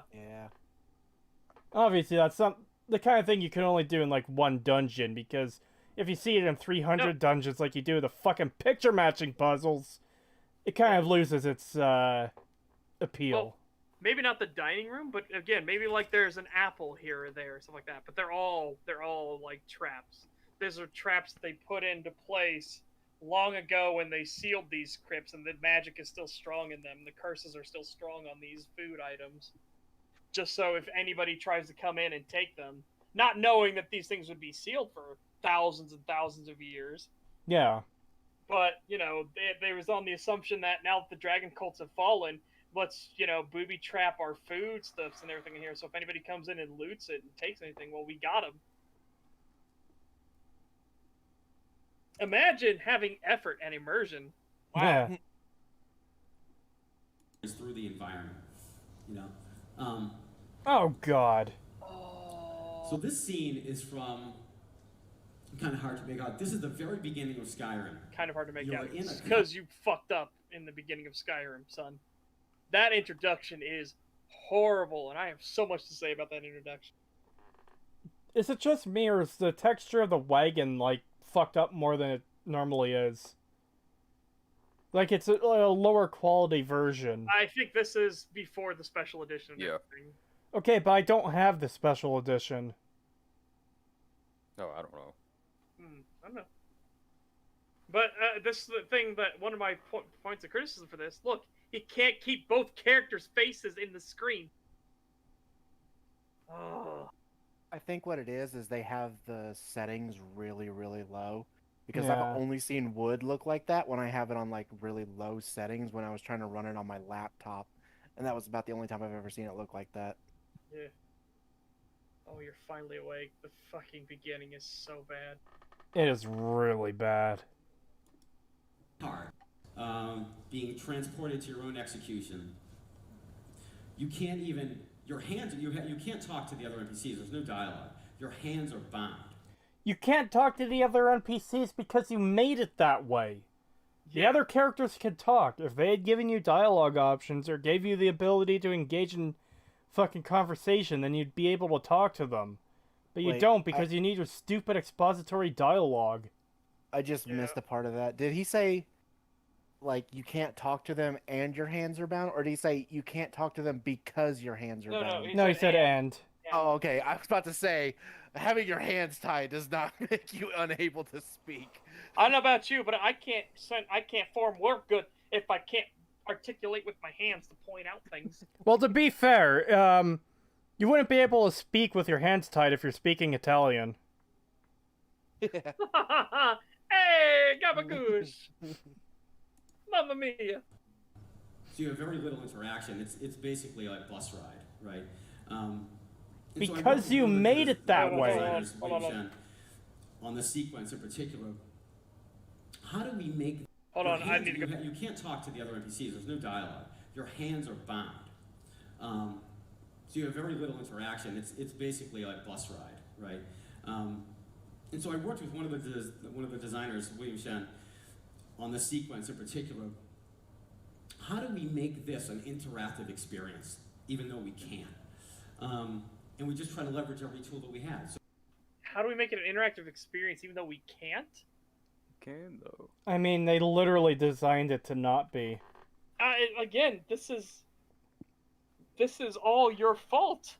Yeah, just I know our chat is usually pretty good with this stuff. When a developer says we can't do this, and it's a design choice of theirs, they absolutely fucking could have. They just didn't want to. Yeah, also, I don't know why they're saying, like, we couldn't. Like, you could literally just turn your head, click on the guy next to you, and then begin a conversation. Boom. Interaction right there. You've just interacted with that NPC. Yeah. Congratulations, you've done it. Dominic the Donkey, $5, says, as an Italian, it is a fact, I assume is what he means. We do need our hands to talk. Thank you for the super chat. Yeah, I was hoping people would like that joke. But yeah, when he says you can't interact with anyone in that opening sequence, that was specifically a design choice they made. That is entirely their fault. Yeah. To say we couldn't do this is fucking bullshit, because they could have, they decided not to. Yeah.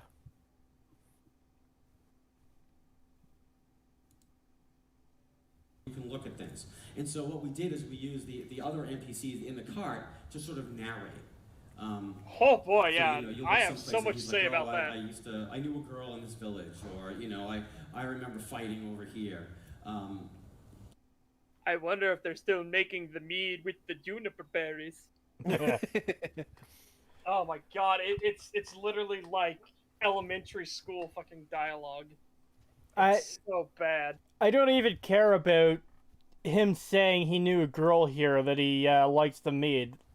My whole issue is that's Ulfric Stormcloak, the leader of the Stormcloaks. That's General Tullius, the leader of the Imperials. No. That's General Tullius, the military governor. Huh. He's with the Thalmor. Like, what the fuck? It's so bad. It's so stilted and awkward, and they did this hundreds of times, guys. One of the developers of Bethesda said they took them hundreds of tries to get the intro the way it was, and I was like, oh boy. Hundreds of times to make a failure. I wonder if there's any point during those hundreds of times where they made one that was better than what we got. They would have had to. I can't imagine anything worse. Actually, no, I take that back. I could imagine something worse. If you're literally in a cage, just sitting there, and they're in cages beside you, just talking to you, and then they lead you up there. That could be worse. Or the fucking cart having physics, they just didn't fix the problem of it just wigging out, so you just never start the game. Oh, God. A €5 super chat from Dion Van Owini. I hope I said that right. Maybe I did say that right. I'm very sorry if I mispronounced your name. But thank you for the super chat. The Lost Dragonborn just speaks through sign language. That's why he can't talk in the opening sequence. Yeah. Maybe. Oh my goodness. But as somebody else pointed out, the fact that Ulfric his entire Thuum is stopped by a simple dirty rag over his mouth. Man, how powerful the voice is that a simple dirty rag can stop it all. Yeah. You'd think you would need, like, a proper gag to stop that.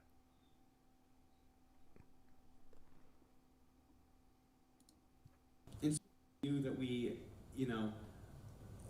it's a even in an interactive game like Skyrim, the most non-interactive experience is still a little bit interactive because we're always trying to keep the player's experience in mind.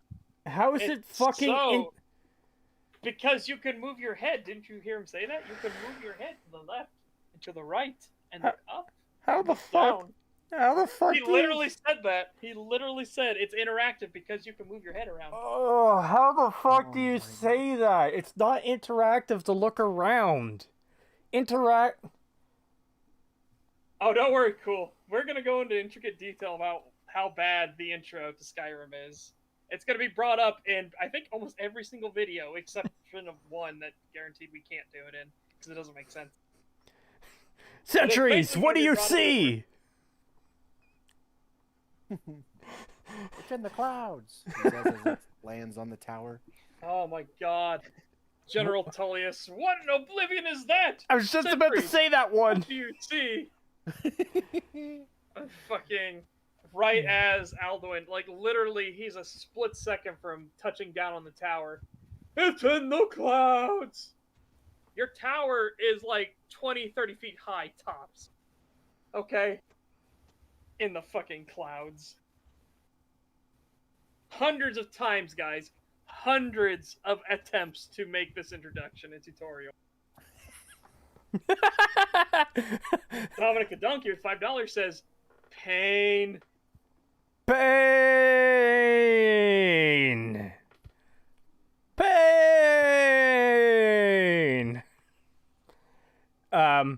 Setch, have you seen the EFAP movies of Zack Snyder's Justice League? I haven't seen the EFAP movies. I saw Waller's whole thing of it. Watch the EFAP movies. I'll have to. Because I loved their whole takedown of the thing. Like, how do you forget the one world, the only world that fought back and succeeded, and you just forgot it? What? $5 from Guy Under a Bridge. Thank you. Another thing. It's speculated Tullius wanted him dead fast, so the elves didn't pull a fast one, so kill him in the ambush. What is elf special victims unit gonna check? Yeah, I brought this up when we were discussing the script. Not yesterday, but before when we were discussing the script, talking about the introduction. Yeah, it was like a week ago, I think. You literally, they could have just shot him in the back with an arrow, or stabbed him, or slit his throat and been like, he was a coward trying to run away. Well, that's the thing, too, during the battle. There is no reason that they had to cart him back. And even better, this is the part that annoys me the most. I was just about to mention it. When you get to the execution block, another guy interrupts. He wants to go up first. Fine, whatever. He basically throws himself on the block. Whatever. Get him out of the way. Done. And then the plank of wood and silver armor, instead of pointing to Ulfric and saying, "Hi, King, it's your time to die," she points to you, the player character, which I play Argonian. She goes, "Next, the lizard!" Like, what? The High King's right there. He's right there. Hold on a second. My hands are bound. Let me bounce over this way. He's right there. Yeah, why next to me? Why would you not execute the fucking leader of the rebellion first? Like, it makes no sense. But it gets even worse because if you happen to be playing a high elf, then it seems like a really bad fucking idea to execute one of the citizens of the fucking nation that has your empire by the balls right now. They want war. Oh boy, yeah, it's just so. Oh, like I said, it makes sense. The first guy, I can get a logical thought process. The dude literally like throws himself on the block. Whatever, get him out of the way. Done and dusted. Then why some rando that you actually don't have on your list? You don't know why they're there or when you picked them up, even.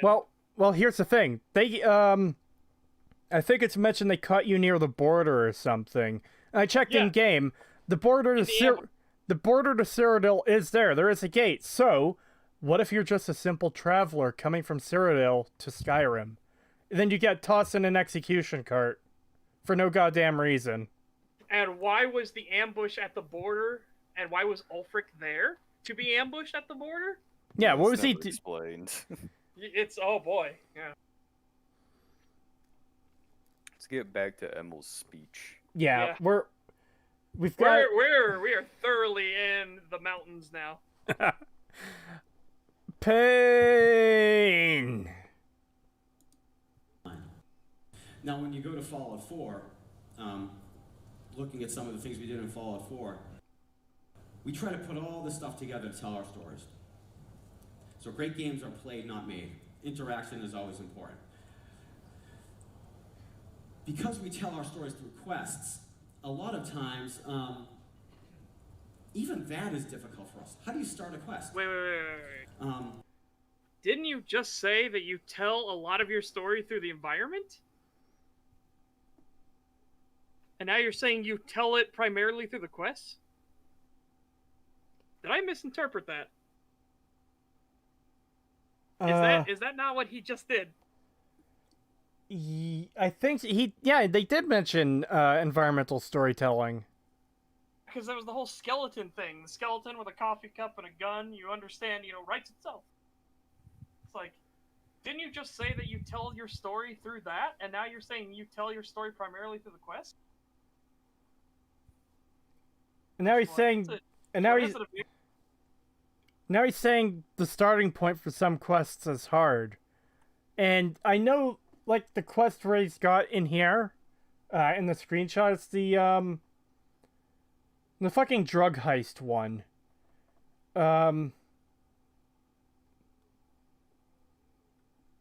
This quest and a couple other quests in the game use the Triggermen as, like, the Mafia faction they have to deal with. This faction is so fucking shallow, there's pretty much nothing to it. They're just a group of goons that a few quests require, and that's it.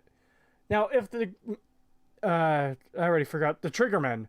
If the Triggermen were actually a group within the world that did things and, like, held a significant position in the world that they should, then the quests, the stories should almost kind of generate themselves. Maybe not necessarily generate themselves, but, like, you have this significant group, and it's like, okay, what would this group do in this situation? Well, maybe they'd be asking people for protection money. Maybe they'd be selling chems in Diamond City. Maybe they'd be doing this. Maybe they'd be doing that. There's so many quests you can get out of the natural conflicts and internal goals that would exist from these groups existing.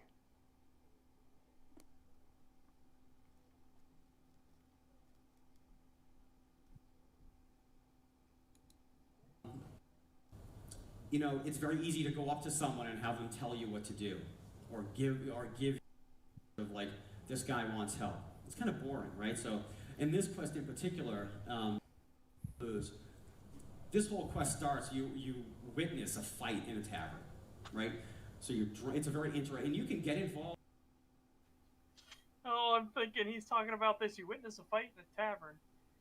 You go into Markarth and you witness a dude get murdered. And then some random nobody runs up to you. Did you see what happened? I think you dropped this note. Boring. Yeah.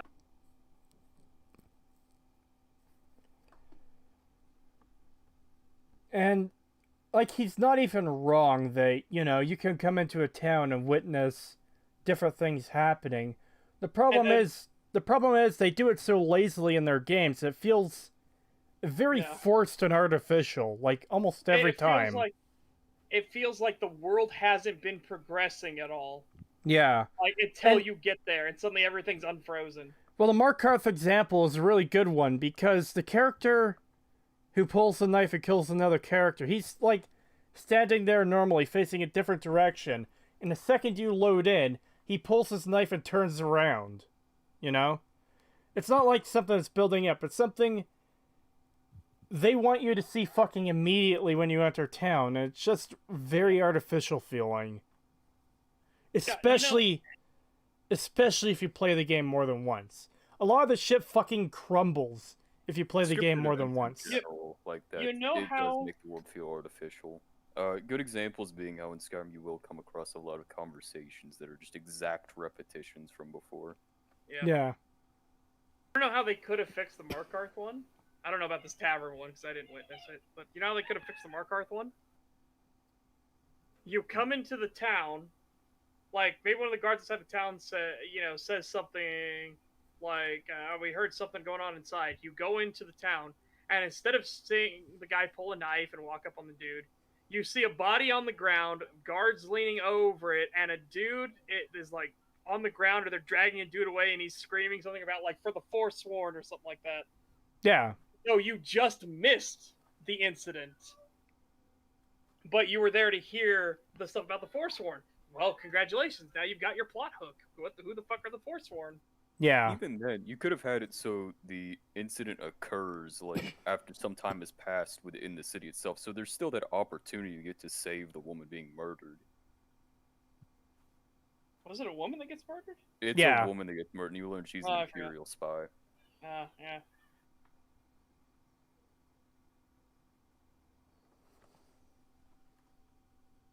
involved. And throughout the course of this quest, and actually, you want to talk about a quest that had reams and reams of downloads of stuff, this quest in particular, because this quest is an example of, this is a really, Kurt Coleman is the designer who did this, and he did a fantastic job. And I'll tell you why, is because most of the work he did on this quest you'll never see. Because this quest, it branches so many different ways. Get involved, don't get involved. Kill this guy, don't kill this guy. Every time you make a decision, it affects something else. And again, we were always thinking of the player, thinking of the player's experience and what's important to them. So, does the quest actually branch that much? Not nearly as significantly. Fuck, it's been a while since I've done that quest, but there are slightly different options you can take, but I don't think the overall outcomes are that big of a difference in the grand scheme of things. Yeah. Also, what a selection that he listed there. Get involved or don't get involved. Kill a guy or don't kill a guy. Yeah. Yeah, real. It's a really unfortunate reality. That's how a lot of Bethesda's quests go. Yeah. And I know there's one quest. I think it was actually shown by somebody showing why Bethesda's quest design is terrible, and it was like the one where you have to go save the dude's daughter. She's like locked up in a cell, and there's like some evil scientist lady, and you can either work with the mercenary, not work with the mercenary, save her yourself, kill her yourself. Yes, I know the one you're talking about. The yeah, and if you work Covenant. with him, he takes Covenant. half of it or something. Yeah. Yeah. Yeah, it's a quest at Covenant where they use the goat test from Fallout 3 as their Blade Runner synth test. It's just fucking stupid. Yeah, that is incredibly stupid. But yeah, and then he showed literally every single outcome of it, and they are like barely changed. Like nothing of consequence happens, no matter what you do. Yeah. And I really don't mean to bring Miniature Nerd up again, but it's similar to how in his video he thinks like choice enough is alone when the issue about choice is like significant outcomes. Saying yes and the way you said that. What? Choice enough is alone. Oh. I didn't think I said that way. Anyways. Yeah, sorry. It's just one of those amusing things, especially since we've been listening to Emil like trip over everything. It was just funny to me. Yeah, I'm feeling my brain getting fucking scrambled by watching this. But Yeah. anyways, it's that idea that choice alone is enough. And like you have a choice, yes or no. But the outcome is barely different or isn't different at all. That doesn't mean much. The choice might as well not exist. The point of having choice is that there's different outcomes for what you do. So, yeah. Because the game doesn't really do anything with the choices, it doesn't really matter in the grand scheme of things. So for that quest for Covenant, you save the girl, what happens? She goes back to Bunker Hill, I think, and that's it. Quest over. Like, there's no significant changes in the world for that.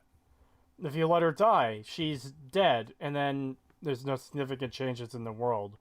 It's just a character that either goes to a location or dies, pretty much.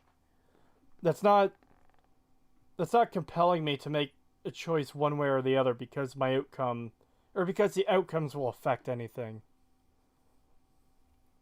$2 from GG Evan 317. Thank you. To do or not to do. That is the choice. Fallout 4. Yeah. Kill a guy or don't, and kill loot return sums up all Fallout 4's quests. Agree. Matten would think that that's a great use of choice.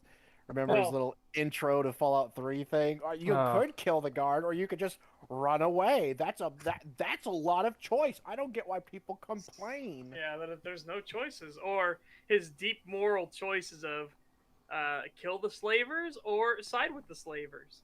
It's like, what the fuck?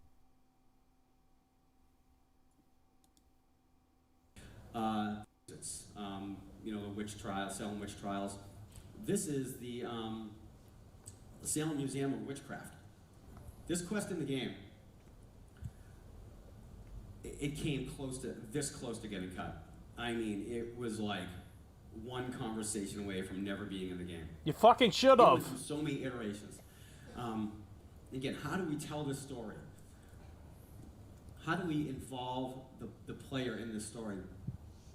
And again, like, sometimes the stories, when you're making a game, the story that you write on paper has to change. So with this quest, the example with this quest, we were leveraging things we didn't have, okay?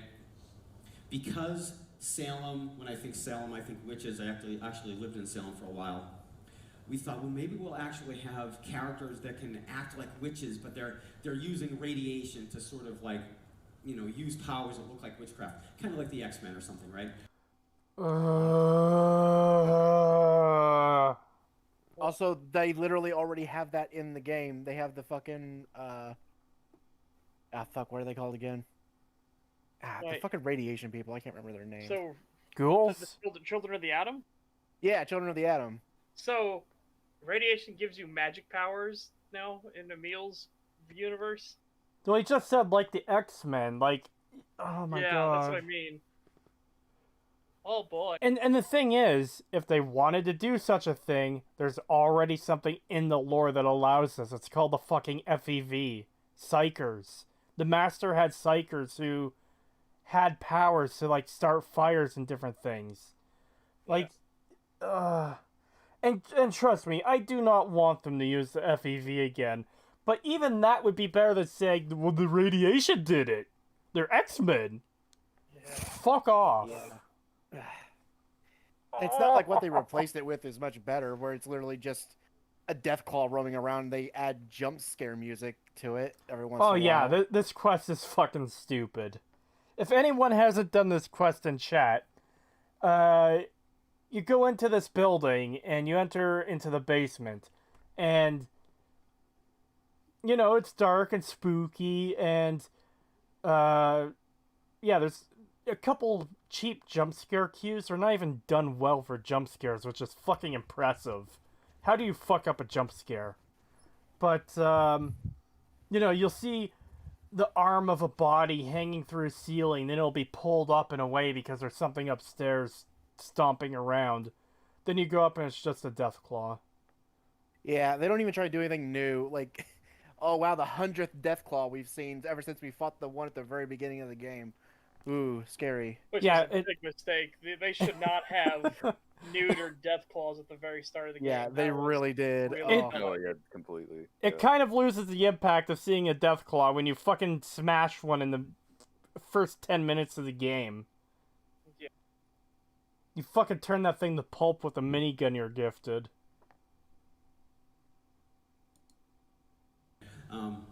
Leverage Skyrim's magic system, right? Because we still have it in the code. Oh my god. We had it in the code. It got ripped out at some point, okay? So we didn't have that anymore. And so we weren't going to recreate that entirely just for one quest. It wasn't going to happen. So then we said, okay, it'll be the story of these two towns that are warring against each other. Wrote the story on paper, sounded great. What happened? Okay. Two towns warring with each other. I'm already more interested than anything else in Fallout 4. Yeah. In the game, we compress our map. We can't build everything. So those two towns actually sort of became one town. So you can't have two towns fighting against each other when there's just one town. Yeah, but you can have a civil war within the town. You fucking brainlet. Yeah, and why did you have to? Why couldn't you just say, okay, well, take that town then over there instead of adding this new one in, we'll just take one that's already established and we haven't done much with yet. Well, what the fuck? Well, again, you could have a town that's split into two like factions vying for control. And you could do something really fucking interesting with that. You could do so many interesting things with that. But nah. No, you can't have a town fighting with itself. That doesn't make any sense. It has to be two towns fighting each other, not one town fighting itself. Fuck. Yeah, you literally could have had like a Hatfield and McCoy situation going on, but nope. Nope. Can't do it. Even though you could totally do that with just one town. Those names sound familiar, right? What's the backstory on that? Oh, the Hatfield and McCoys? Yeah. Just a quick version. It had something to do with like so it was like in the Alps, like the Appalachians and stuff. Basically it's about these two families, very large families.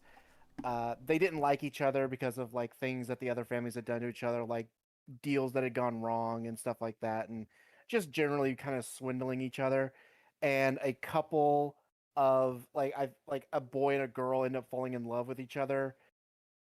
It's Romeo and Juliet, basically. Yeah, basically Romeo and Juliet, and they, the two sides they're like, no, you can't do that, and the tensions get worse until eventually like a huge fight breaks out and a bunch of them die. Yeah. That would, like, I know you're talking about a real thing that happened. That would make a decent fucking quest for a Fallout game. Yeah, exactly. That's what I'm saying. It would have been really cool to have had something like that in a Fallout game. But they were just like, nah.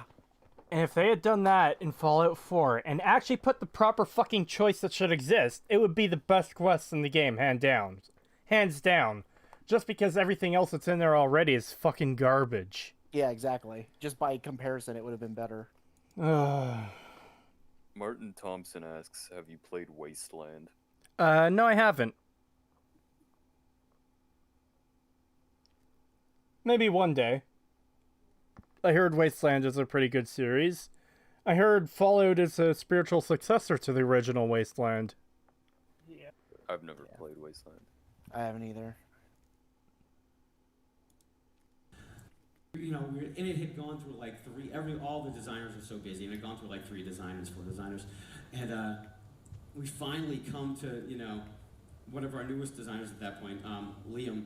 He's like, let me give it a shot. And so I worked with him to we had all these different options, and it turned out we did a very simple quest. Everything is contained in this building. You fight a Deathclaw, one of the scariest creatures in Fallout. Not anymore. It was until you guys ruined it. Yeah. Like, here's the thing, too. What if it was a completely new, unique enemy type that you didn't see before this quest? Yeah. And, like, I know that this specific quest takes place in Salem. What if it was a quest that was more easy to run into early on, and then these enemy types start appearing in the Wasteland pretty rarely, but they are out there? That would be an interesting way to introduce a new enemy type into the game. I think, anyway. I'm just sad that they fucked up the Deathclaw thing, because that could have been really good, because one of my, I've always liked the idea, ever since I first ran into Deathclaws, of, imagine a situation where, you really don't have much in the way of fighting this thing, and you're, because I've had, nightmares of this shit, because for some reason Deathclaws have given me nightmares in the past, of, you're moving through, a junkyard, and you have to, crawl your way through fucking dilapidated old cars that no longer have doors while this thing walks around looking for you, stepping on top of the car, flipping them over and looking inside them, trying to find you while you're trying to slink your way through, not being seen, because if this thing catches you, you're going to fucking die. And it's just they could have done something really cool with that, and it will never happen. This really interesting scenario that literally gave me nightmares will never happen. Yeah. Because they're just too incompetent to ever do anything cool with Deathclaws.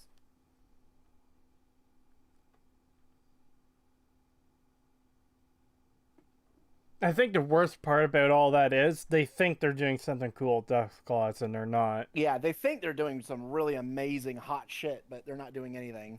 Yeah, they think this quest in the opening fight with a death claw is they think it's fucking gold, and man, it is not by any means.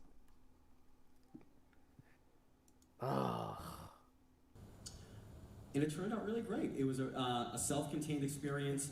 It was an example of how I work with my team to help craft these stories, and how, looking at the player and the player's experience, we're constantly changing things and constantly keeping the player in mind. And of course, I don't believe for a second that you're keeping the player in fucking mind. Yeah. I don't believe you at all. They're even using a meme making, or he's even using a meme making fun of their own game. Preston Minutemen, who we decided to do something different with him, and if you've played the game, we'll give you quests for the Minutemen, and these are radiant quests. They never end, and Preston basically sits on his ass while you do everything yourself, right? So it's content that never ends for the player, but it's sometimes gets a little overbearing. Look at Paladin. You don't I say. I like how he Glossing over sheepishly kind of like, I think it's a bit overbearing. Yeah, it kind of sucked, but Then why bring it up? You're only shooting yourself in the foot. If the point you're oh my god. Are you trying this to is teach? hilarious. Are you trying to tell people how to write a story or not?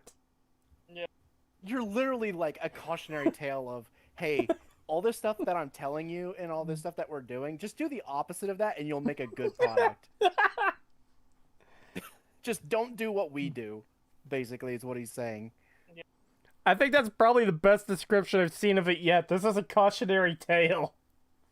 Yeah, because he already said that it was their own awful system that fucked everything in the writing and everything.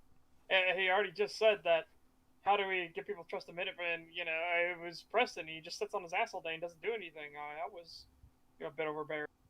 And it's like, yeah, okay. I think you're starting to, like, paint people a picture here of don't follow our advice. Don't do what we did.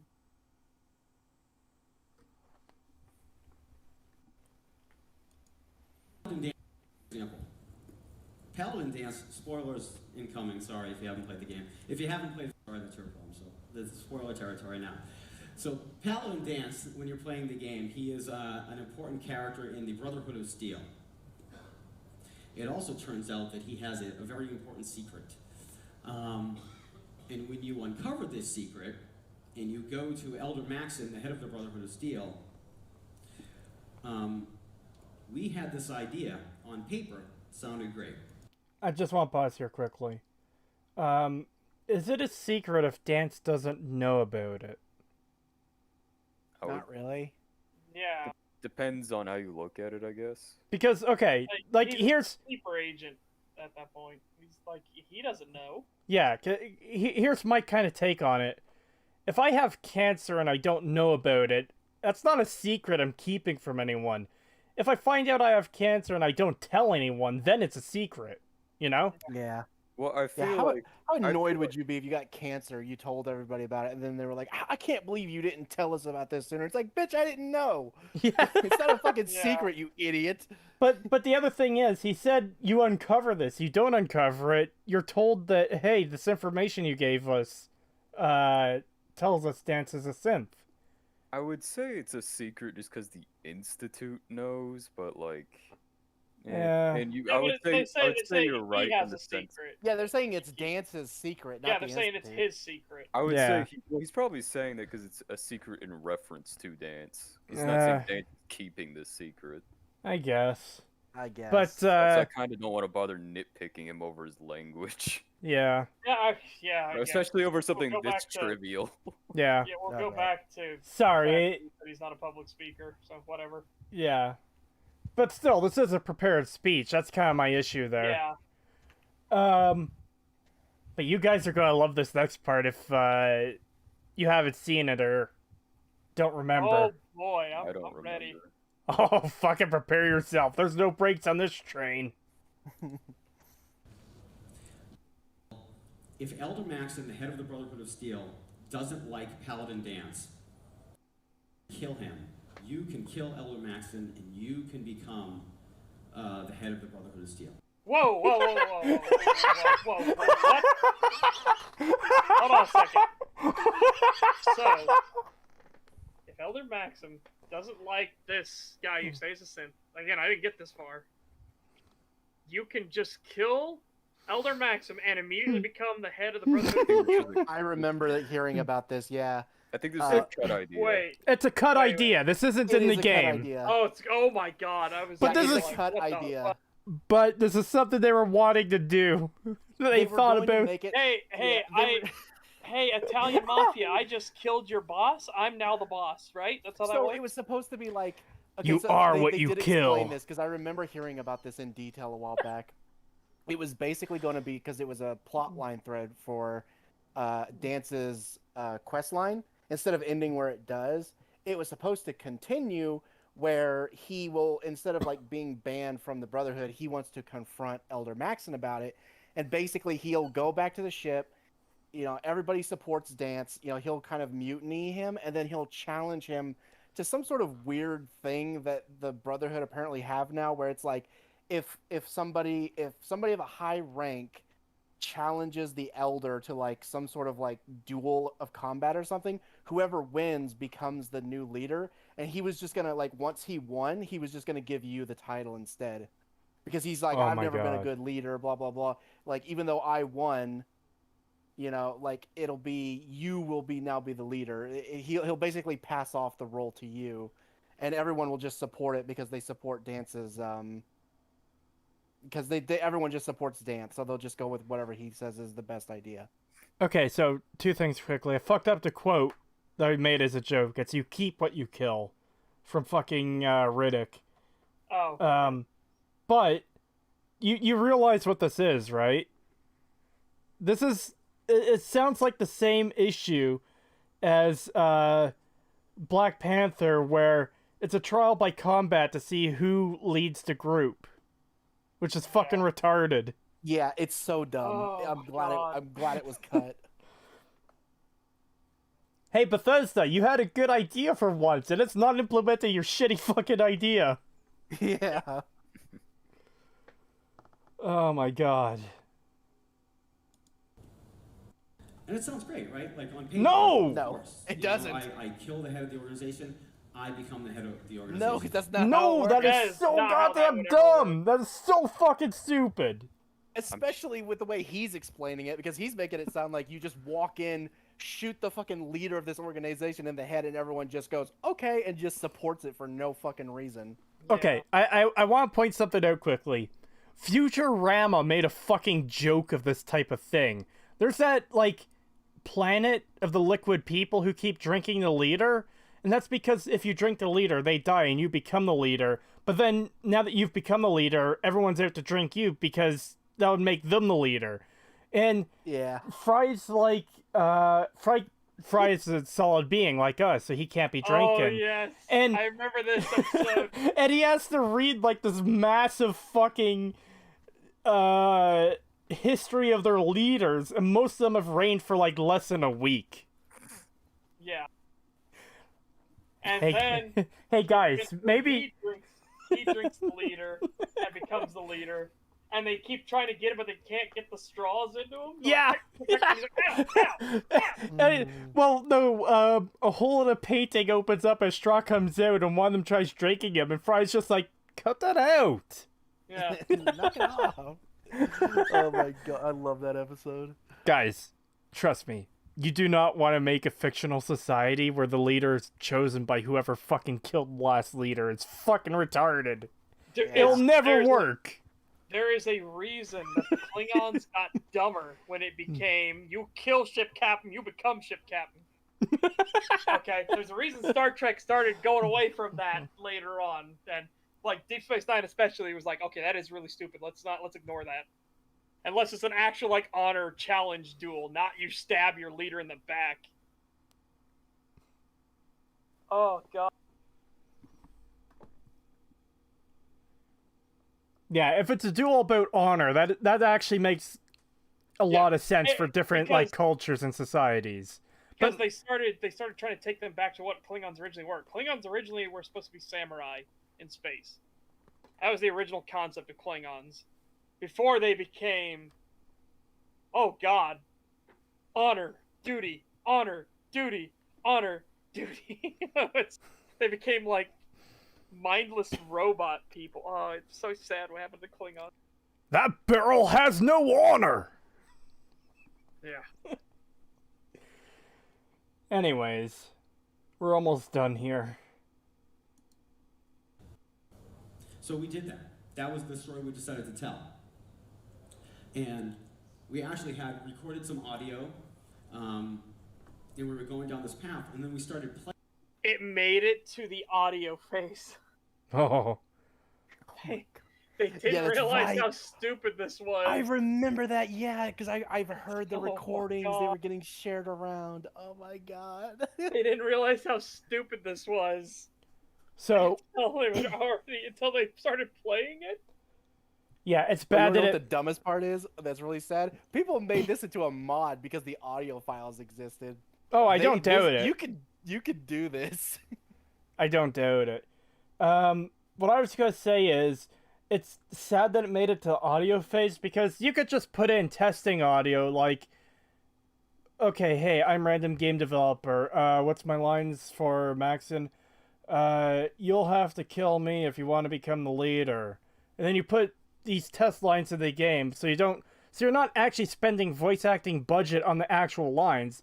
And then you play test it and you're like, oh wait, yeah, this is actually fucking garbage. Voice acting won't save this.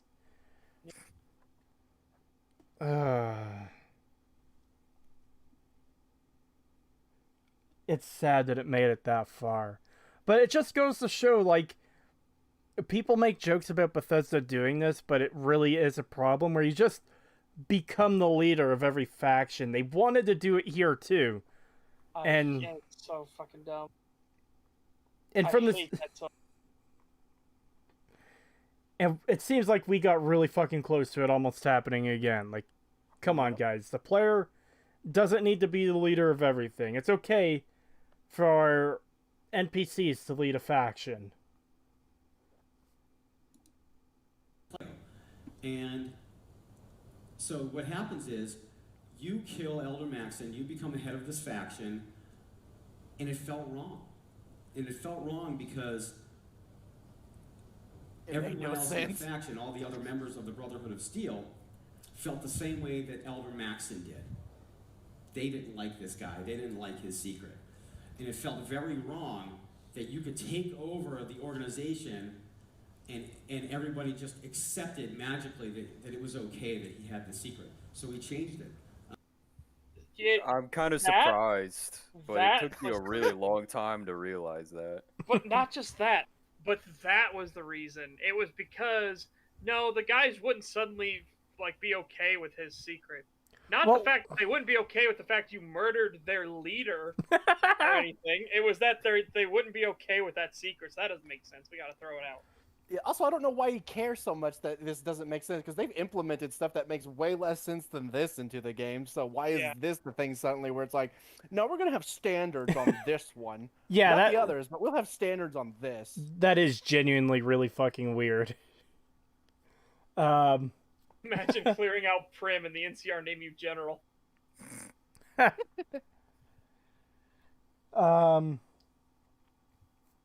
a little bit fucking crazy.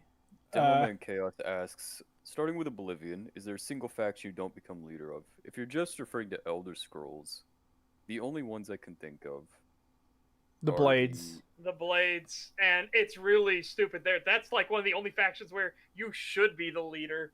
I was going to say the Imperial Legion and Stormcloaks, but that's like... Yeah. That's like half developed. Yeah, the Civil War factions are really underdeveloped. They share most of their quests, or have extremely similar quests. The Brotherhood of Steel accepting synths is too much, but Kid in the Fridge is fine. Yeah, exactly. That's what I'm saying. It's like, I don't get why they cared so much about this. It's actually shocking that they ever thought that, hey, the NPCs of this group don't actually believe in this thing, so this changed when it makes sense. It is fucking shocking. that they even thought of that. They got that deep into thinking about their NPCs as actual thinking beings, and not the more logical oh, he killed Kaisar, kill him. But then they put the Brotherhood of Steel in Fallout 76, so it's not like this. It was very much a fleeting moment of awareness.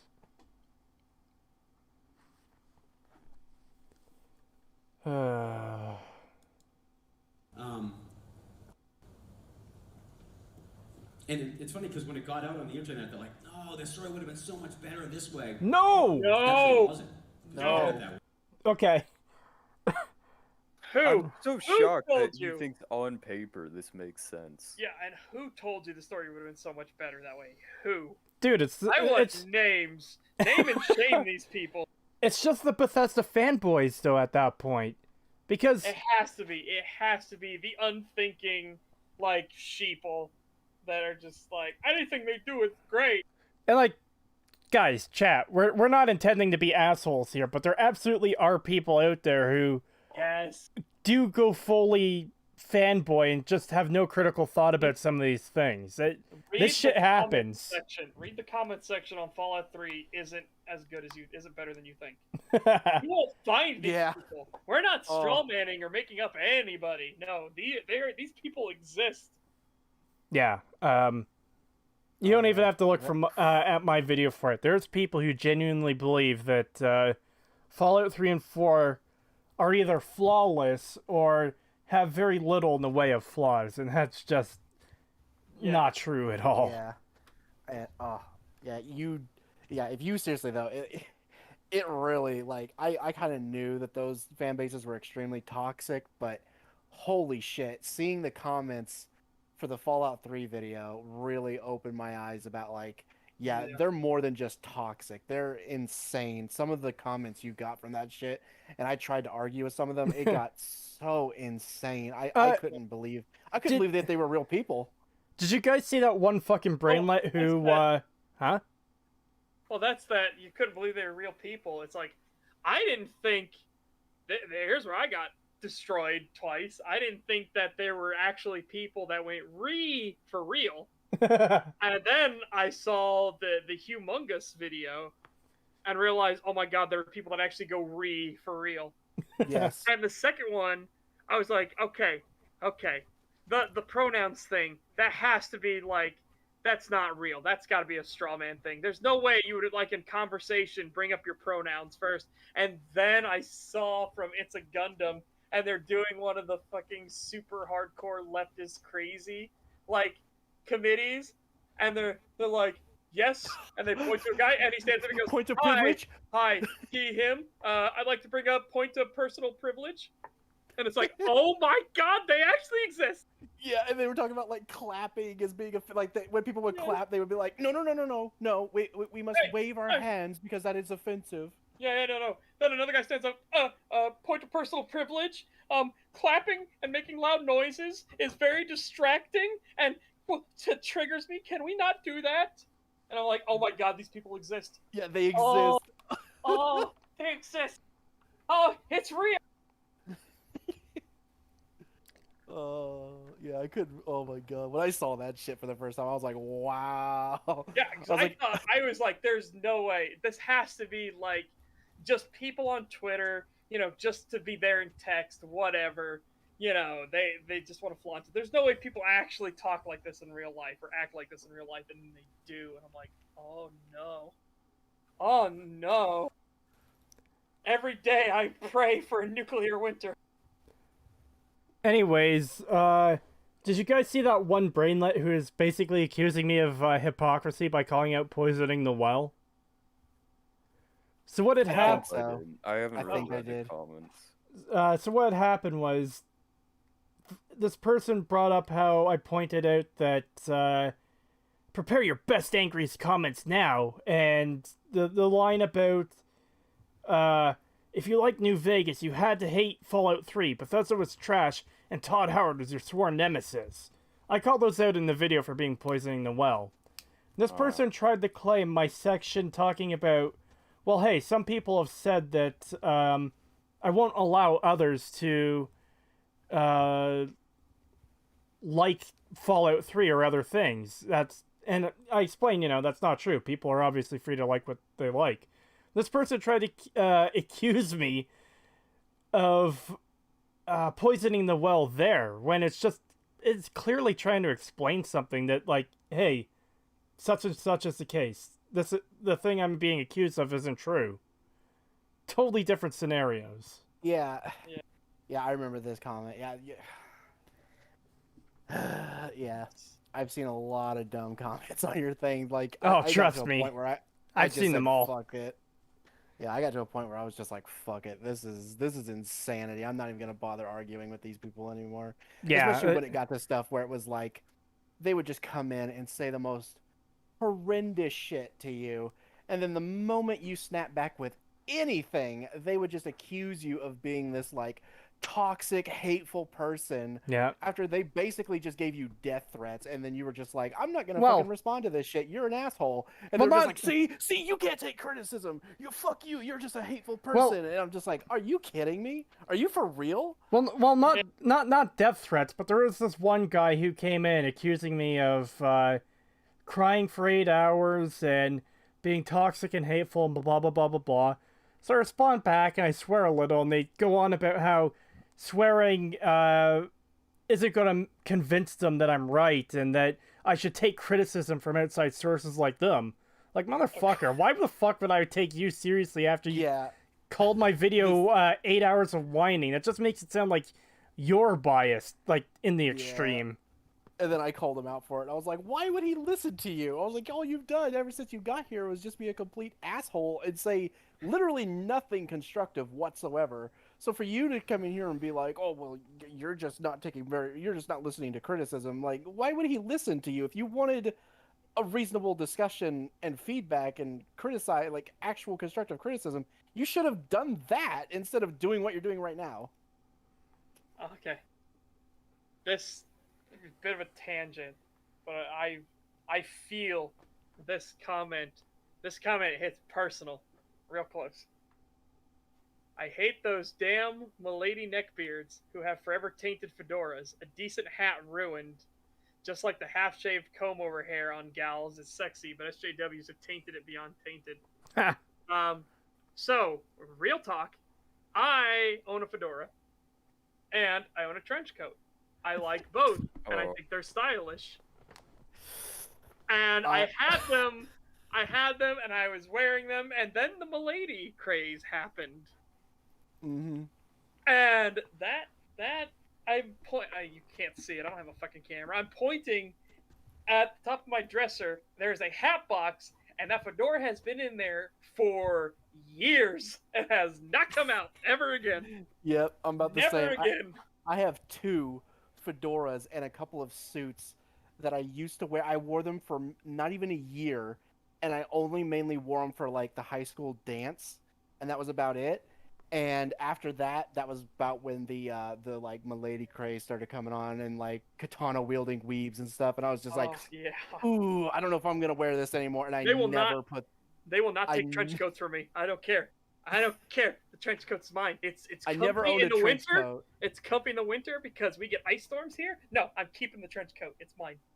The only reason I never bothered with a trench coat was because people would always associate people who wear trench coats with Columbine, and they would just always assume that you're about to go shoot up a school. So I just never bothered with it. Well, hey, just think. Here's what's funny about that. Wait, just think. If you have both, you could cosplay as a milady high school shooter.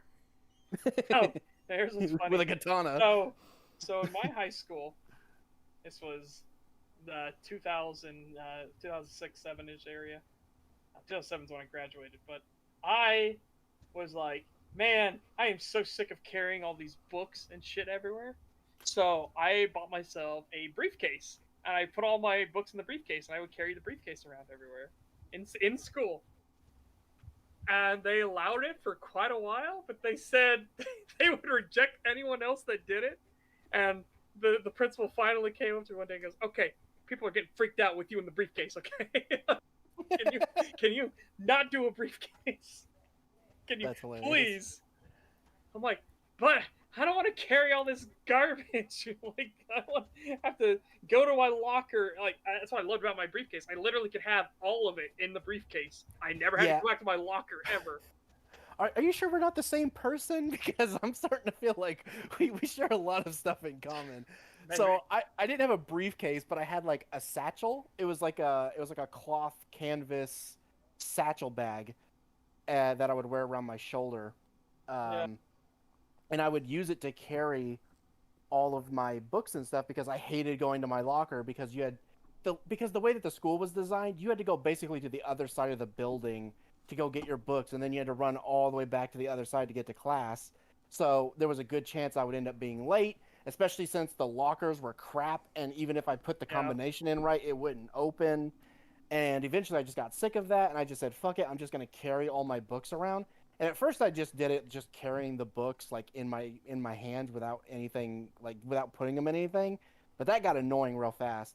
So I got the satchel, and they were fine with it at first until other people started getting the same idea I had and started bringing their backpacks into the classroom with their books in it, which for some reason they had a serious problem with that, and they basically banned it. But fortunately, I dropped out of high school the same year that they did that, so I didn't have to worry about it. Yeah, I didn't drop out. They just were like, they're just pleased that are like, okay, now you're done, you're graduated. You know what? We don't have to worry about these briefcases ever again. Like, oh, okay. No, for our senior graduation thing to kind of fuck with the school, we brought in a metal briefcase, pure metal, right? And I started carrying it around, and I was passing it off to other seniors and stuff like that. And the principal was like, wait a minute, and they got it. And they brought in me and a couple of the people, and they popped open the briefcase, and we had like broken up a ton of chalk and put them in like clear plastic bags. Oh no. And the teacher, he's like, what is this? And then he sees like a tape recorder in there. He turns on the tape recorder, and they're like, how could you not trust your students? What's wrong with you, Mr. Principal? And this tape will self-destruct in 10 seconds. You have a nice day. And he thought it was funny, so we didn't get in trouble. But yeah, it was amusing. But he grabbed the bag. He's like, yeah, it's funny. And then he dumped them out in the trash bag next to him. He's like, okay, you're not getting in trouble because that was amusing. But yeah, don't do that again. That's hilarious. Anyways, just quickly, I want to get back to the video, but I want to read a couple comments quickly. Are you guys going to start a podcast? Doesn't have to be weekly or anything. I just enjoy these types of videos. I do want to do more of these kinds of streams. I do really enjoy them. I guess we kind of need to come up with a name if we're going to be doing these more really frequently for a name. Yeah. But I would love to do a podcast where we just talk about like our experiences and stuff, and just talk about us and stuff without like looking at a video. One flew over the owl's nest. There we go. That's the new thing. Oh, that's actually pretty good. I like that. Maybe. What we could do is I'm fucking terrible at coming up with names. If anyone in chat has name suggestions, feel free to I guess post them in the Discord. There's a link to that in the description, or put the suggestions in the comments of the video, but just make sure to highlight it's a suggestion, because sometimes it won't pick up that, you know, a certain phrase is going to be a name suggestion, so just mention. The furry cast. No, I'm not a furry. I'm not a furry either.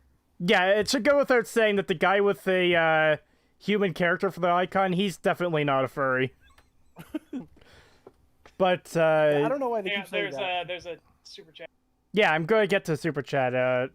I've been meaning to. The Brotherhood of Steel history files. No, because we want to do like all kinds of different videos and all kinds of different talks. Yeah, we're not just going to be covering Fallout. As much as I do love Fallout, I never intended for this channel to solely be about Fallout or even Bethesda. So, yeah, it can't really be anything strictly related to one franchise. But anyways, $2 from a guy under a bridge. Thank you. Speaking of magic, Oswald in the Nuka DLC. I I haven't played Nuka World, but I've heard things. Forgot I about remember that. I have heard things. I completely forgot about that. I have heard things that I am not thrilled about the things I have heard. I'll see it when I get to it, but for right now, man, there better be a good fucking explanation for what I've heard. Oh, there isn't. There isn't. Oh, just you wait till you get to that shit. It is insane. Which again just reinforces my statement of I am so curious as to why they actually cared about the dance thing when they let fucking like the Oswald shit slide. I just don't get it. Yeah, a lot of this just doesn't make anything. It just doesn't make any sense. I've seen a couple clips of it too. Like, it looks like he's teleporting around. I could buy that he's using a stealth boy and he's just using magician illusions to do it and not actual magic. But if it is actual magic, I'll be fucking pissed. It's pretty substantially actual magic. Plus, kind of the whole, the glowing ones bringing other ghouls back to life with radiation, even though they were completely dead. I would consider that magic anyway. But he does way more than that though. There's the teleporting shit. The teleporting thing is the worst part because that is, it does not make sense. Like even with a stealth boy, there is no way he could get to some of these places the way he does with just the stealth boy. I got an idea for our thing. Oh? I'm gonna put it in our thing. Ah.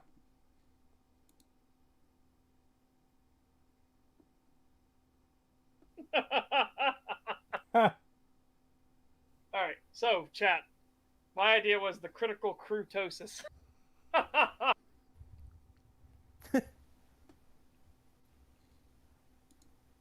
Well, the name doesn't have to be strictly related to me either, you know? It's a group thing. I'm not like the leader or anything, you know? You're not? Okay, well, I was gonna kill you and take over anyway. So,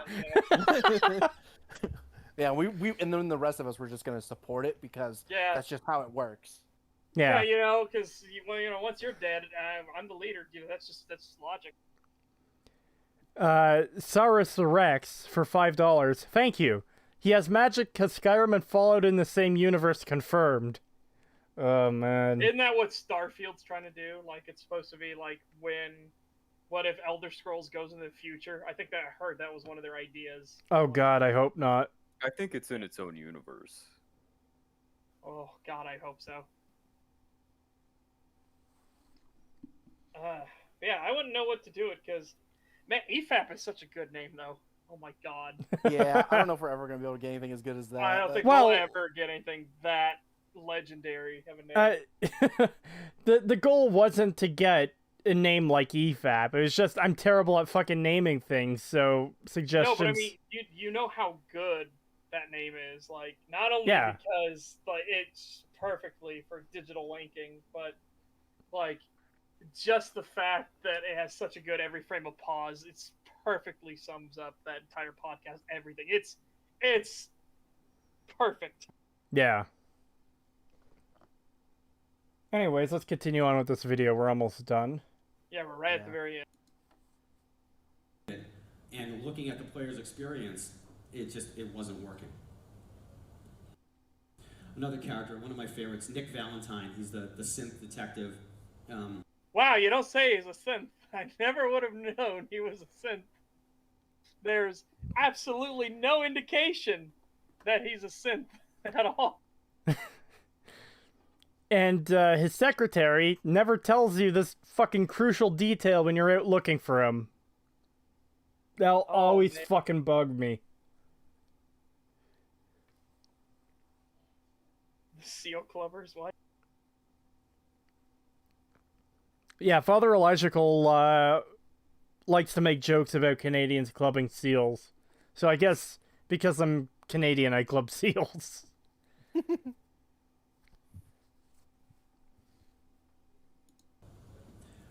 you know, we were trying to figure out what to do with him and his story.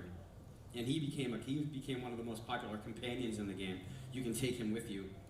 Okay, he's one of the most popular companions in the game because he's one of the few that actually has a half-decently developed personality. Yeah. Then he plays a significant role in the main quest, more so than... Yeah, that too. All the companions. He'll advance. And, you know, working on his story, his story is one that over the course of the entire game. And it is it's one of these quests that it is not meant to, and this is another problem for us when we tell our stories. We think big, and sometimes, you know, the player wants to throw their paper airplanes, they want to build their shacks. Fuck off. Shut up.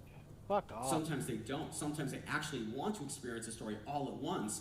And when Sometimes they actually want to experience a story. Yes, that's why I'm playing a fucking story-based game, you fuck. Yeah.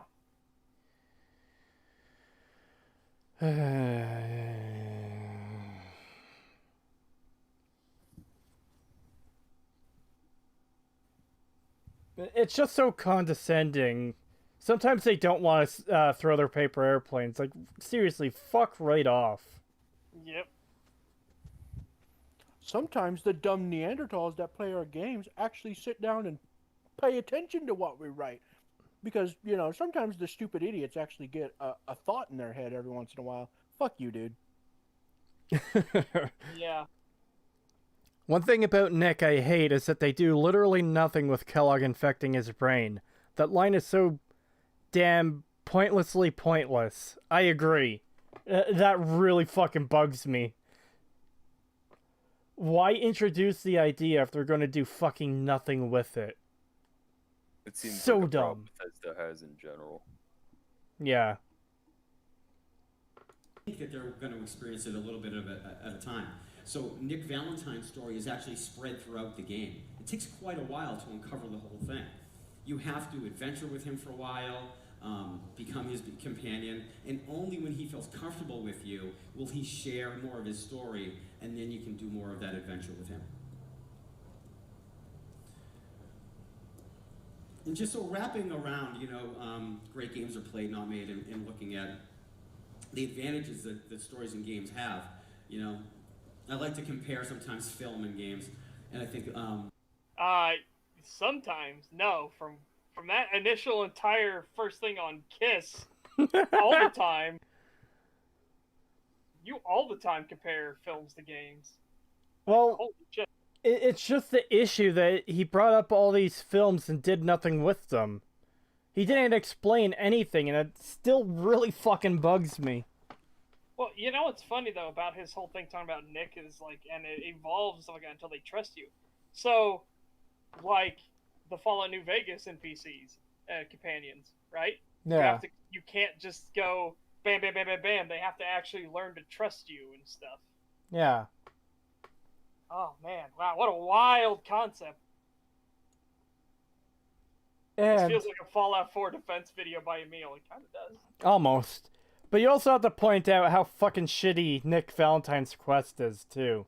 Like, collect these holotapes in all these police stations across the wasteland.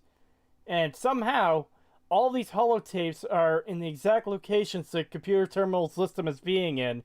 They haven't been taken on all this time. They haven't deteriorated or gotten destroyed in all this time.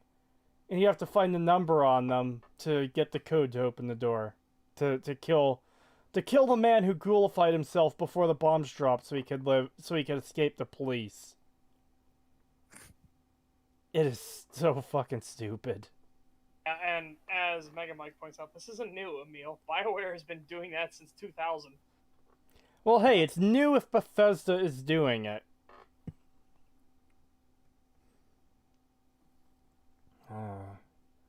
What the fuck is he going to say about the Warriors here? I know. I just started thinking, Warriors come out to play. Warriors, one of my favorite movies. You know, it's great to sit there in the audience and watch this story of these, you know, guys in these baseball outfits You know, why do that? Why watch that when you can experience it? Oh.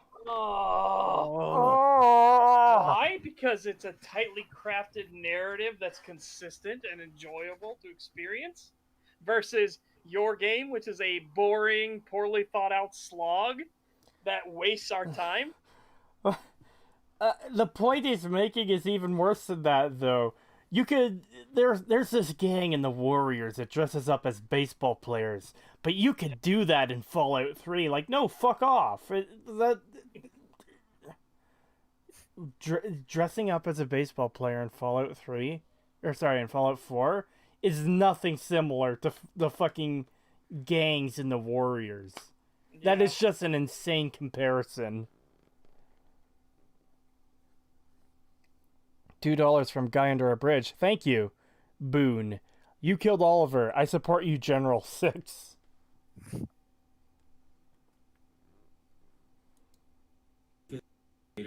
We offer our players a fictional experience that you simply can't get watching, right? You get to be part of it.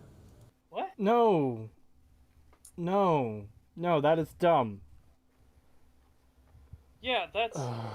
They're two totally different experiences. It's the same genre of entertainment, but if you're going there for a film, you kind of know what you're signing up for. And you can still be part of the film if it is deep, introspective, and makes you think. But holy crap, what the... So yeah, you can't play as a member of a gang in Fallout 4 because there are no gangs. It's just your character being a cosplaying dipshit at that point, all alone. Gage, I have no idea if it holds up because it's been a long time since I've seen it. I just remember like the key memorable scenes. It's the fucking bottles, the bottle scene. I can't. I think Red Letter Media did a video on it a few years ago. That's worth checking out at the very least. But it's been a long time since I've seen the movie too. But check it out. My favorite line: "Can you dig it? Can you dig it? Can you dig it?" Okay.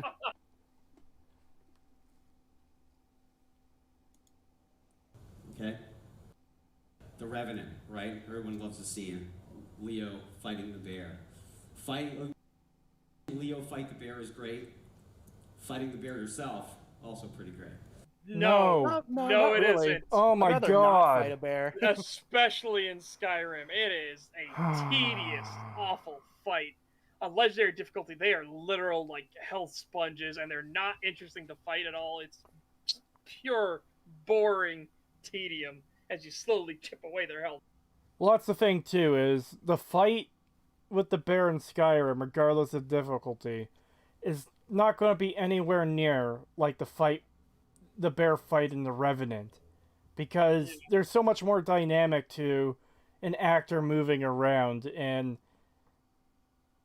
like both the actor and the bear moving around in the scene, even if the bear CGI. I don't know how they did the bear. I don't give a shit.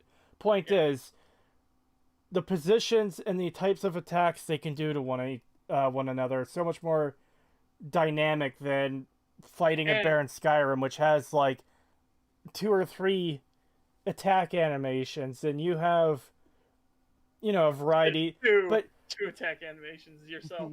Well, you also have spells and shouts and stuff, but it's like you're not going to be knocked on the ground or.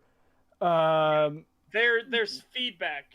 The feedback in the movie of like when he punches the bear in the jaw, the bear's jaw cracks up or something like it. I don't know how the fight scene actually goes. I haven't seen it. Sorry. Neither have I. But the screenshot he showed there, Leo was on the ground on his back and the bear is kind of over top of him.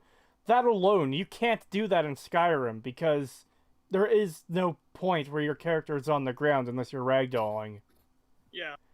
Even then, you're getting up.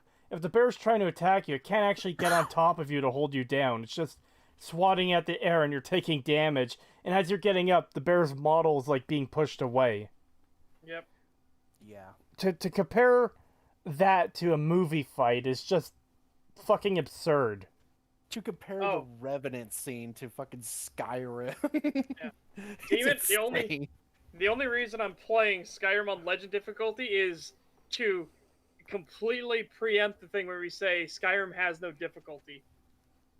So if people go, oh, yes, it does. Just play on a higher level. Like, I did it on Legend, motherfucker. It's not difficult. It is pure tedium. Yeah. Yeah, I pretty well only play on Legendary because that's the only way you're going to get any kind of challenge. But at the same time, some of the enemies are just so fucking tedious. They're just health sponges. That's all they are. Yeah.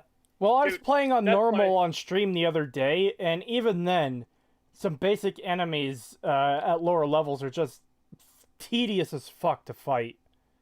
That's why I'm glad I showed it on stream. The fucking College of Winterhold fight with the magic sperm, where they're wiry, they're slippery, they're hard to hit with melee, with spells, with anything. They are a pain in the ass to hit because of their movement and everything. And they have ludicrous amounts of health. Like, every single one of them basically has the same health of a dragon fight. It is horrible. You're telling me that Leonardo da Vinci wasn't fighting an actual bear?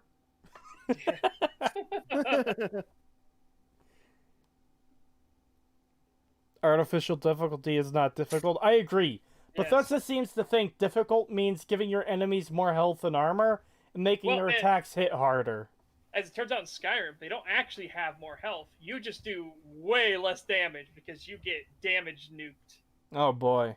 Yeah, it's a multiplicative damage reduction thing. It is horrible. Yeah. And it's a really dumb way of handling difficulty, rather than making enemies more or less intelligent in their battle tactics.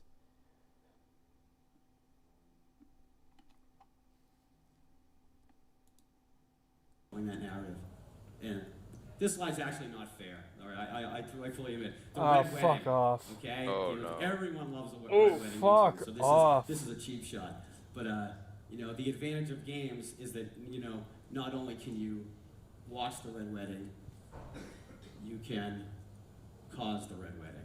Are you? That is not even remotely similar. I forgot about this. Oh my god.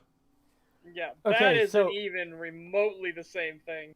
Anyone familiar, for anyone who isn't familiar with A Song of Ice and Fire or Game of Thrones, I don't want to spoil anything, but the Red Wedding is a big fucking deal in the shows and the books, and it's done really well because, man, I really don't want to spoil anything.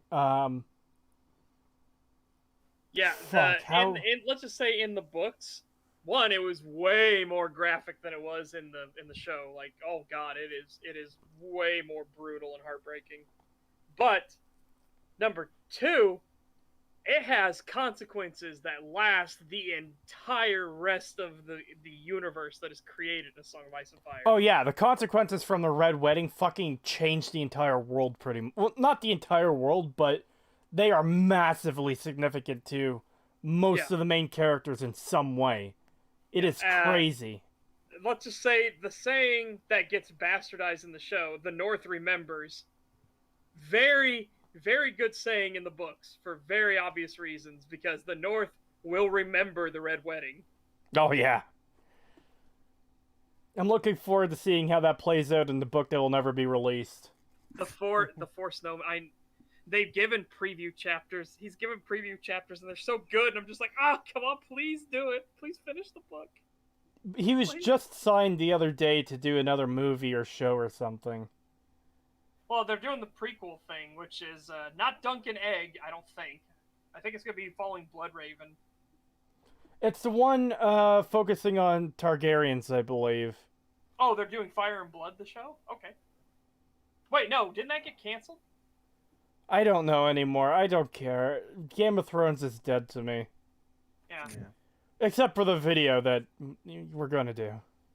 Yeah. Imagine comparing your writing, especially if you made Skyrim. Oh my god. And taking this taking George this, R. R. Martin. Yeah, taking this, it's saying it's on par with the Red Wedding. How far up your own ass do you have to be to say that about your own thing? Well, you have to be far enough up your own ass.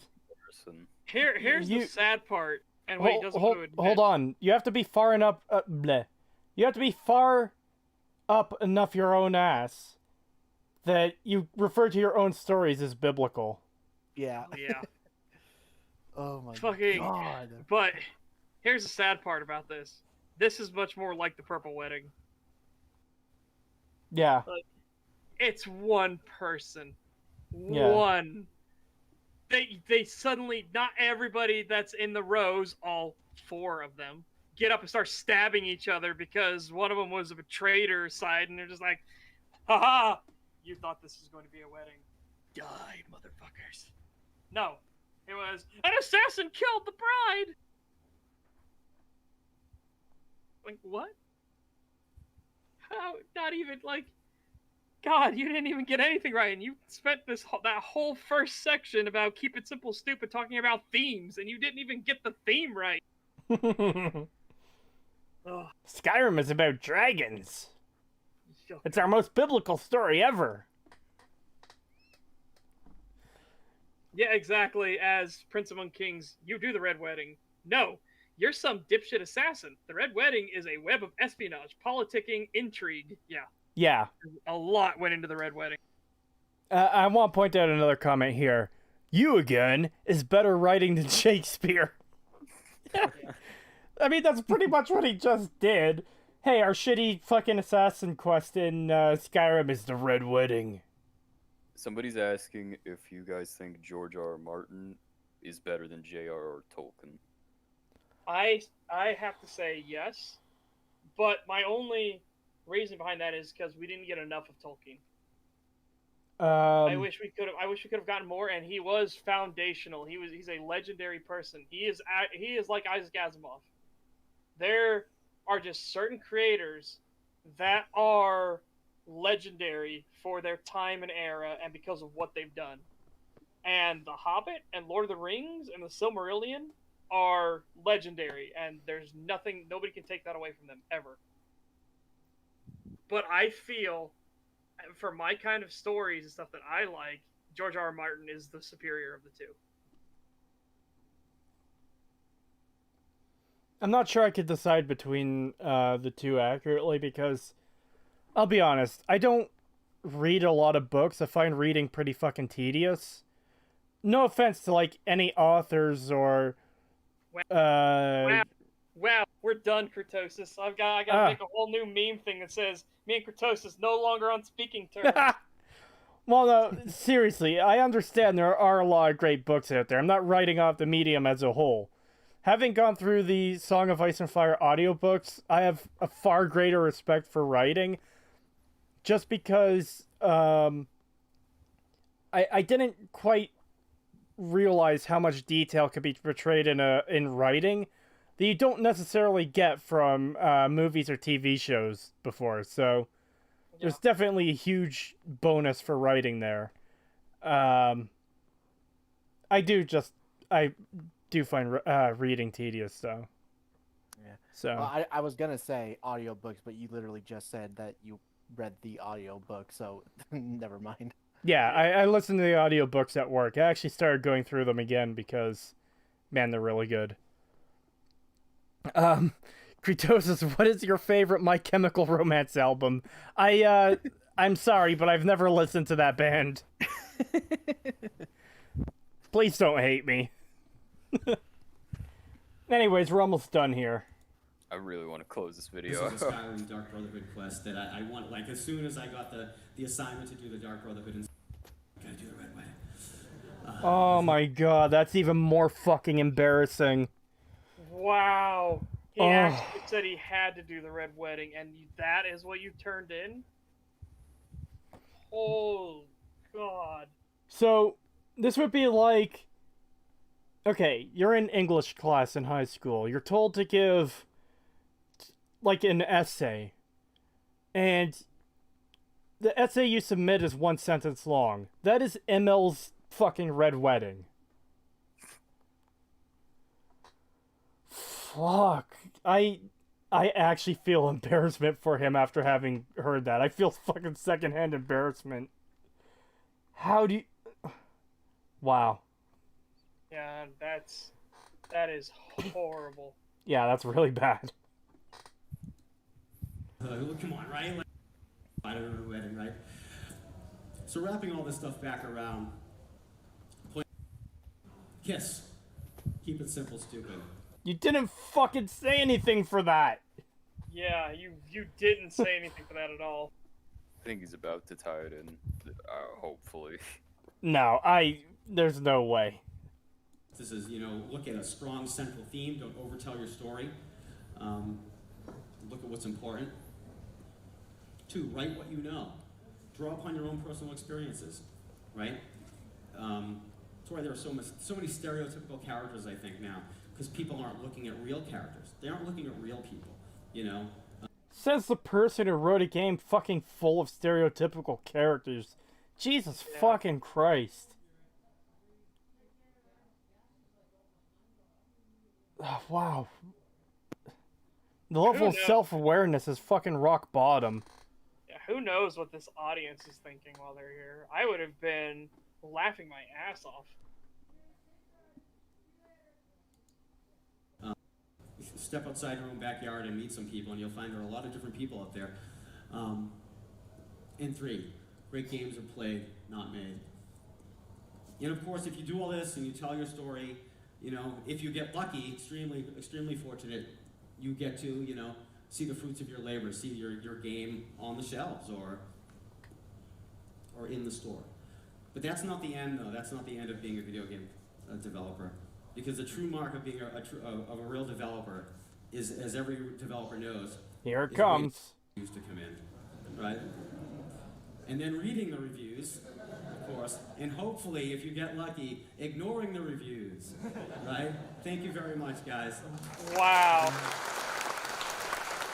Holy shit. What a fucking note to end on. Wow. So, made money. Some of Bethesda's issues. Yeah, so congratulations. Now you know why Bethesda's just going to get worse and worse, and you know who to blame. Yeah. Oh my god. Imagine actually being like a successful writer who has written the stories for really good video games and stuff, and sitting through this. Like, if there was actually somebody like that sitting in there listening to that, imagine what they must be thinking watching this guy. Like, holy shit. Good God. Yeah, that's one hell of a note to end on. Like, what a fucking disaster front to back this thing was. It absolutely was. Wow.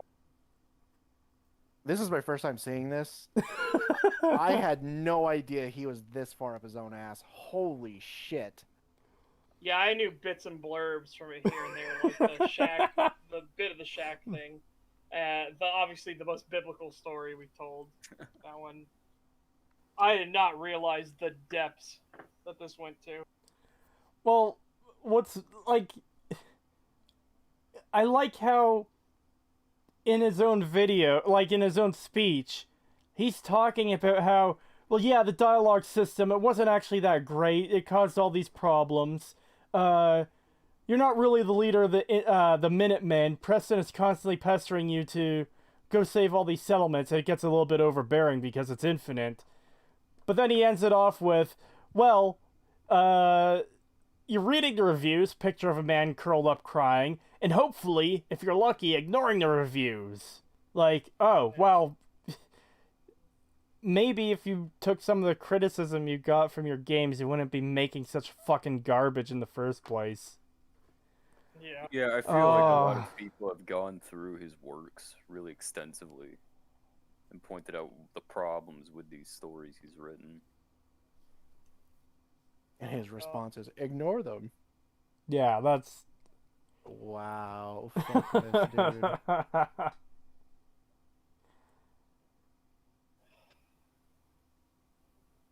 Fucking hell. Imagine writing Fallout 4 and being proud of it. Yeah, imagine. Imagine writing Skyrim and being proud of it. Oh, yeah, imagine that too. Or Fallout 3. Jesus.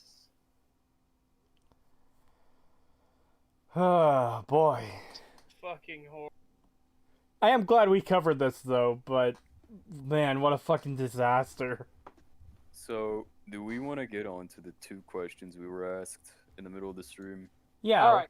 So, the question I got asked is, what is your favorite New Vegas faction? And the other question was, which faction or who do you think is best for the Mojave? I said let's just go left to right, so we'll just start with Creetosis. We'll just go that way. All right. I think my... See, it's hard to say favorite exactly because I think there is a lot of interesting things to the Legion.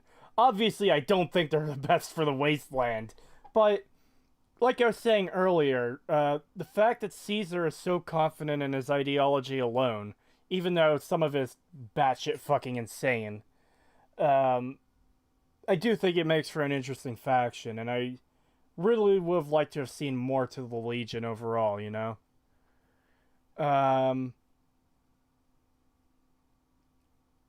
The NCR definitely have a lot of issues for, I guess, taking care of the little people, you know? They seem disorganized, like, in some ways disorganized, and yeah, I'm not really sure about the NCR either. But then there's House. I think he might be my favorite. I don't know if he would necessarily be the best for the Wasteland because he doesn't see the Wasteland or even Earth as viable long term. He wants to get people off the planet and colonizing other planets. So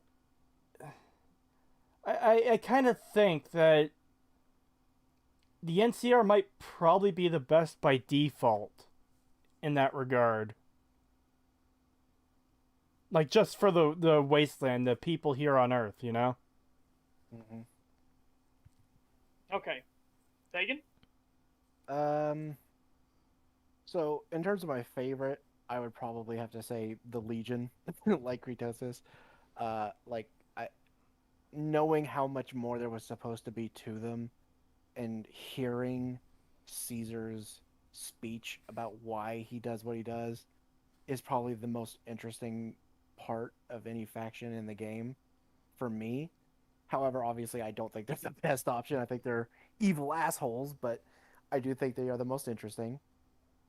NCR would be the most interesting faction, or the most best option, if they were to like split off from like the bureaucratic California side of things. If they just kind of like sectioned off themselves and basically governed New Vegas as just themselves and not through the bureaucracy of the California head, I would say they would probably be the best. But since that's not going to happen, I don't really support House. I think he's kind of an insane megalomaniac who just wants to... It feels like he just wants to be on top of everything while at the same time saying he wants to help everyone else. And like Creetosis said, he doesn't really have much of a vested interest in actually improving things here. He just wants to go somewhere else and create new civilizations on other worlds rather than actually doing anything here that's anything substantial. Yeah, nothing long term. He wants to improve things here for the short term so he can achieve his goals, but it doesn't seem like he's too invested here for the long term. Yeah, so personally, in terms of New Vegas itself, not like the surrounding world, just New Vegas, personally, I always go with the independent Vegas ending.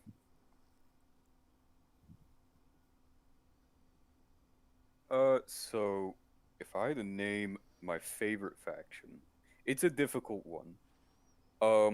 I think when we look at the conceptual things with the Legion, it's easily them. They're just so interesting, so different. And as the other two brought up, hearing Caesar justify all of it is really interesting. Yeah, it's like I said, it's a very compelling speech.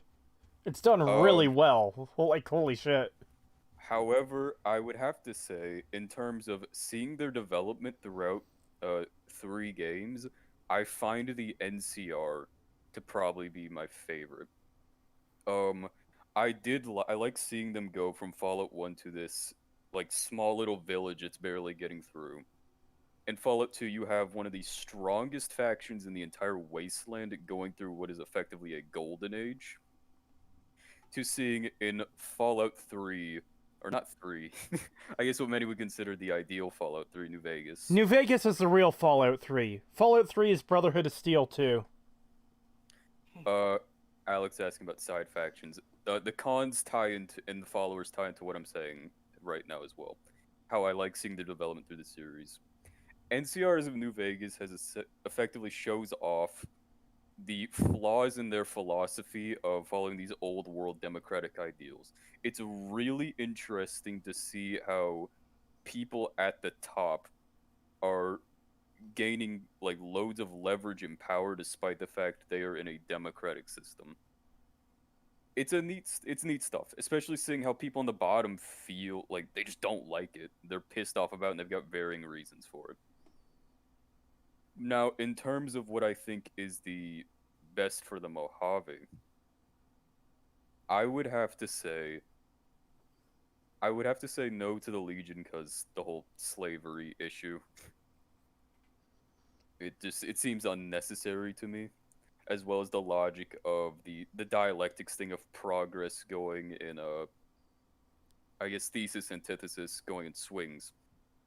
It seems kind of artificial and unnecessary to institute pure authoritarianism because democracy is failing.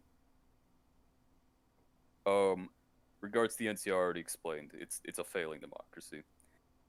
House, I agree with what the other two said. It's very tempting in my opinion. In fact, I like House more than the NCR and the Legion. I think the downfall of House is his vision, as they brought up, is for New Vegas, not for all of humanity as a whole. On top of the fact that New Vegas is built primarily on an economy that relies on taking advantage of people through gambling and maintains the beauty of the strip through segregating people to these hyper poor communities where he does nothing to help them. In that regard, I like the independent ending the best.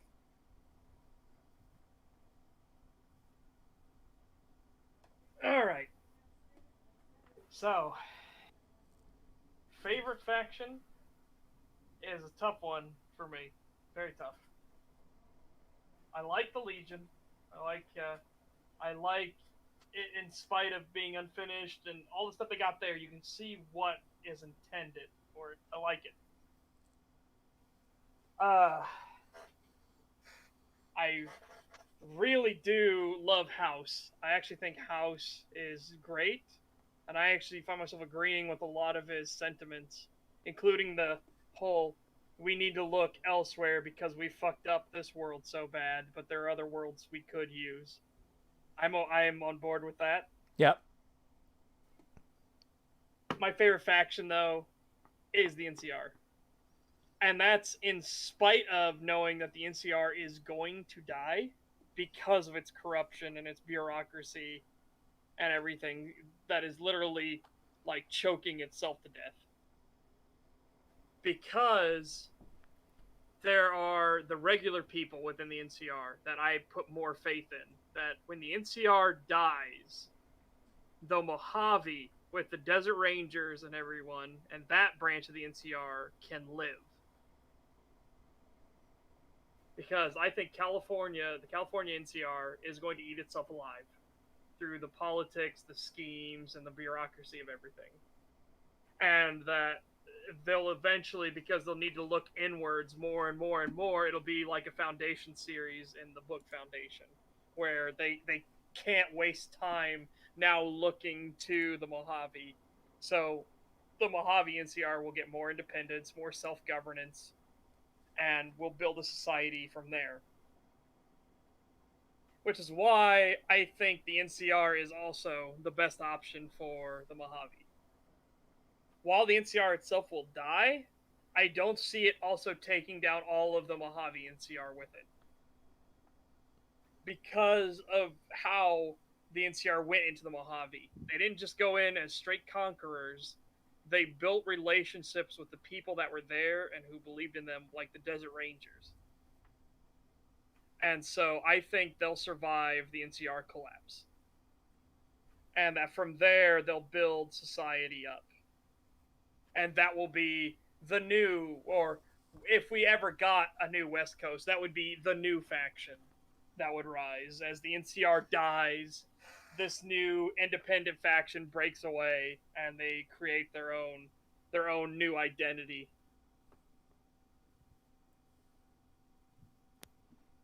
Yeah, I could see that. Yeah, that's an interesting take. I like that. Kind of like what I was talking about, like if they were to somehow separate from the California aspect, they would be a good choice. They would be the best choice. I see it as easily separating because of all the corruption in California. And when you're so worried about corruption, keeping your own position, and who's going to rise up to challenge you, you stop looking outward and you start looking in and in and in more and more and more. And so you start losing focus on the fringes. It's the same thing that happened in Isaac Asimov's Foundation series of books.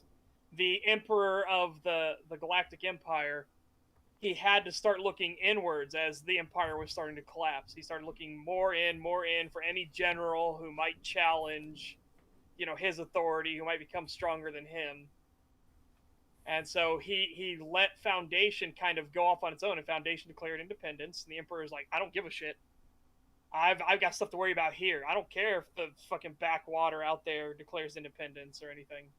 And then as the empire eats itself alive, Foundation builds up its new technologies and new system and becomes the new center of a new empire that's rising.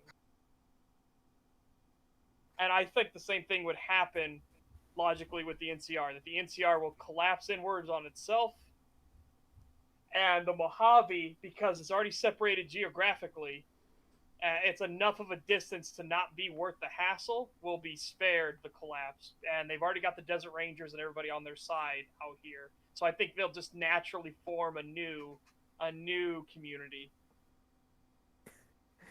This just reminds me of, God, the Frontier could have been so good, because this is basically what they tried to do, and it did not work. Yeah. Daniel K brought up how it could be good that the president of the NCR is getting it might be good that the NCR president gets assassinated because leadership would shift. And I also think with the NCR, one of the benefits to them over House and the Legion is it is far more susceptible to change just because of the nature of the faction. It's a democratic faction. Yeah. Yeah. Well, it is brought up too that it's not as very debatable as how well those representatives represent. Because there tends to be a lot of comes from the same family line sort of deal going on with the whole presidencies and everything. D-Barts is bringing up how both the Legion and NCR is doomed to fail. The DLC for New Vegas does. I think Ulysses brings up how all of three of the main choices are doomed to fail. That's because they all cling to the old world. They cling to ideas that already failed. Yeah, they don't want to adapt more, which the NCR rose because it adapted, and yet then they fell into the trappings of the old. And then the Legion succeeded because it adapted, but now it's stuck in the ideology of the old. And then House, of course, he wants to build up capitalism and consumerism again, which the NCR already has, and so does the Legion, because they have traders and everything. But his entire form of capitalism relies on these other factions being there. So if they fall, he falls because he's too reliant on them.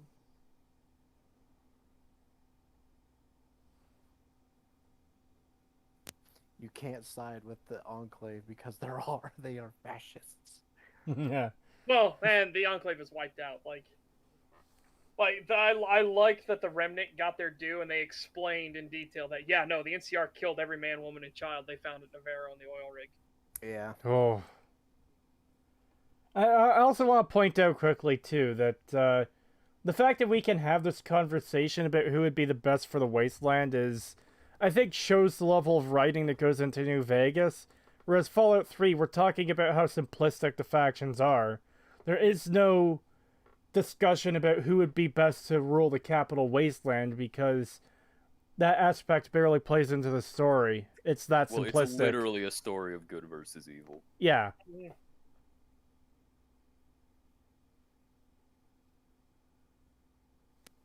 This is a bit off topic or different tangent, but I kind of wanted to get your guys' opinions. So we were talking before about how Fallout 4 really neutered Deathclaws by having that one at the beginning that you just fucking stomp on. Yeah. What if instead, because it literally comes out of the sewer, where when you go down there, there are mirelurks down there. What if instead they had like a wave thing at the start of the game where after you beat the raiders in the building, instead of fighting a lone Deathclaw, you fight waves of mirelurks? You could even have like a little scene where they like cut their way through fucking the raiders and shit, just snapping them in half. And we've mentioned before that we feel that segment where you get power armor fight Deathclaws. I feel like power armor and Deathclaw should have been way more powerful, but you could have moved this stuff into way later portions of the game. Yeah. Yeah. Like the early mid game, like in the mid game, but the early part of the mid game, I think would be a more appropriate time to introduce at least the lower tiers of power armor. And then by the late game, you're getting Deathclaws and stuff. You know what they could have done? Oh my god, I didn't think about this sooner. Here's what that could have happened. You get the power armor, you drop down, you kill the bandits, you start killing the bandits. The Deathclaw shows up, and you're like, what the hell is that? You're fighting it, and it just seems like you're doing nothing. And it comes up, and just with one swipe, it rips you and knocks you out of the armor, like just shreds the armor. Immediately, you understand, oh fuck, league, an entire new league above, and then you have to escape the Deathclaw. Yeah. Yeah, like, that would have been that would have given you your taste of power armor, would have removed it so the player wouldn't have power armor right off the bat, and would have kept Deathclaws being terrifying as they're supposed to be. Yeah, which is what I wanted, was basically like a chase, like you have to get away from this thing, not just kill it instantly. You have to actually dodge it and run away and not get killed. So much they could have done. There is so much they could have done, and it's really disappointing they didn't. Like I've said it before, I think Fallout 4's it's got a lot of issues. One of the biggest is certainly missed potential. Oh yeah, completely.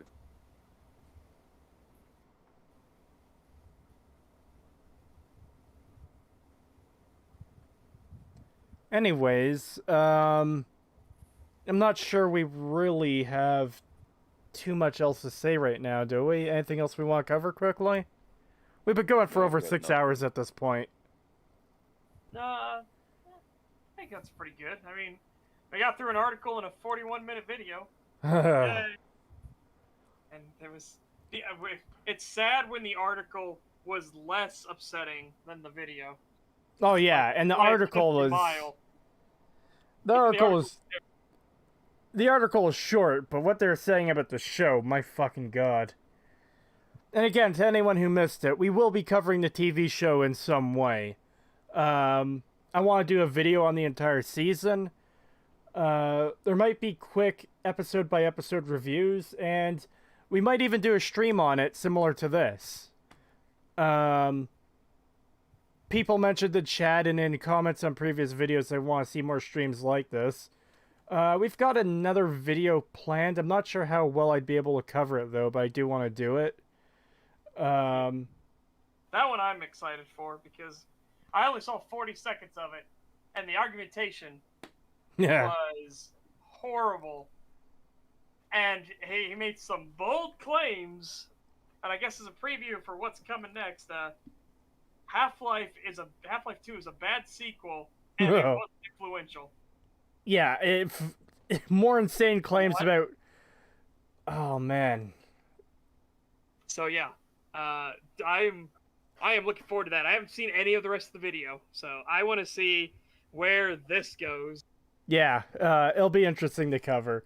No guarantees on when the next stream might be. But we do want to do more. I think all of us are enjoying this, doing these streams. I know I am. Yeah. Covering the video itself is painful, but it's nice doing the discussions and talking with chat and everything. And like we were saying a little earlier, we don't have a name for this yet. Like, if we're going to be doing this more, we should have some kind of name. So, everyone in chat, if you've got suggestions for a name for this stream or podcast or whatever you want to call it, you can put them in the comments of this video, or you can join the Discord server, link in the description, and put forward your suggestions. Just be sure to label it's a suggestion, because, like I said, sometimes that goes over my head when I'm reading comments. And I guess if we get enough names, we'll do a vote on it or something. My main thing, though, is I don't necessarily want the name to be based on me. I just want it to be more of a general name, and I would want the name somehow to implement the fact that it's going to be about critique and debate or something like that, you know? Something like that, yeah, because not every stream we do will necessarily be covering a video. Like I said, we might cover the Fallout TV show in a format like this. And then we can do literally what EFAP does for, like, EFAP shows, the TV shows, when they do, like, Batwoman coverage and stuff. We could do that. Maybe. I'm not so sure about that right now. I don't want to, like, copy their entire format. Even the setup we've... doing the debate, like, how they do the afterwards, not, like, actually the reaction to the videos. And, whatever name we have, I would want it to be something we could do an acronym for, just so I don't want every stream that the titles of videos have a character limit. God. So I don't want every stream to have like 30 to 40 characters out of 100 dedicated to just the title alone of like our streams. Look at Kevin's suggestion, shill clubbers. Well, not everyone we cover is going to be a shill. But yeah, The New Critique Republic, the NCR. Wow. I don't think we want to live under Fallout Shadow. No. Yeah. No, we don't. Not with how it's going, no. Not with where it's going, and not for the fact that we are going to be covering stuff outside of Fallout. But, anyways, I think we'll wrap it up here. Thank you for coming out, everyone. It's very much appreciated. And, we'll see you next time, whenever that may be. Yep. Have a good one. Bye, everyone.